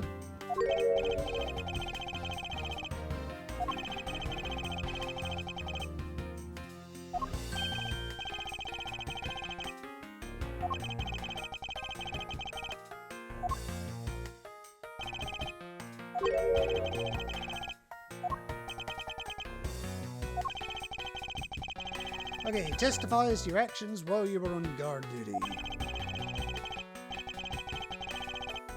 Yeah, you were not on trial, okay.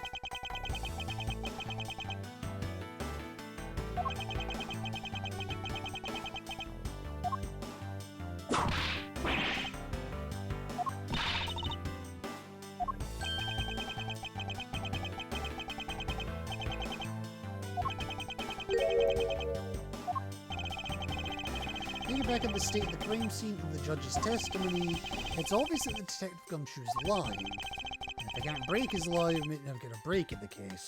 Okay. Okay, what? Ooh, more tired than I thought. While I was on duty, I came down here to this courthouse on Detective Bad's orders. As soon as I got here, he ordered me to stand guard in front of lobby number 2.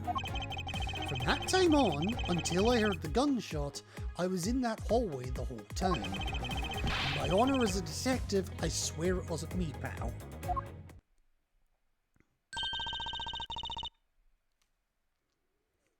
Okay.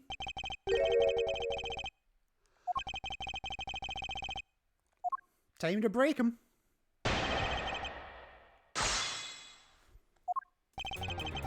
I came down here to this courthouse and Detective Bad's orders. That much is, we know that to be a fact. As soon as I got here, he ordered me to stand guard in front of the lobby number 2. We know that for a fact too. From that time on, until I heard the gunshot, I was in that hallway the whole time. But where are you? Hold it!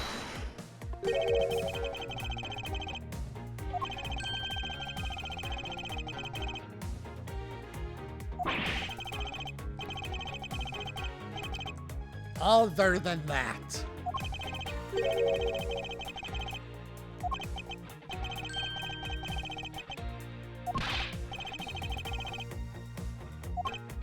Okay.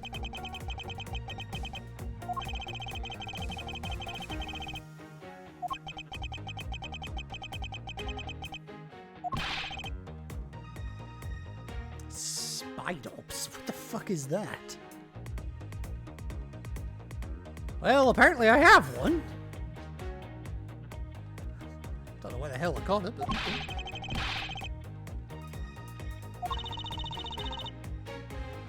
Prepare your whip, Von Karma. Oh, apparently I didn't have it. It just was really laggy for some reason.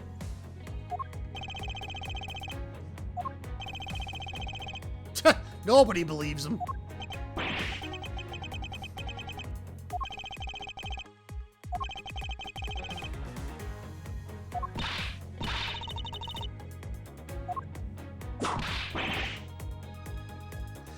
Does this count as witness intimidation?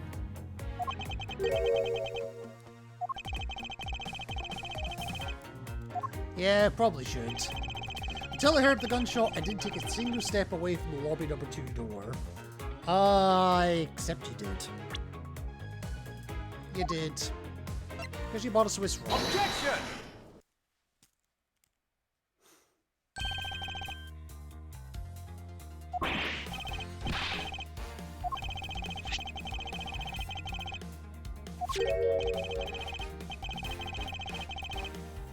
That's right.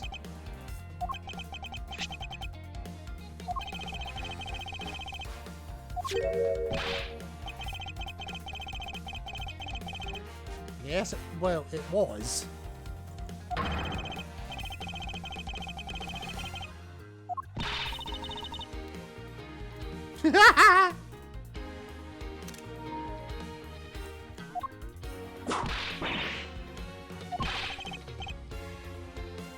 Well, you can't know, it's evidence.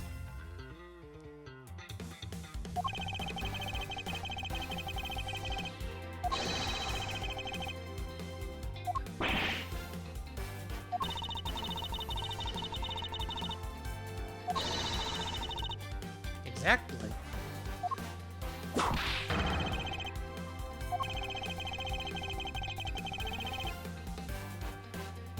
Well, that's a given.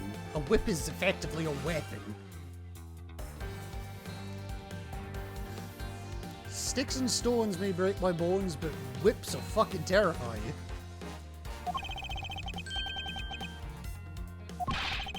I was hungry, so I bought a pack for myself, okay? I thought I'd get chewed out again if anyone found out about me eating on the job. So I didn't want to say anything, okay?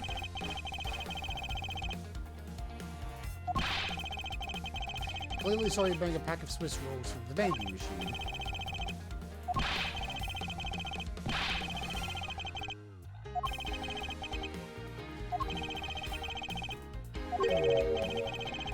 No, it still doesn't work.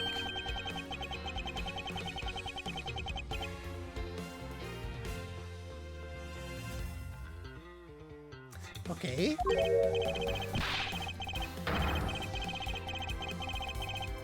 Don't believe you. Objection!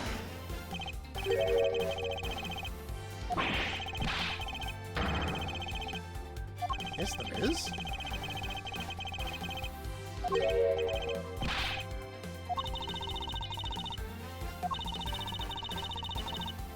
$6 a pack. You didn't have $6, you had 5.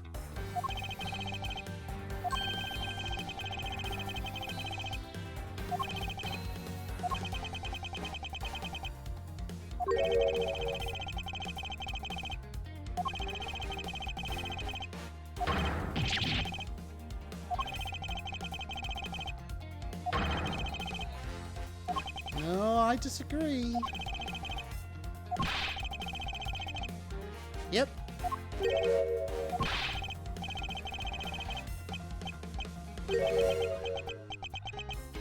Yep.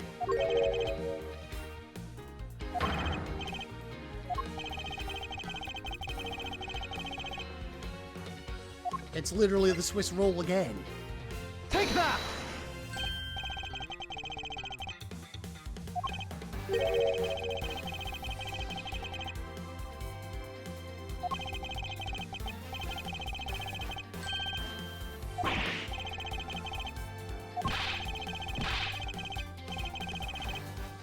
Not by you.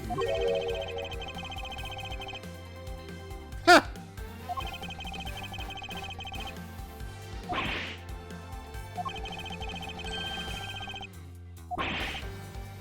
Yeah.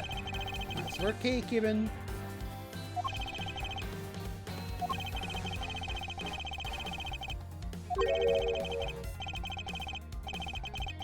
No, you didn't. Got you this time.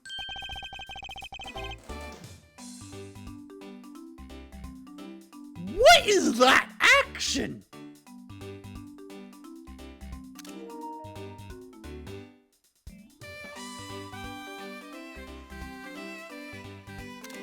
I don't know.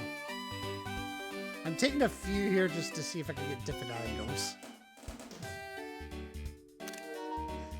There we go, that works.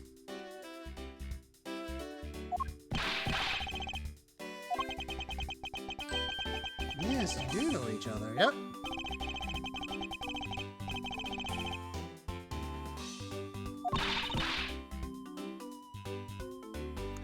How the fuck were we... Well, I don't know, well, in hindsight we know that, but yeah.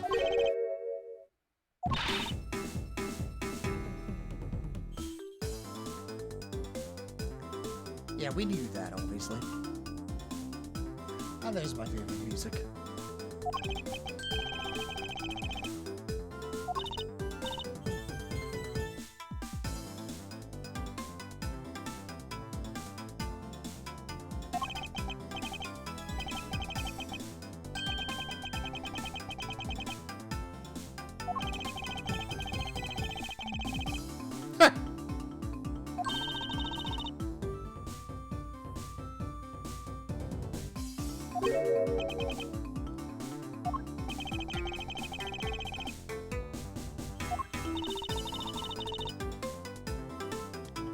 Scruffy, gummy, asshole. All one and the same, really.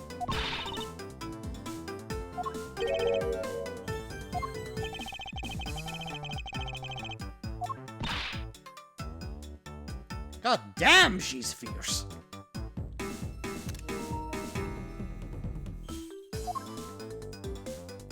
Alright. Also, I'm curious about something though, too. Okay, yeah, no, it lists her age is 10.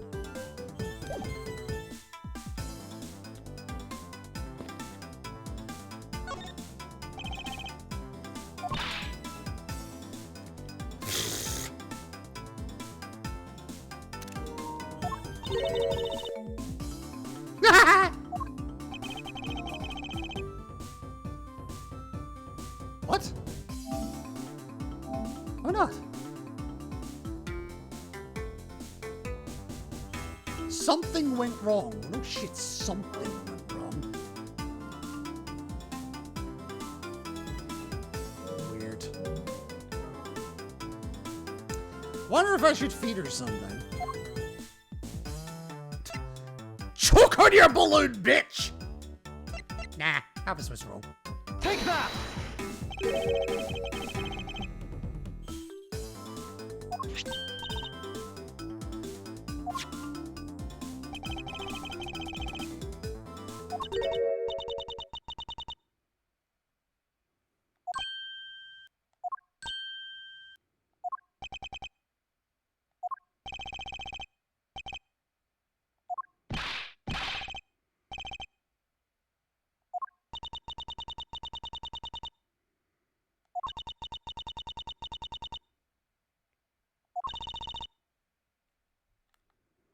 I mean, I do kind of feel bad for her, but yeah.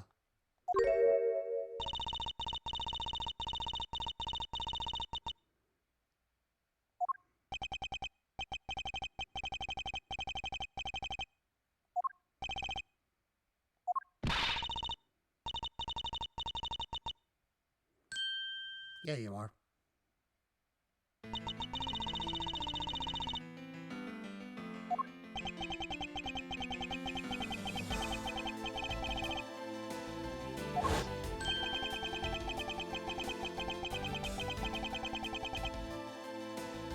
Unfortunately true.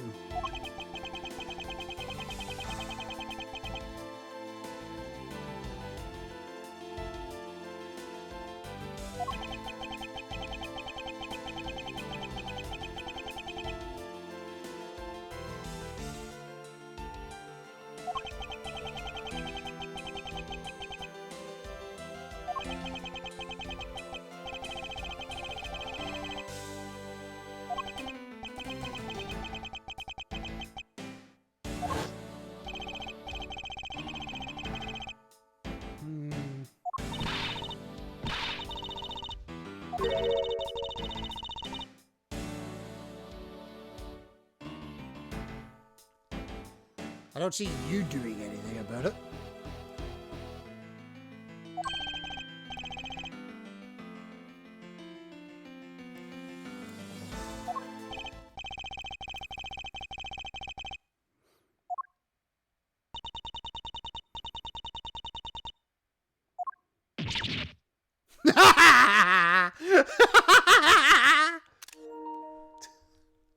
Fuck your handkerchief!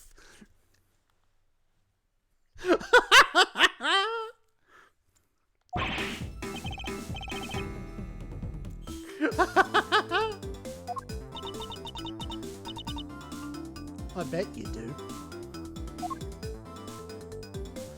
Oh, God.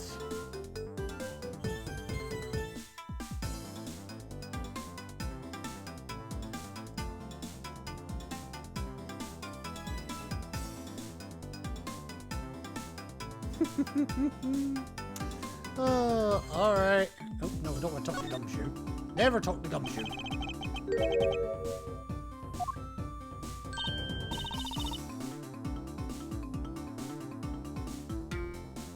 I don't know if naivety comes into it.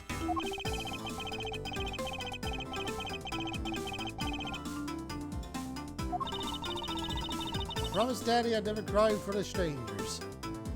Well, tough.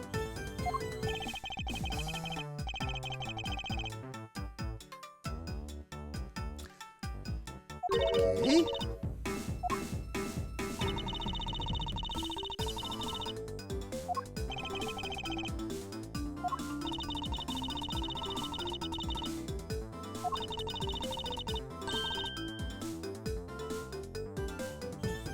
Liar!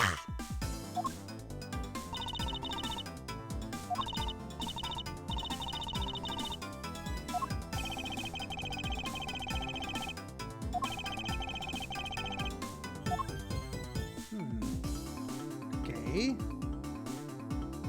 Your father. Alright, talk to me about your father. What kind of person was he? Well, a hero of justice. His job was to catch all the bad people in the world.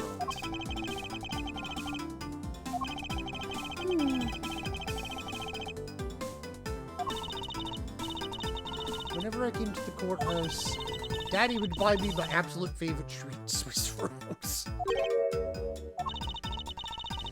I want to be a hero of justice someday, just like Daddy. And yet, 17-year-old Kay Faraday is, taking a very different path in life. Let's just go with that.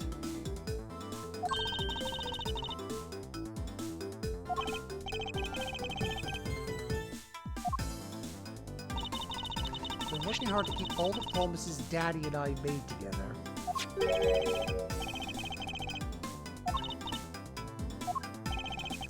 Appears to be an exchange diary of sorts between father and daughter. Mr. Faraday's writing conveys a sense of the kind of man he was. This little notebook might just come in handy later. Okay.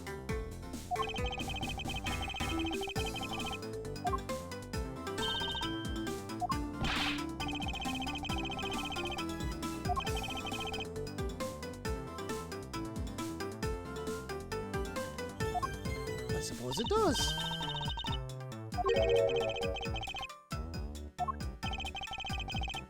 Yeah, they've got a weird bond. Let's go with that.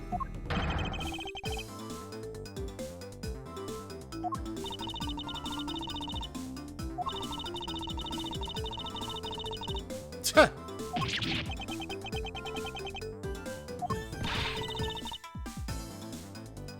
Seriously, I love how fierce she is.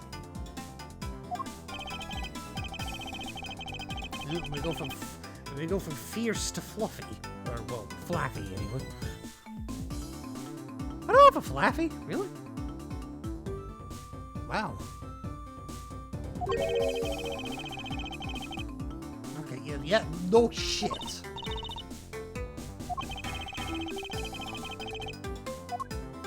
Alright, we'll come to that. I want to check out that promise diary first. a look. Kay's promises to Daddy. Never take things from a stranger. I mean, you just took Swiss rolls with us. Never go anywhere with a stranger. You were kind of hanging out with Dick Gumshoes, so, I suppose it's not really going anywhere, but still. Always greet people with a smile, even people you don't know. How many times have you kicked me in the shins? Never cry in front of strangers. Yeah, you've broken that one too. Always try your hardest to learn about things you don't understand. I can't really comment on that one way or the other. Daddy's job is to make sure that everyone follows the rules. Okay, be a good girl and promise to keep your promises to me, okay? Love your daddy, okay? Wonder what she could tell me about that, actually. Alright. Can you tell me more? It's a promise notebook Daddy and I made, okay? I have to be a good girl and keep all the promises we wrote in here. Well, I already did. It appears there were more than just the 5 I thought there were. Ooh, there's more? Promise 6. If you ever have a boyfriend, you must bring him to meet Daddy right away.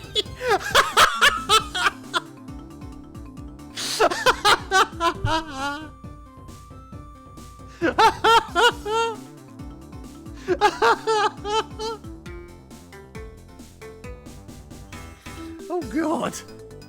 When was this written? Oh Christ!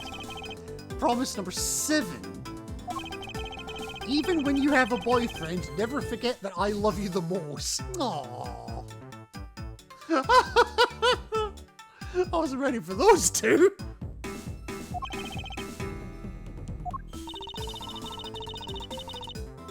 I certainly don't envy the person she falls in love with, right? Oh, wait, that was a trophy? For presenting Kay's promise notebook to her. Oh, Jesus. Oh, that's brilliant. Oh, that's brilliant. Alright. Alright. Alright. Let's... Fucking hell.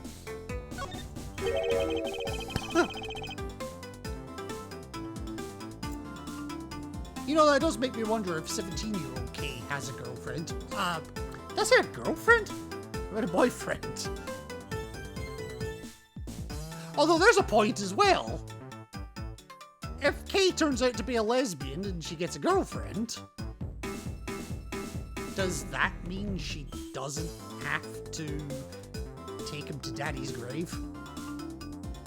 And more so, does that also mean that the girlfriend loves Kay more than Daddy? Potentially.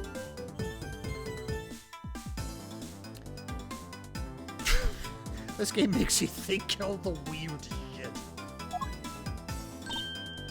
Alright. So you were on your way to see Daddy when I saw Gummy standing there. He was standing in the hallway staring really hard at the vending machine. Trying to figure out how to turn $5 into 6, presumably. Before everything got crazy. Okay. We only talked for a little while. And then we went our own ways. Fair enough.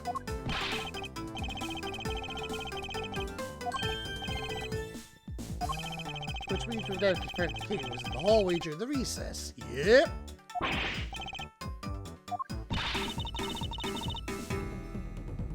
Or not.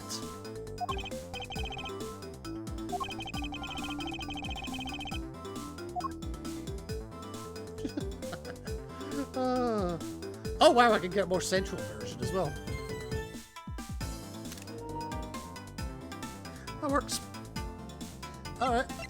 I didn't think the hiding the overlay worked on that screen, but okay, apparently it does. Alright. Swiss rolls aplenty!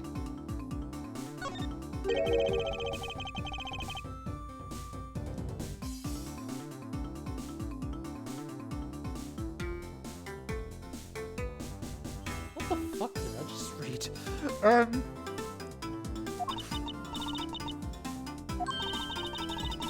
He didn't have a lot of money. No. And I somehow made $1 out of all the pennies and quarters I had. That still wasn't enough and I really, really wanted one. She did come and ask me to exchange a handful of change for $1. But it's not exactly a fistful of dollars, more a fistful of $1. If I had known what this that was going to be what this chapter was about, that would have been a good name for this stream.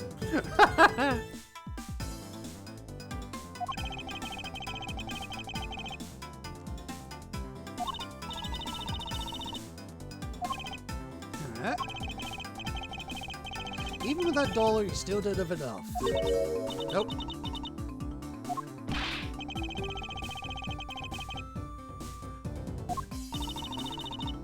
Yeah, exactly. You have no authority. Or handcuffs. Or even a badge right now. But you do have multiple bruises. Ow. Yes, okay, he's going to be less than forthcoming with a question. Sorry about your roughly thing. You are not.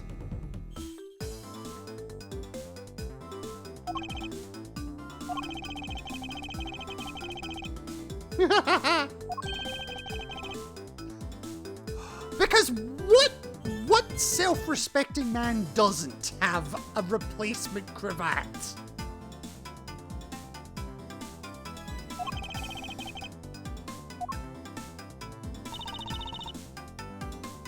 Oh my god, he looks naked without it.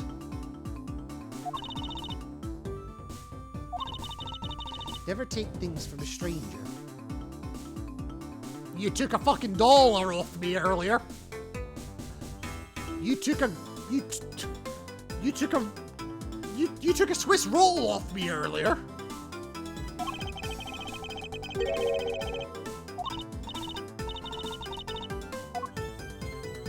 Yeah?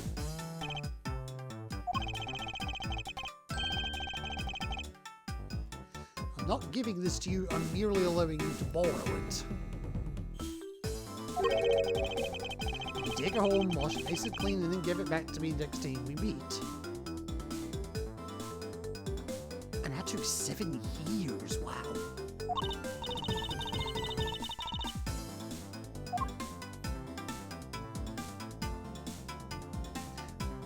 And replacement cravat applied. Okay, it's now crystal clear. You were with little K in the hallway. Yep.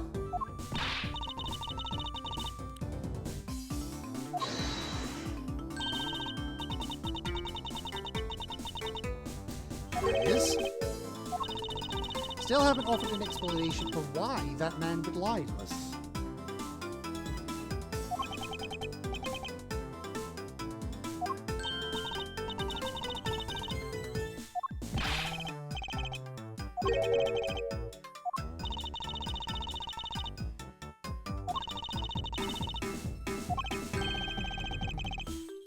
Yeah. And I actually probably explained it during the breakdown earlier. Simple observation of the detective actions and his interactions with Kay. It's obvious the detective was lying for the young girl's sake.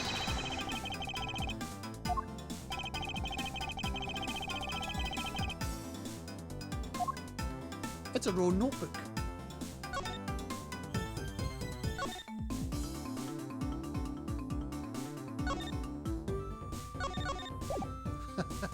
It's not rule 6 or 7, I can tell you that for nothing.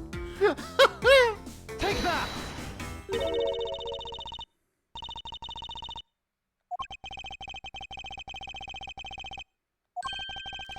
take things from a stranger. So they're not strangers.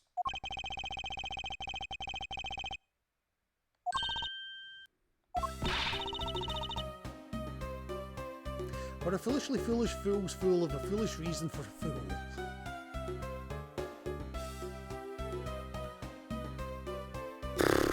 You could have fooled me.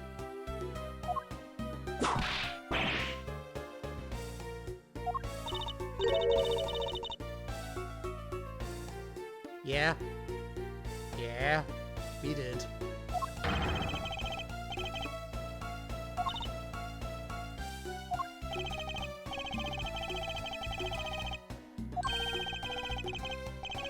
No, there ain't. Get spilling. I've been standing guard for a while. I was getting really hungry and that snack vending machine was taunting me. Yeah, fair. But all the cash you had on you was $5 and that wasn't enough to buy anything. After all, the cheaper side of the machine is a $6 pack of Swiss rolls. But then, like an angel from heaven, Kay showed up. That's probably not the best description of a 10-year-old you could ever use, but okay. And she probably kicked you. No, I'm joking. I was thinking about sharing a snack with Daddy, so I wanted to buy a Swiss roll, but I only had about $1 in coins. So we pooled my $5 and her $1 together, and bought a pack of Swiss rolls together. Yep. But I was worried about breaking one of my promises. So then Gummy said, "It's the Faraday's one scary guy when he gets mad. But don't worry, you won't get in trouble if I don't tell, right? Besides, you bought it with me, so you didn't really get it from me, you know? He told me it'd be okay. And he gave me a whole roll to save and give to Daddy."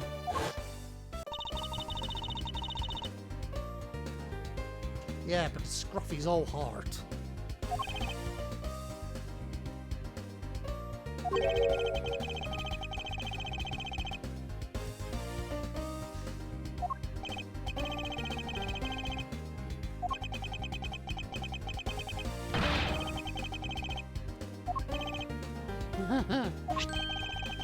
This is... yes, that's the remains of the balloon.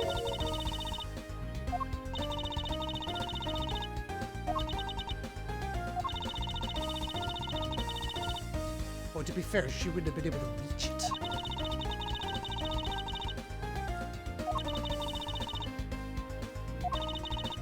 But that balloon, I wanted to surprise Gummy a little, so I popped it on purpose. You popped it on purpose? Because of me, Gummy dropped his half of the Swiss roll.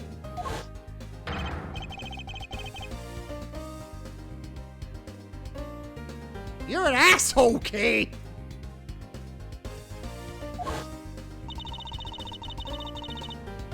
So I thought maybe I should give Gummy this other roll. And then I saw you picking on Gummy this time. So you kicked me, yes.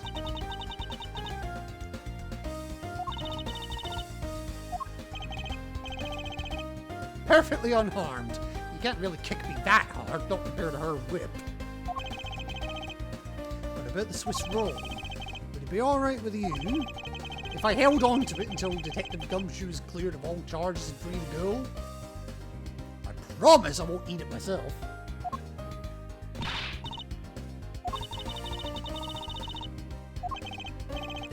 Naturally. I believe we've proven beyond the shadow of a doubt that Detective Gumshoe was in the hallway for the entire duration of his duty. Which undeniably proves that Detective Gumshoe could not have committed the double murders. Okay. Then who did? Objection! Oh, it's you. Actually, it proves the opposite. You've just shown that Detective Gumshoe's the only one who could have committed the crime. Eh? I'm not following.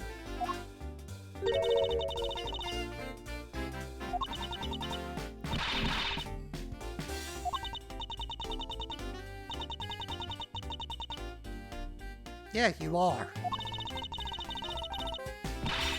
Yeah, you are. Deal with it.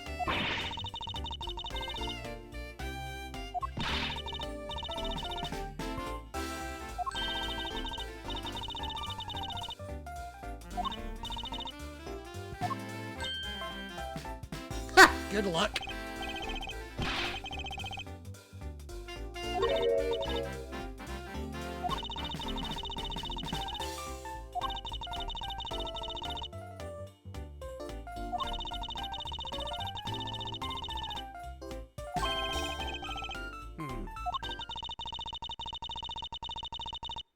Alright.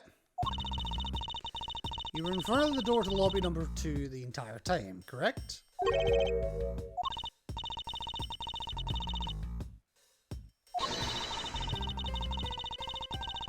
He's the only person who could have gone to the lobby number 2 at the time of the murders.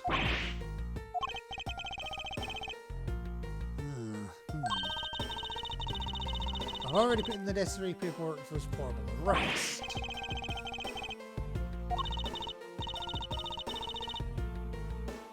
What? Don't you think it's reckless to talk to the suspect out in the open without a guard? Without a guard?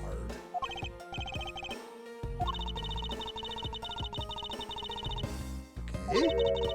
Always keep a good eye on a criminal or you may regret what comes of your negligence. Nobody is a criminal until they're proven one in a court of law. Until then, they're a suspect. So, get it up, you.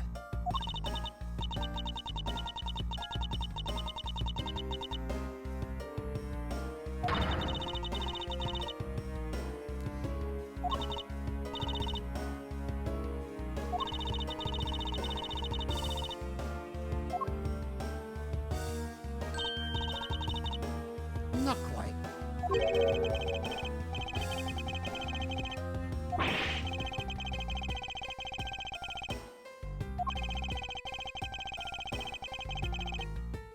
Yes, there is still a location we've not inspected. It's where Detective Bad and Miss Yu were at the time of the crime, lobby number 1. And we did hear, kind of at the beginning, that, apparently there is a secret to this place. So, we're not finished yet.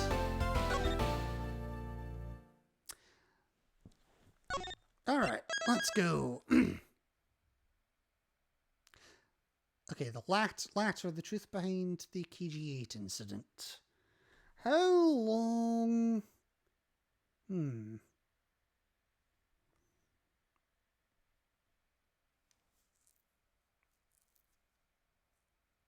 The last chapter, there were 2 middles and 2 ends.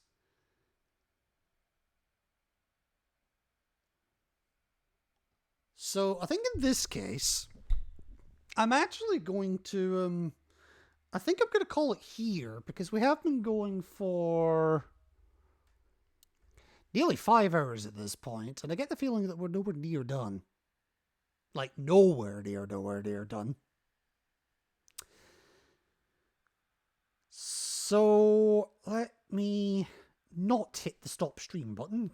I mean, I will in a minute, but let's get you offloaded somewhere else first. But yeah, it was a relatively quiet stream today. That's fine. These things do happen.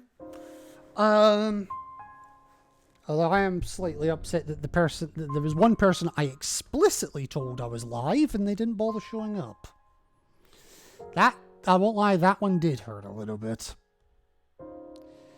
And to be fair, the only person that spoke to me the entire stream was Midgard. I'm not sure what to make of that.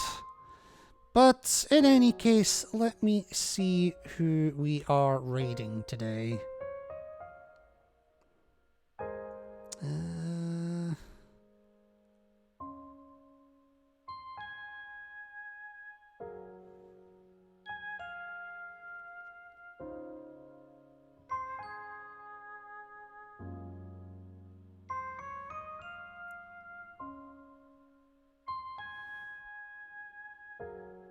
I love how you just randomly turn a 24-hour stream into a 48-hour stream. Why didn't you just turn it into an always-on stream at that point? Uh,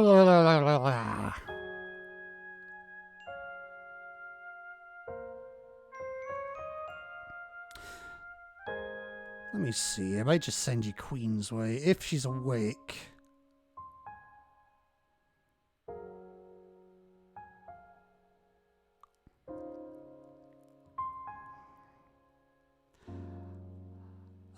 Given that her game is currently I'm only sleeping, I'm gonna assume that she's probably not awake.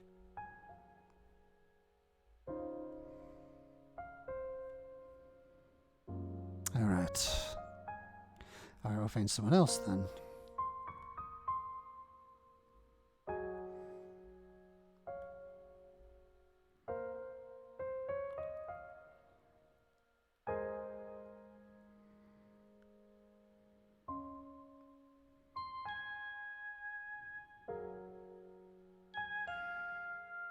You're sleeping as well. Jesus Christ, everyone's asleep.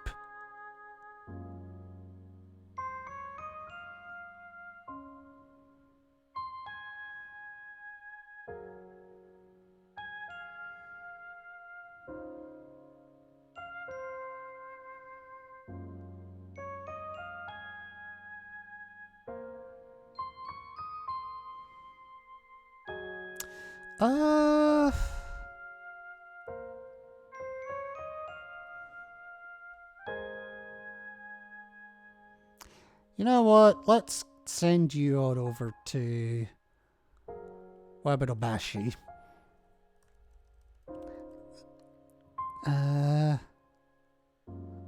Watching quality television? Gotta go to work soon, we'll be back at... Oh, for God's sake, she's not here either.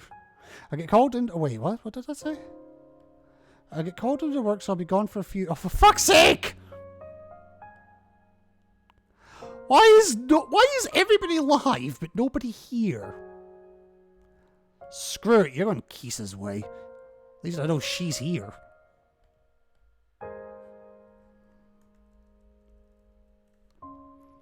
Okay, and I can actually hear her, so yeah, she is actually here.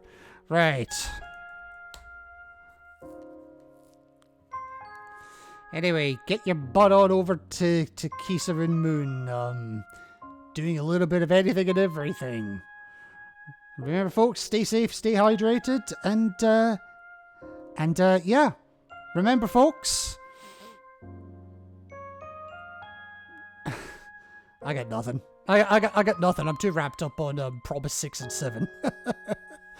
But remember, folks, promise number 8. If Kay ever gets a girlfriend, all bets are off. Take care, folks.